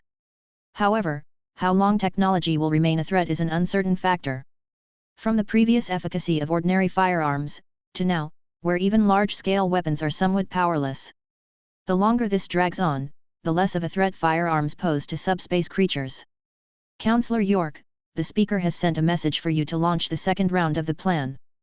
The communicator who was arranging the plan of individual soldiers received the message and immediately reported it. William York nodded, and said, "Send a message to Carson Dutton. The plan begins." The communicator nodded hurriedly and began operations immediately. A sense of firm decision and a touch of sentimentality were visible in William York's eyes. What a long tug of war! He muttered to himself. Time passed, and a year had transpired in the blink of an eye. Bang! A water bottle on the ground was kicked away by Milton Cheney. With emotions simmering, Milton questioned with a calm voice, "Still no progress?" Edward Sullivan in front of him displayed a face of helplessness and shook his head. "Old Lees says we're missing some key elements. There has been some progress, but we're now stuck. What are we missing?" "I don't know." Resentment simmered within Milton Cheney. After so many years, the Research Institute got whatever they asked for, but there was not a single bit of progress. The compilation of the 8th grade martial arts record was still nowhere in sight. "I have sent them so many fighting techniques over the years, whatever they asked for, I complied. Now, there's not even a hint of progress. Edward, from now on, delegate all your responsibilities to Victoria White, and take charge of the Research Institute. I am giving you half a year. There must be some progress. I don't need the 8th grade martial arts record, but I at least need a direction." Milton Cheney calmly instructed, word by word. Edward Sullivan's face became more serious and he solemnly nodded in agreement. He knew that the martial arts record was the foundation to saving the world. As of a year ago, after the Genesis change, the passion for martial arts amongst the citizens of the Federation was at its peak. But time waits for no one, the invasion from the alternate world was escalating. Edward Sullivan bid farewell to Milton Cheney and left. Milton Cheney stood on the spot, rubbing his forehead. Until a middle-aged man appeared next to him. Without lowering his hand, Milton asked, "What is it, Earl Lees? Just tell me outright." "Speaker, for the first time, a subspace creature with intelligence has been discovered in the Southern District." A complex sentiment could be detected in Earl Lee's voice. They had speculated that intelligent beings exist in the alternate world invading them, but they did not expect them to appear so soon. Milton lowered his hand and said, "Tell me the specific information. This time, I will handle it personally." His tone carried a hint of fatigue which quickly dissipated. Earl Lees knew that once Milton made a decision, it was hard to change, so he quickly handed him the intelligence gathered by the Second Bureau. "A disguiser?" Milton took the screen from Earl Lee's hands and glanced at the picture on it. "Correct. This type of subspace creature has been named disguiser by the Second Bureau. They possess intelligence and can disguise themselves as humans. But perhaps due to language and cognitive differences, their disguises as humans are riddled with mistakes. However, they have formidable combat abilities and do not fear death. The Second Bureau incurred heavy losses just to gather this information. Upon hearing this, Milton Cheney nodded his head. I understand. Southern District, Landing Market, Urban Area. Landing Market did not experience the presence of subspace during the Genesis change, hence most of its buildings remained intact. Even though it was the daytime, not many cars could be seen on the urban streets. The atmosphere in the Federation was heavy, and the relaxed mood was a thing of the past. A year ago, the tragic Genesis change hung like a huge rock above the heads of all Federation citizens, making it difficult for them to breathe. Crack! In an alleyway, Milton Cheney snapped the neck of a young man standing in front of him. The young man fell to the ground. But at the next moment, a sudden change occurred. The young man whose neck had been snapped suddenly sprang up, his palm straightened, aiming to stab into Milton Cheney's heart. However, Milton seemed to have anticipated it, his face remained unchanged. His palm gently patted the young man's chest, and a burst of hot airflow surged outwards. The young man was burned to a crisp in the blink of an eye. The next moment, the corpse of the young man transformed into a strange black liquid, yet it had a fragrant aroma. Milton took out a specialized communication device and dialed a number. This is Milton Cheney, lock onto my location and send the body of this disguiser to the Federation Research Institute, Milton instructed.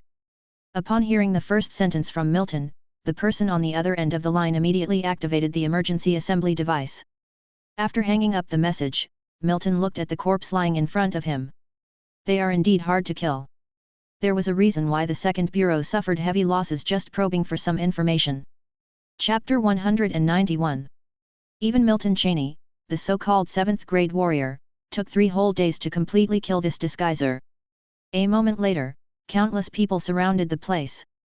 Seeing Milton Cheney, these people respectfully saluted and said, "Speaker. First, deal with the body. Send it to the Federation Research Institute." Milton Cheney nodded and spoke, then made way.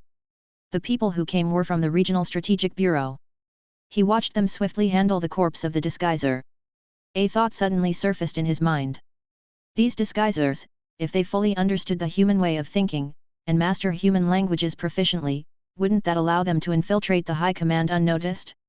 At that point, none of the Federation's secrets would remain undisclosed to the alternate world's clutches. This was something that absolutely couldn't happen. Time passed and 3 years went by in a blink of an eye. In the capital city, at the Federal Strategic Bureau headquarters. With a serious expression, Milton Cheney opened the catalog before him. The room was cloaked in silence as he read wordlessly, examining it closely. After a moment, he finished the final page and closed the catalog. Have the experiments been done? What is the feasibility? Milton asked in a low voice, his hand still resting on the cover of the catalog. Upon hearing this, Edward Sullivan shook his head and replied, "No experiments have been conducted, feasibility can't be guaranteed. You are currently the only 7th grade warrior in the Federation, I don't suggest you risk experimenting. The Research Institute thinks they can deduce a perfect 8th grade martial arts record within 20 years. Upon hearing this, Milton Cheney didn't respond immediately. He contemplated for a while and then asked, "Edward, do you think we can hold on for another 20 years?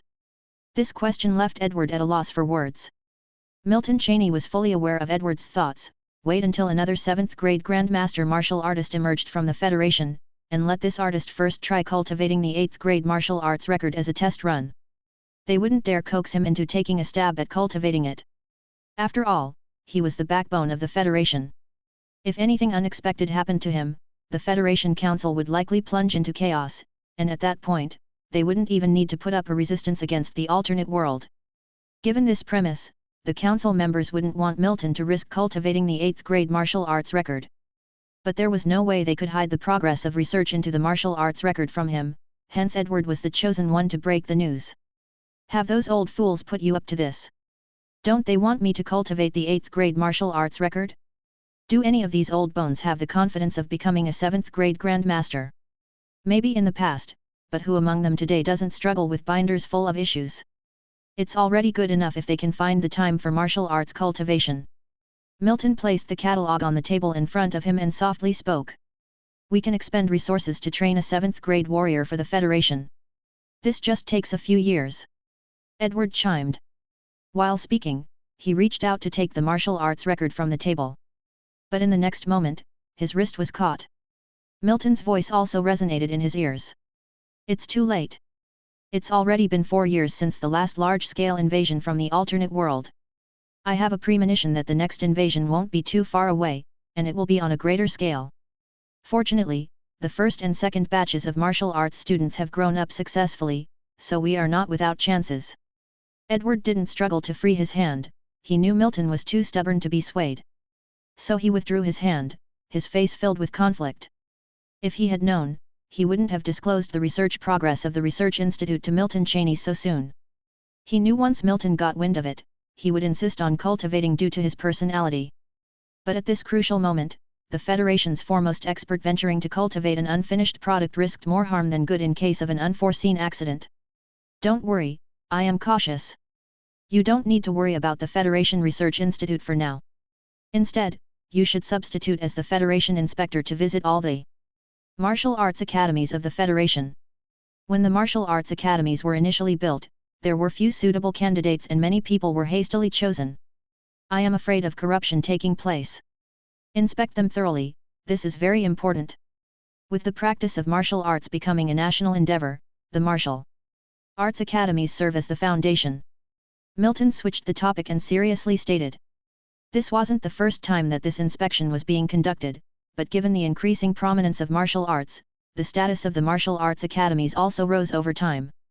There would inevitably be individuals with ulterior motives. Milton wouldn't bother if these individuals just had ill intentions, but if they were to translate their ill will into actions, then naturally, he wouldn't tolerate it. Edward nodded. Not even the donkeys in the production teams were driven as hard. However, he had no objections. The invasion from the alternate world was a sword hanging over everyone's head. If they were to survive this, they could rest afterwards. If they couldn't, then they could rest for eternity in the underworld. Watching Edward's retreating figure, Milton picked up the martial arts record again. Although his level of proficiency in martial arts was not high, he had traveled far on the path of a wizard in the wizard realm.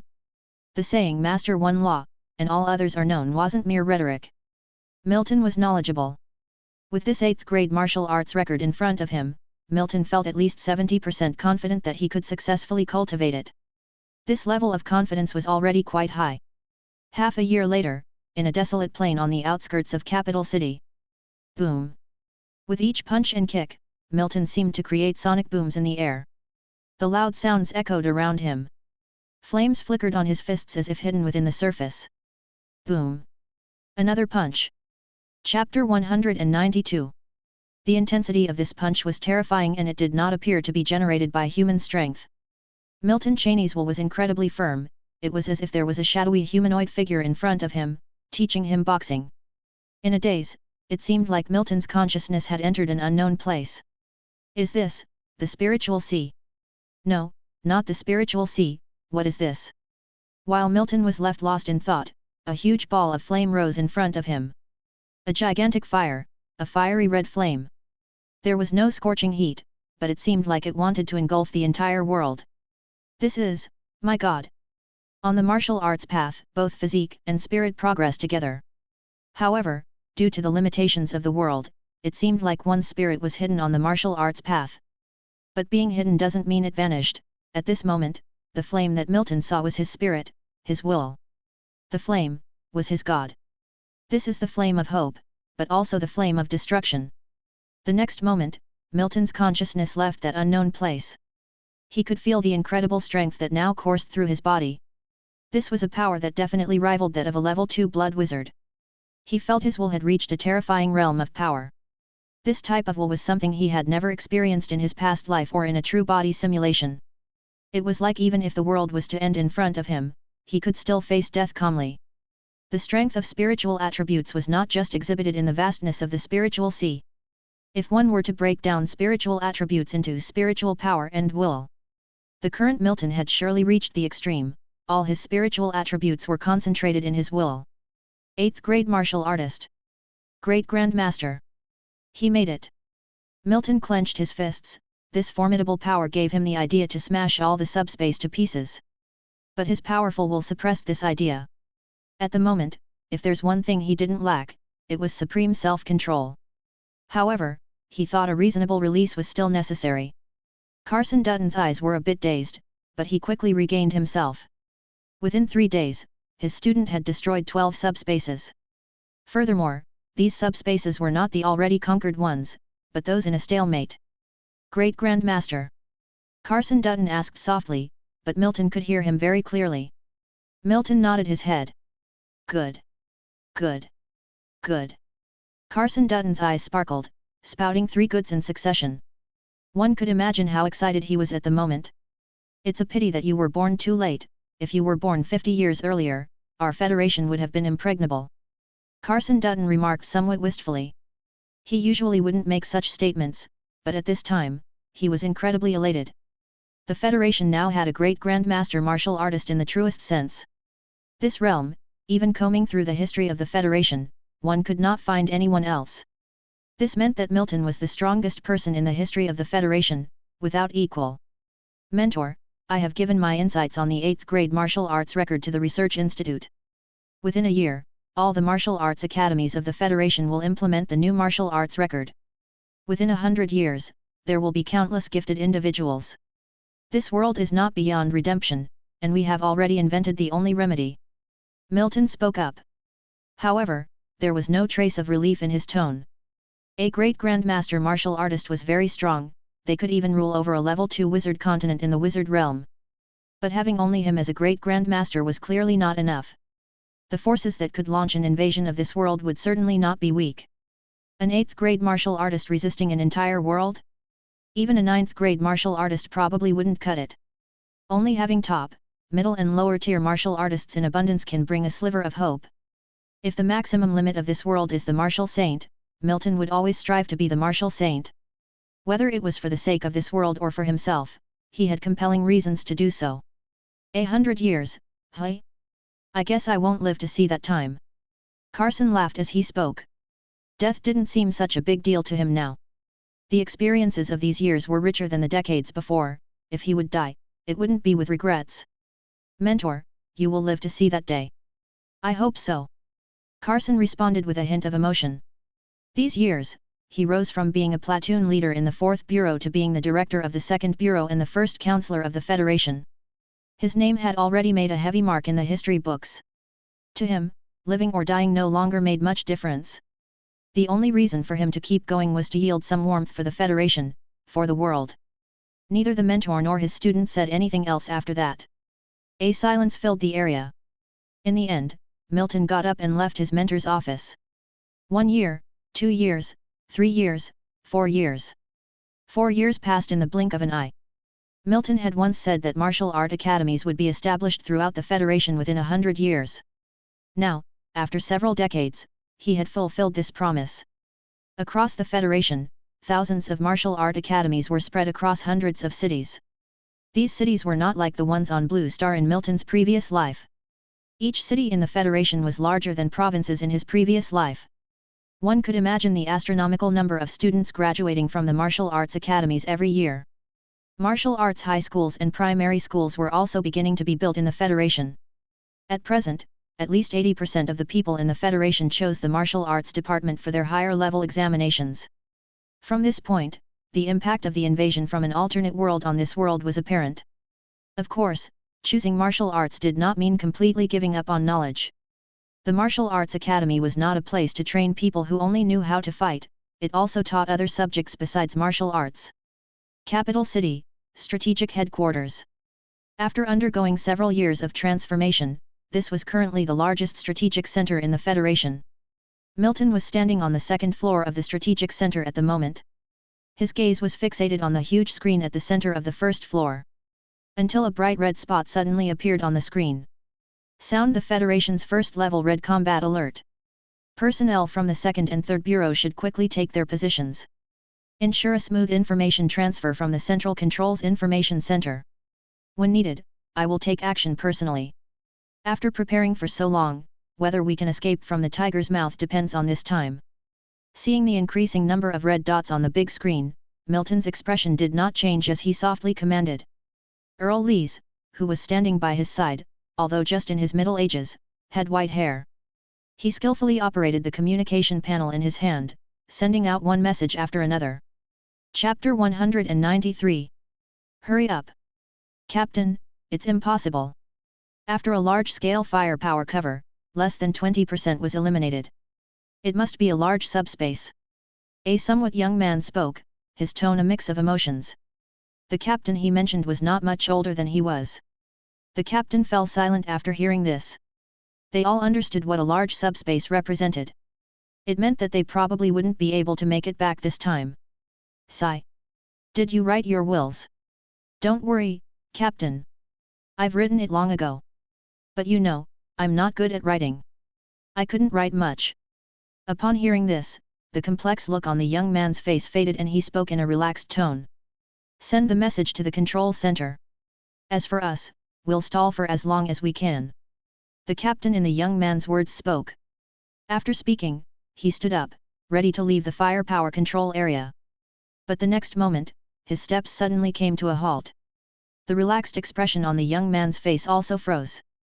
Is that a martial artist? In the East District, before the large subspace, a figure appeared out of nowhere. Countless creatures not belonging to this world surged out from the subspace passage, forming a torrent. Yet, one man stood before this torrent, blocking its path. Everyone around simultaneously paused in their actions. The next moment, the middle-aged man blocking the entrance of this large subspace launched his attack. Martial Arts Technique 8 points power. Boom! The power of this punch was somewhat indescribable. Those who saw it were dumbstruck. The power of guns and cannons was nothing compared to this punch. Flames covered the sky as air friction took place. It was as if a nuclear bomb had exploded. Just this single punch cut off the torrent. Countless creatures from the subspace were directly overturned. Are martial artists really this powerful? The young man who saw this mumbled to himself. No one answered him. Everyone who saw this scene was stunned by the power of this punch. Stunned by the strength of a martial artist. Is this a grandmaster? Or a great grandmaster? There was still no response. The middle-aged man didn't stop his movements. His punching speed was impossible to catch with the naked eye. Boom! The tremendous booming sound made their eardrums tremble. They too were martial artists and graduates from the Martial Arts Academy, but they had never imagined that a martial artist could have such destructive abilities. By the time they regained their senses, the place was already a mess. The so-called large subspace, no more creatures were surging out. The young man was somewhat dumbfounded. He had thought this would be his last battle, but unexpectedly, there was hope in the darkness. Who is this? This time, someone answered his question. The one who answered him was his own captain, a highly talented martial artist. His voice was full of fervor. Chief Director of the Federal Strategic Bureau, Great Grandmaster of our times, Speaker Cheney. It turns out to be him. A flash of realization crossed the young man's eyes. Don't just stand there, clear the battlefield. Seeing everyone still standing in place, the captain shouted loudly. The next moment, everyone snapped back to reality and quickly started to clear the battlefield. Capital City, Strategic Center. Seeing Milton Cheney return, Earl Lees quickly approached. Then, he handed the ginseng-like herb in his hand to Milton. Milton took it, bit a chunk off, chewed it twice, and then swallowed it directly. His body was constantly emitting heat. Speaker, your energy consumption is too high, you mustn't casually exert yourself. Earl Lees expressed his worries. Milton shook his head, said nothing, and kept chewing the medicine in his mouth. How many are left? Based on our detection, 546 subspaces are still remaining within the Federation. Hearing this, Milton exhaled a sigh of exhaustion. He alone was indeed not enough, it was like using a cup of water to douse a burning cart of firewood. The rate at which he was destroying them couldn't catch up with the natural growth of these subspaces. Handing the half-eaten ginseng to Earl Lees, Milton vanished from the spot. The strategic center had others to oversee it now, Milton was not needed to command the overall situation from the rear. He now had to step up to the front line. Otherwise, the batches of martial arts students who had graduated over the years were far from enough. After becoming an 8th grade martial artist, although Milton couldn't teleport, his speed was hard to keep up with. Through a series of somersaults, Milton arrived at his destination.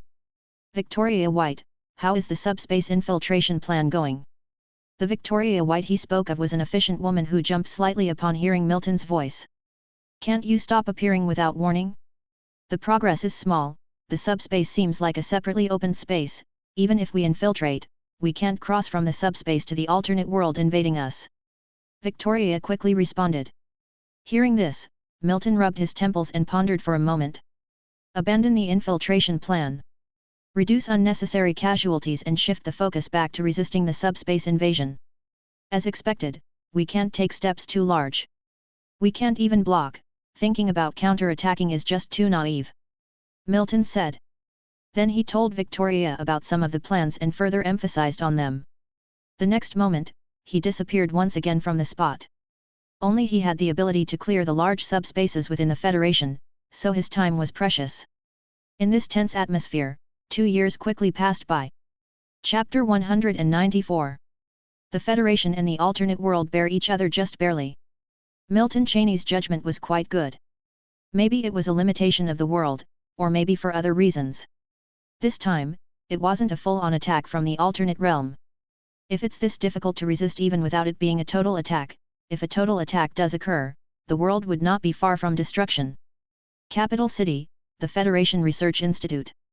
Old Lees, how's the development of the Hope Elixir? It has already reached the clinical phase. In a maximum of 2 months, it can be officially implemented. Thomas Lees, seated in front of Milton Cheney, said. Can it be guaranteed? Would I joke about such a thing? What do you mean? Thomas Lees huffed, feeling offended, making Milton Cheney somewhat embarrassed. What did he mean? Wasn't it because they were as slow as turtles, and now being so efficient so quickly was somewhat hard to adapt to?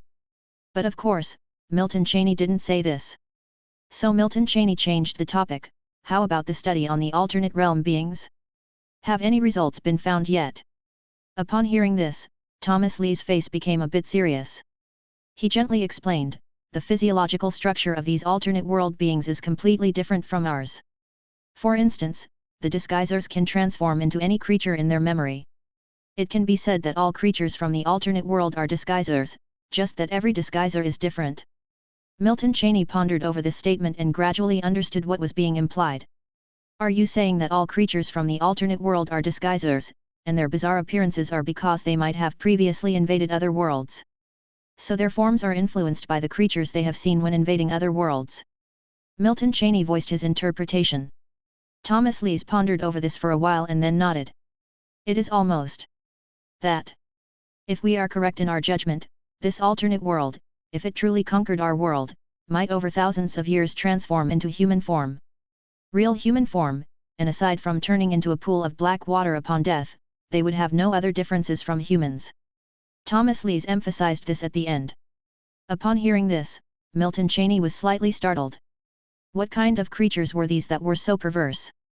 This meant that if this alternate world could conquer a world full of dragons, then after tens of thousands of years, they would morph into dragons. The world is so big, there is nothing it doesn't contain. Milton Cheney had never even imagined such a race before. Then let's hope that this alternate world hasn't conquered any powerful worlds before. I don't want to face the likes of angels or dragons. Milton Cheney joked. Hearing this, Thomas Lees also gave a laugh. Angels and dragons? Don't be ridiculous, it's impossible for mythical creatures to appear. Time marched on, and 10 years passed in a flash. In these 10 years, under the control of Milton Cheney, the Federation moved forward from a stalemate with the subspace, gradually gaining an advantage, to now having cleared out more than half. The Hope Elixir has now been distributed throughout the Federation. This medicine has no side effects and can speed up a martial artist's cultivation. Moreover, because the Federation has mass-planted raw materials, the prices of XWI and XW2 are not too high. From the Federation's restructuring to the present, decades have passed. The martial arts department has gradually replaced the liberal arts. Now, most of the people in the Federation begin their martial arts training from primary school. A lot of people were born in this era, and the earliest batch was already participating in martial arts examinations this year. Years passed, and the total number of martial studies graduates from the entire Federation has already exceeded tens of millions. The number of those who have really gotten involved in martial arts has reached hundreds of millions. 4th grade, 5th grade, 6th grade martial artists, one after another, emerged. Even 7th grade martial artists now already exceed double digits. As Milton Cheney required the Research Institute to focus more on medicinal research, the number of martial artists had a real explosion. Now, except for Milton Cheney, everyone in the council is a 7th grade warrior. Countless gifted individuals began to gradually reveal their talents. Most of the high-ranking officials in the Federation are now martial artists and their status has been elevated time and time again. Although there were numerous problems during the process, these problems were easily solved due to the times. In this era, the flame for martial arts is the flame of hope. This flame kept burning bigger and brighter. The idea Milton Cheney proposed of everyone like dragons, everyone practicing martial arts is no longer a fantasy in this era, it had become a reality. Capital City, at the entrance of a martial arts academy. 2 middle-aged men stood side by side. The martial examinations for this year have also ended. Don't you want to go in and take a look? Your speech last year was resounding. Immediately the number of people at the Strategic Third Bureau surged, inundated. One of the middle-aged men started talking. He was the Federal Union's youngest council member, the youngest 7th grade warrior, and the director of the Strategic Third Bureau. The 9th council member Wesley York. No, once every few years is fine, but if it's once every year then it's not something special. If old York didn't insist that I had to last year, I really didn't want to show off in front of a bunch of kids. Milton Cheney chuckled lightly and his gaze paused for a moment on the so-called largest martial arts academy of the Federation. William York is currently the acting headmaster of this martial arts academy. This academy belongs to one of the oldest martial arts academies. Over the decades, many capable martial artists have emerged from here. Chapter 195. Jackson, the infiltration project for the subspace was picked up by you personally, and 3 years have passed already. Any progress? Milton Cheney moved his gaze away and turned to leave. Wesley York followed him. After hearing what Milton said, he sighed slightly. No progress at all. There was a reason why this so-called infiltration project was abandoned. He had tried countless methods over the last few years, but none had yielded any substantial results. Should I help you check the subspace? Absolutely not. The subspace is extremely unstable. If it suddenly collapses, even a 9th grade martial artist might get swamped. Wesley was startled by Milton's words. Milton was now arguably the most important person in the Federation, it was not worth taking such a risk. It was only discovered a few years ago that the subspace could collapse. Before that, nobody knew the subspace could even collapse. That time, the Federal Second Bureau suffered significant losses. Time waits for no one. For how long are we supposed to keep up this passive resistance? Milton lamented. It had been more than a decade since the last large-scale invasion from the alternate world. Milton did not know when their total assault would come. But with the Federation as it currently stands, the chances of withstanding this onslaught were slim. Most likely less than 1 in 10. Of course, if Milton hadn't come to this world and there was no martial arts technique here, the chances of victory would drop to 0. As the saying goes, the heaven subtracts 1 from 50 to leave the great limit of 49. With martial arts, this world might not be without any opportunity at all. Let's wait a bit more. The Research Institute said that they guarantee they can deduce the 9th grade martial way records within 20 years, Wesley said somewhat helplessly. The future seemed to be shrouded in darkness, it was uncertain when the light of hope would finally break through this darkness and illuminate the ground. The Research Institute. Milton Cheney muttered to himself, then shook his head. It was too hard, without any reference. Even if the 8th grade martial arts record were brought into the wizard realm, 20 years might not be enough. Milton no longer had much hope of becoming a martial saint now. This world may exhibit massive potential at the end of its lifespan, but it does have its limits. At some point, time seemed to have an accelerated button pressed. 1 year, 2 years, 3 years. 10 years, 20 years, 30 years. Time flew by in a flash, and before one knew it, 30 years had passed. This world seemed to have regained its tranquility as time went on. All the subspaces had been cleared, and the subspace creatures were no longer visible except for in the Federation's Research Institute. Martial arts had become the most critical thing in the world. The people living in this era would find it difficult to imagine. From the memories of their elders, martial arts were not the mainstream, technology was. Martial arts weren't the mainstream? How could that be? They found it difficult to imagine what the world looked like without martial arts. It was just like in Milton's previous life on the Blue Star. If someone were to claim that decades ago, technology was not mainstream, mass martial arts practice was, even if there was evidence, few would believe it. Mass martial arts practice was not just a saying in the Federation. At this era, who has high status? Undeniably, it was the martial artist.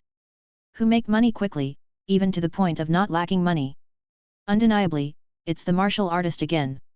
Nearly 90% of the officials in the Federation were all martial artists. The leaders of big businesses were also all martial artists. The majority of underachievers who graduated from the Martial Arts Academy were at least second-grade martial artists. The numbers of third grade, fourth grade, fifth grade, and sixth grade martial artists were rapidly increasing. The entire Federation was entering a sort of alternative race. The Golden Bowl and big businesses looked at your rank as a martial artist when they wanted to hire people. Even during matchmaking, women would see if you were a martial artist. If the world were to go on for another 10,000 years, 20,000 years, 100,000 years.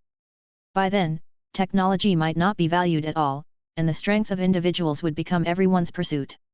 Of course, Milton wasn't concerned about where this world's future was headed. If they couldn't withstand the invasion of the alternate world, there's no point in talking about the future. He ultimately didn't belong to this world. Perhaps his name would be recorded in the history books of this world, occupying many pages. But Milton was very clear, he would reincarnate into many other worlds. This world was his second, but definitely not his last. Capital City, Federation Research Institute. Thomas Lees, who already had grey hair, handed the catalogue in his hands to Milton and did not say anything. Milton still looked like a middle-aged man at this time, seemingly unchanged from 30 years ago. Milton took the catalogue, but did not immediately open it. Old Lees, this is the 4th edition, right? You told me 10 years ago that it would be 100% successful.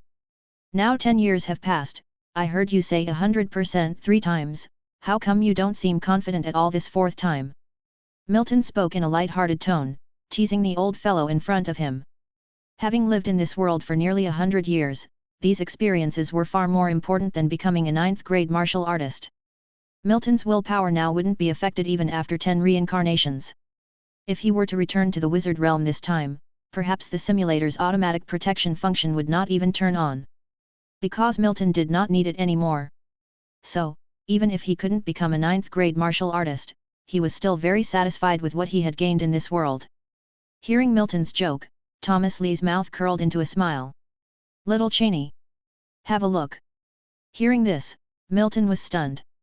No one had called him Little Cheney for many years. What was this old fool thinking, suddenly calling him Little Cheney? But Milton didn't mind, and flipped open the catalogue before him. The more he read, the more shocked Milton became, but the speed at which he flipped through the pages did not increase. Finally, Milton closed the martial arts record. He was somewhat surprised. You've incorporated the meditation technique I gave you into the 9th-grade martial arts technique, how did you do it? Thomas Lees gave a mysterious smile and shook his head silently. Milton saw the shadow of the guardian meditation technique in this 9th-grade martial arts record. Even though only the setting of the meditation roots was referenced. But you should know that these are 2 completely different cultivation paths. Even the meditation technique cannot be cultivated in this world. That is to say, the old man in front of him extracted the essence from a meditation technique that couldn't be cultivated and fused it into the martial arts technique. Did Thomas Lees have this kind of talent and ability? Or was this the world consciousness pushing matters behind the scenes? Old Lees, I salute you. Your deeds will certainly go down in history, Milton began, expressing his true thoughts.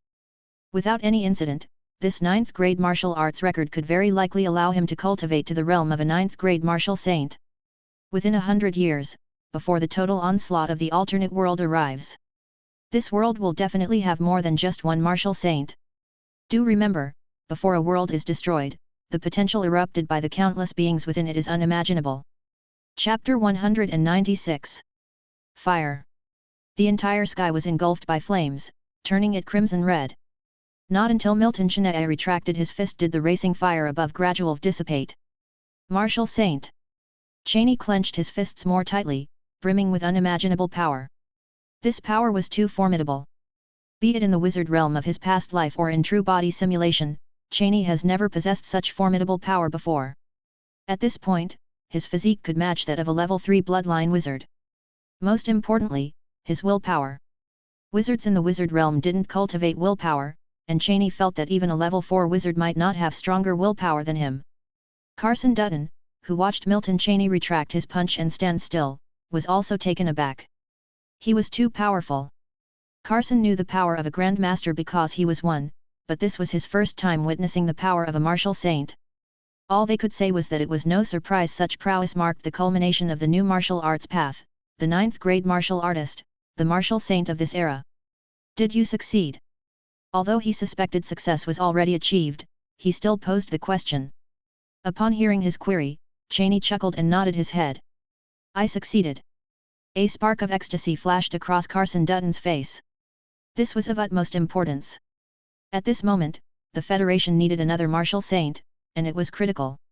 If the martial saints could not withstand these alternate realm beings, it would imply that the martial arts path chosen by this world had been wrong all along. But Cheney wasn't worried. His formidable power brought him abundant self-confidence. Furthermore, he was now a martial saint. Even if this world failed to hold back the alternate realm in the end, his return to the wizard realm would not make him any less powerful. However, it was impossible for him to have become a martial saint by relying only on himself. At least half his becoming a martial saint was due to the merit of the Federation. If this world allowed him to become a martial saint, he wouldn't idly stand by and witness its destruction. Splendid, splendid. Thomas Lees wants you to go to the Research Institute for some matter. He mentioned a major discovery. Carson's tone turned serious when he spoke of the major issue. Old Lees is looking for me? Why didn't he send a message directly to me? Cheney nodded then vanished on the spot. What a fast speed! Carson Dutton sighed in awe. His body function had been declining year by year. The perspective of becoming a great grandmaster was but an extravagant hope, and martial saint was even further from possible.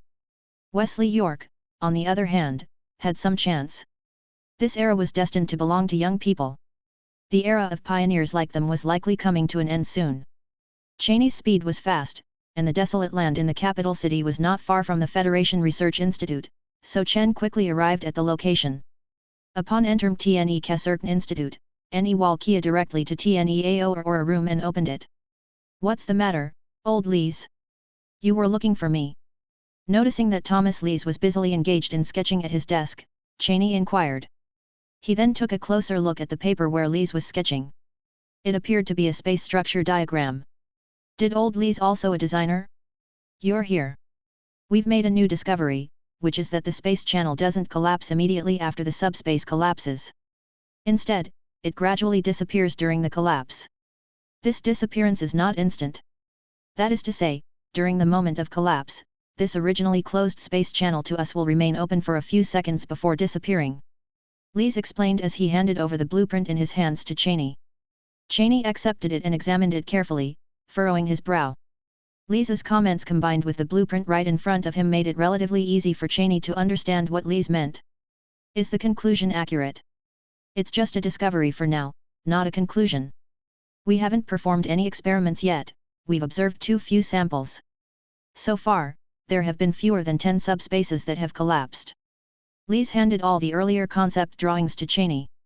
The invasion of the alternate realm had lasted for several decades, and the number of subspaces formed was in the thousands.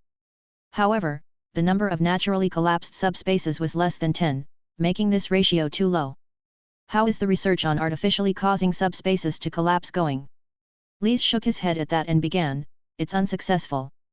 Currently, there are no means to make a subspace collapse other than allowing it to do so independently. Subspaces are more like the alternate realm's disposable products. Only in the instant of their appearance do alternate realm beings appear within the subspaces.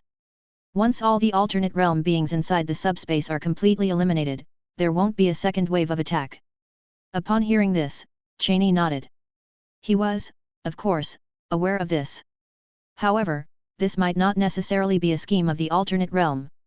Cheney was very cautious, so even if a subspace was cleared, there were still guards stationed outside every subspace around the clock. He put down the concept drawing in his hand and began to think. If they tried to invade the alternate realm by using the space channel when the subspace collapsed, could they possibly pick up the infiltration plan again? But on second thought, Cheney shook his head. It still won't work. Even if they succeeded in infiltrating, they would still need to deal with issues like how the invaders would get back and how they would send messages back. All these matters required time to deal with. And the one thing they were most lacking in this world now was time. Let's put this study aside for now. We're currently not considering infiltrating the alternate realm, unless there's a mass weapon that can cause subspaces to collapse. Hurry up with the research on the 2 generations of drugs, XW5 and XW6. There are quite a few martial artists among the lower and middle ranks of the Federation, but there are still too few grandmasters and above. Cheney spoke up. Chapter 197. Thomas Lees nodded. He knew that this discovery alone was not enough for Milton Cheney to take risks, especially since the Federation was in a period of rampant development. At present, the number of martial artists from the 1st to the 6th grade in the Federation is a terrifying figure, but the number of warriors above 7th grade is plunging like a cliff. After saying these things, Milton Cheney did not stay in the research institute any longer, but left directly. Time went by quickly, and another 10 years passed. In this decade, the clean subspace had no abnormalities. The development of the Federation had entered a fast track, with major changes happening almost every year. Since the status of martial artists was already high, policies concerning martial artists did not continue to be elevated in these years, but were carefully revised by Milton Cheney. Perhaps because of the prevalence of martial arts, even the advancement of technology has been driven somewhat. Some bottlenecks in technology have also been broken. Capital City, Federal Strategic Bureau Headquarters. Milton Cheney took a list handed over by Edward Sullivan and carefully looked at the numbers on the list. So many? Milton Cheney was taken aback. The names on the list were shocking, and the stories behind them were even more unbearable to see. The Federation has been too stable for too long. They already have rights they wouldn't have dared to think about before, why are they still so greedy? Milton Cheney softly said, with the names flashing across his eyes. Are these people lacking in money? Undoubtedly they are not. Most of these people are already Grandmaster martial artists. Is power so attractive? Milton Cheney's eyes flashed a hint of heartache. Many of these people were once excellent graduates of the Martial Arts Academy. Some people Milton Cheney had met in person, and their impressions were very good. What made these originally passionate people become what they are now? Edward Sullivan, is everything on this list true? Milton Cheney asked. Upon hearing Milton Cheney's words, Edward Sullivan's heart was also somewhat heavy. He silently nodded his head. What was written on the list was completely true, 100% true, without any bias, with numerous pieces of evidence to prove it. I remember this Zheng Zhen. More than 20 years ago during a subspace riot, he protected more than 400 civilians and evacuated them, losing an eye in the process. Such a person actually murdered a competitor's family of 4 for a little bit of power? How ironic. Milton Cheney looked at the name of Zheng Zhen on the list and said. Edward Sullivan did not respond. He knew that such feelings of betrayal were not pleasant, especially under the current premise of an invasion from an alternate world. Under such circumstances, instead of thinking about increasing their strength to face the invasion from the alternate world, they are thinking about fighting for power and profit. Give the list to Jackson Wood. If everything is true, there is no need to hesitate. Milton Chavez closed his eyes and placed the list on the table in front of him. Whoever kills must pay with their life, especially those who kill innocents. Even a 7th grade warrior cannot exploit the loopholes in the Federation's law. Edward Sullivan took the list on the table without saying a word, and silently left the room. East River County, in a mansion. A dozen people sat at a long table and ate at a leisurely pace. Dad. Oh, what's up? The elderly man at the head of the table, coming back to his senses, asked. I've called you several times and you didn't respond, you were lost in thought again. Lily wants to apply to martial arts department, seeking your opinion. Hearing this, the old man's eyes appeared a little dazed. This scene seemed somewhat familiar. Decades ago, the same thing happened in East River County, except, it was in a small house, and he was the one who wanted to apply to the martial arts department. Back then, he was eating with his parents, now his parents have long since left this world, but the number of people eating together has increased. Go ahead and take the exam, it's your decision. The old man softly replied. Dad, I want Lily to apply to Riviera Martial Arts Academy, can you pull some strings? The woman asked. At this remark, everyone unanimously stopped their chopsticks. The old man's hand trembled slightly. He is a 6th grade warrior, so there shouldn't be such a reaction. He suddenly began to regretting his decision to apply to martial arts department, regretting what he's done over the past 2 years. It seemed like his children were already reliant on the minimal power he had. No one knew, the old man's mind was undergoing a mental struggle. 1. Bang! Bang! Bang! Before the old man could finish, the mansion door was knocked loudly. The old man's eyes flashed a glance of sharpness, and he clenched his fists, but in the next moment, he returned to calm, only the hand holding the chopsticks was shaking slightly. Boom! The door was kicked open, and people in uniform stormed in. The dozen or so people eating at the long table wore different emotions. Some were confused, but a few also looked flustered. Only the elderly man sitting at the head of the table didn't show any emotional fluctuations and gently put down his chopsticks. Why would members of the Federal Third Bureau came here? The old man's daughter was somewhat flustered, looking at her father unconsciously. Constantine, mind coming with us for a bit? The leader of the Federal Third Bureau spoke, staring at the old man sitting at the head of the long table. After hearing these words, everyone was shocked. Old man's children and descendants were completely clueless about what was happening. Under these circumstances, the old man stood up and walked to the side of the members of the Federal Third Bureau. "I'm sorry," the old man softly uttered. These words seemed to be meant for others, but also seemed to be speaking to himself. Chapter 198. But no one responded to him. Instead, he was met with the chill of specially made handcuffs. The coldness around his wrists made the elderly man's eyes somewhat hazy. He seemed to see his like-minded classmates from decades ago, he seemed to see his former spirited silhouette. This scene unfolded simultaneously across numerous locations in the Federation. The action of Strategic Third Bureau was extremely swift. However, not everyone responded passively like Constantine, most people chose to resist fiercely and then attempt to escape. But escape was certainly not achievable. After all, the person in charge of this operation was one of the Federation's 3 great Grandmaster level 8th grade martial artists, Wesley York. This time the Federation's action was significant, everyone realized the severity of the situation. Some people with ulterior motives kept their thoughts to themselves.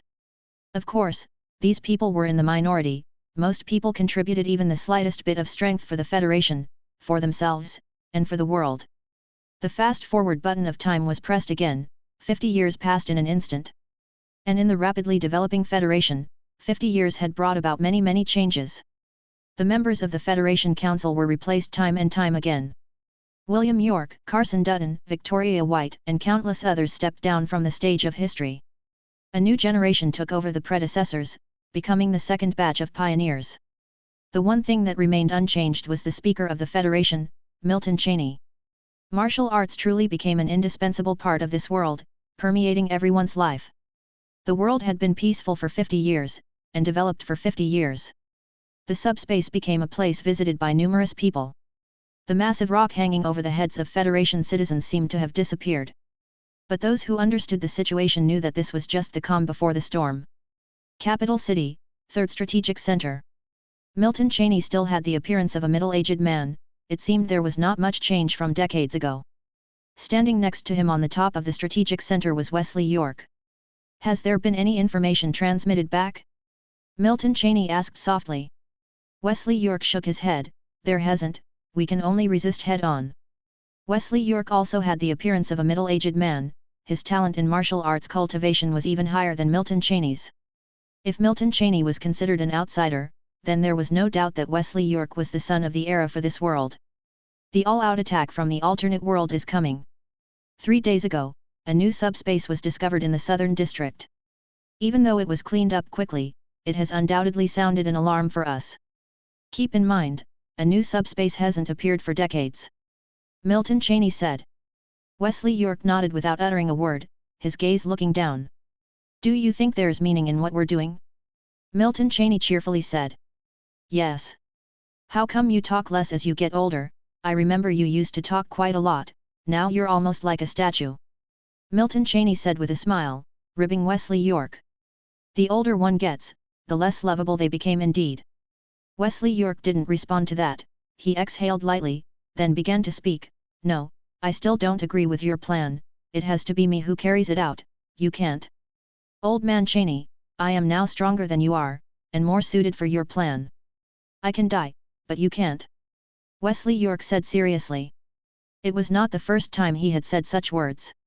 Milton Cheney's face didn't change upon hearing these words, he still looked cheerful. Why are you still thinking about these things? We have already agreed, and the council has voted on it. It won't work, I disagree. I demand to initiate a new council session, I have the right to do so. Wesley York wasn't affected by Milton Cheney's words. Having said that, he prepared to leave the place. Milton Cheney was someone he had grown up with. Besides his own father, Milton Cheney was the elder he respected the most.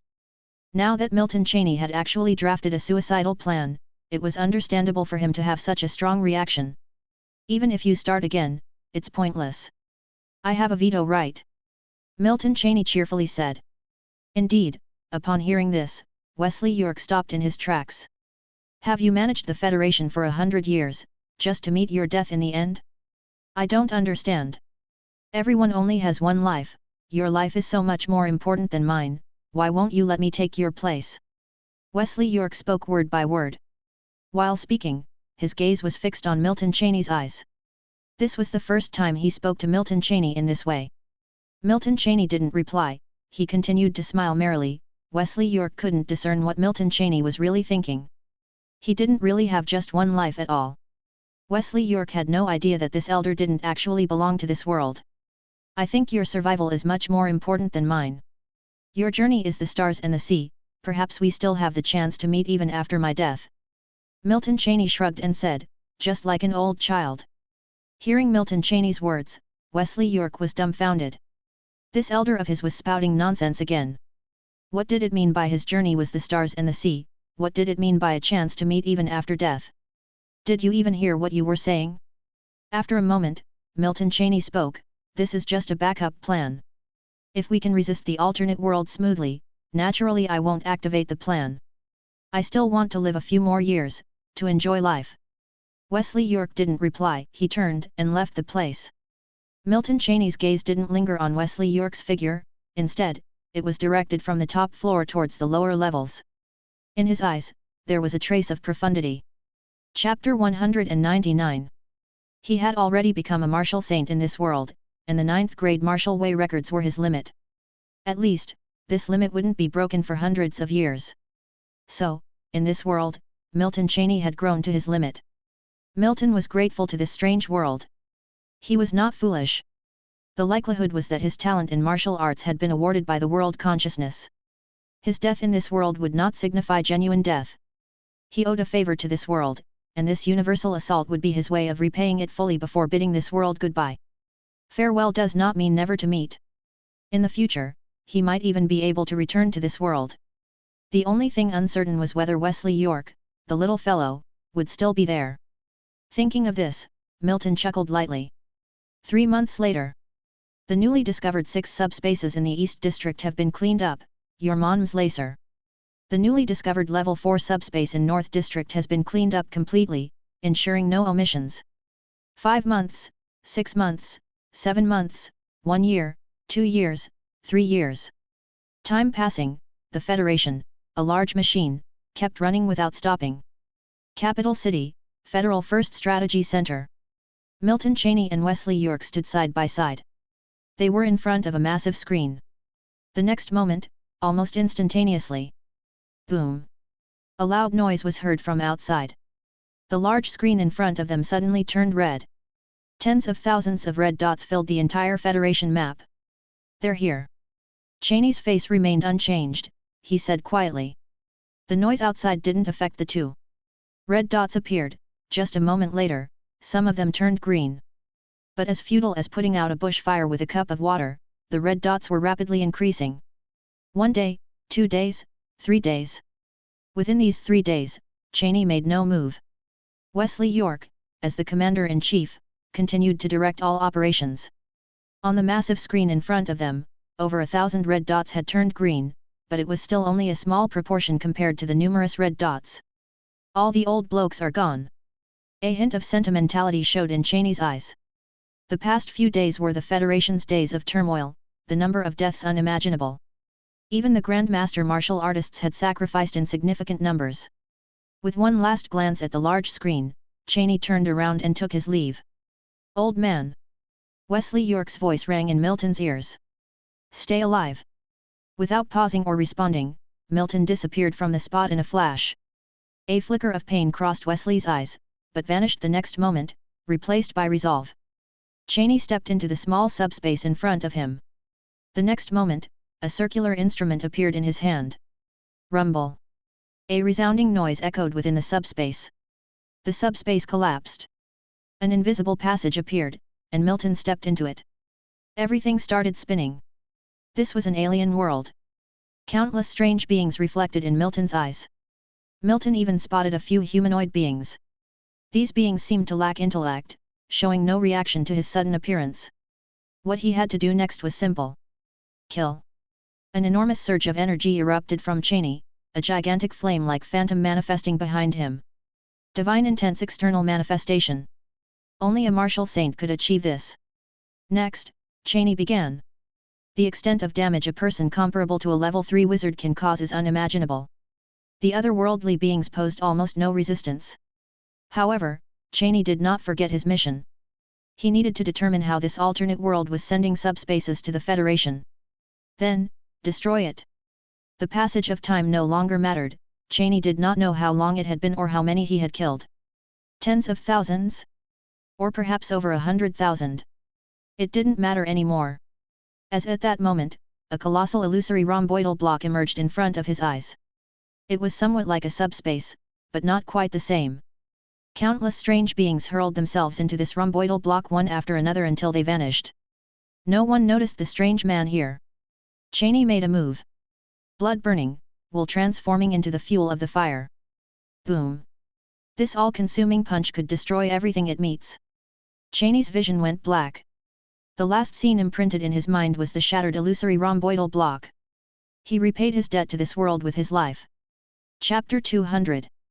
The world seemed to pause for a moment, then instantly speed up. The primary dimension space was destroyed and the invasion from the alternate realm was halted, with Milton Cheney marking the end with his life. The strategic center in the capital city. Everyone's actions halted, as on the enormous screen in front of them, red and green dots were disappearing at an incredibly rapid speed. All the subspaces of this world had collapsed. Wesley York watched the large screen in front of him, his expression unchanged. But what was going through his mind, no one knew. 10 years, 20 years, 30 years, 50 years. 100 years, 500 years, 1,000 years. The Federation was changing day by day, developing much faster than anyone could imagine. Martial arts. This transcendent path unified by Cheney had completely become an indispensable part of this world. This nameless world had been given a new name. Martial Realm. The names of these pioneers like Milton Cheney were engraved in history books and occupied most of the records. The realm of martial arts was continuously being advanced by the Federation Research Institute. The 9 grades of martial arts had been gradually replaced, and ascending to heaven 9 stages had become the new martial arts realm. Once a martial saint, now a 3rd stage warrior in the new martial arts realm. 10,000 years, 100,000 years, 1,000,000 years. Wesley York stood above the void. Behind him were countless realms. With a light wave of his palm, a surging river appeared before him. In the river, there seemed to be countless familiar figures. Wesley York pulled these people out of the river one by one. How could there be none? Wesley York spoke softly, his voice echoing like a divine decree. At this moment, he was standing above countless realms, a true 7th stage warrior. But in this river of time, he did not see the familiar figure he was searching for. There was only one possibility for this: the person he knew best had not yet died. Just then, a hand gently rested on his shoulder. Jackson! The familiar chuckle sounded in his ear. Reverting time back to the moment when Cheney threw that punch.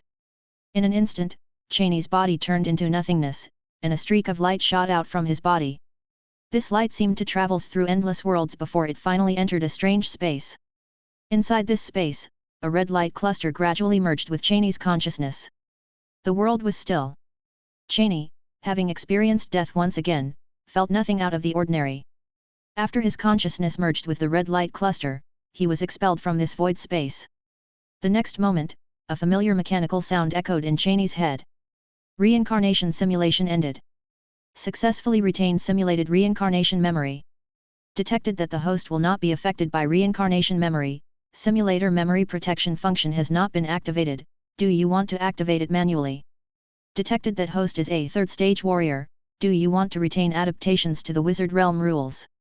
Inside the library of the Sounds of Sea Pavilion, Milton Cheney opened his tightly closed eyes, his eyes calm and deep like a serene lake.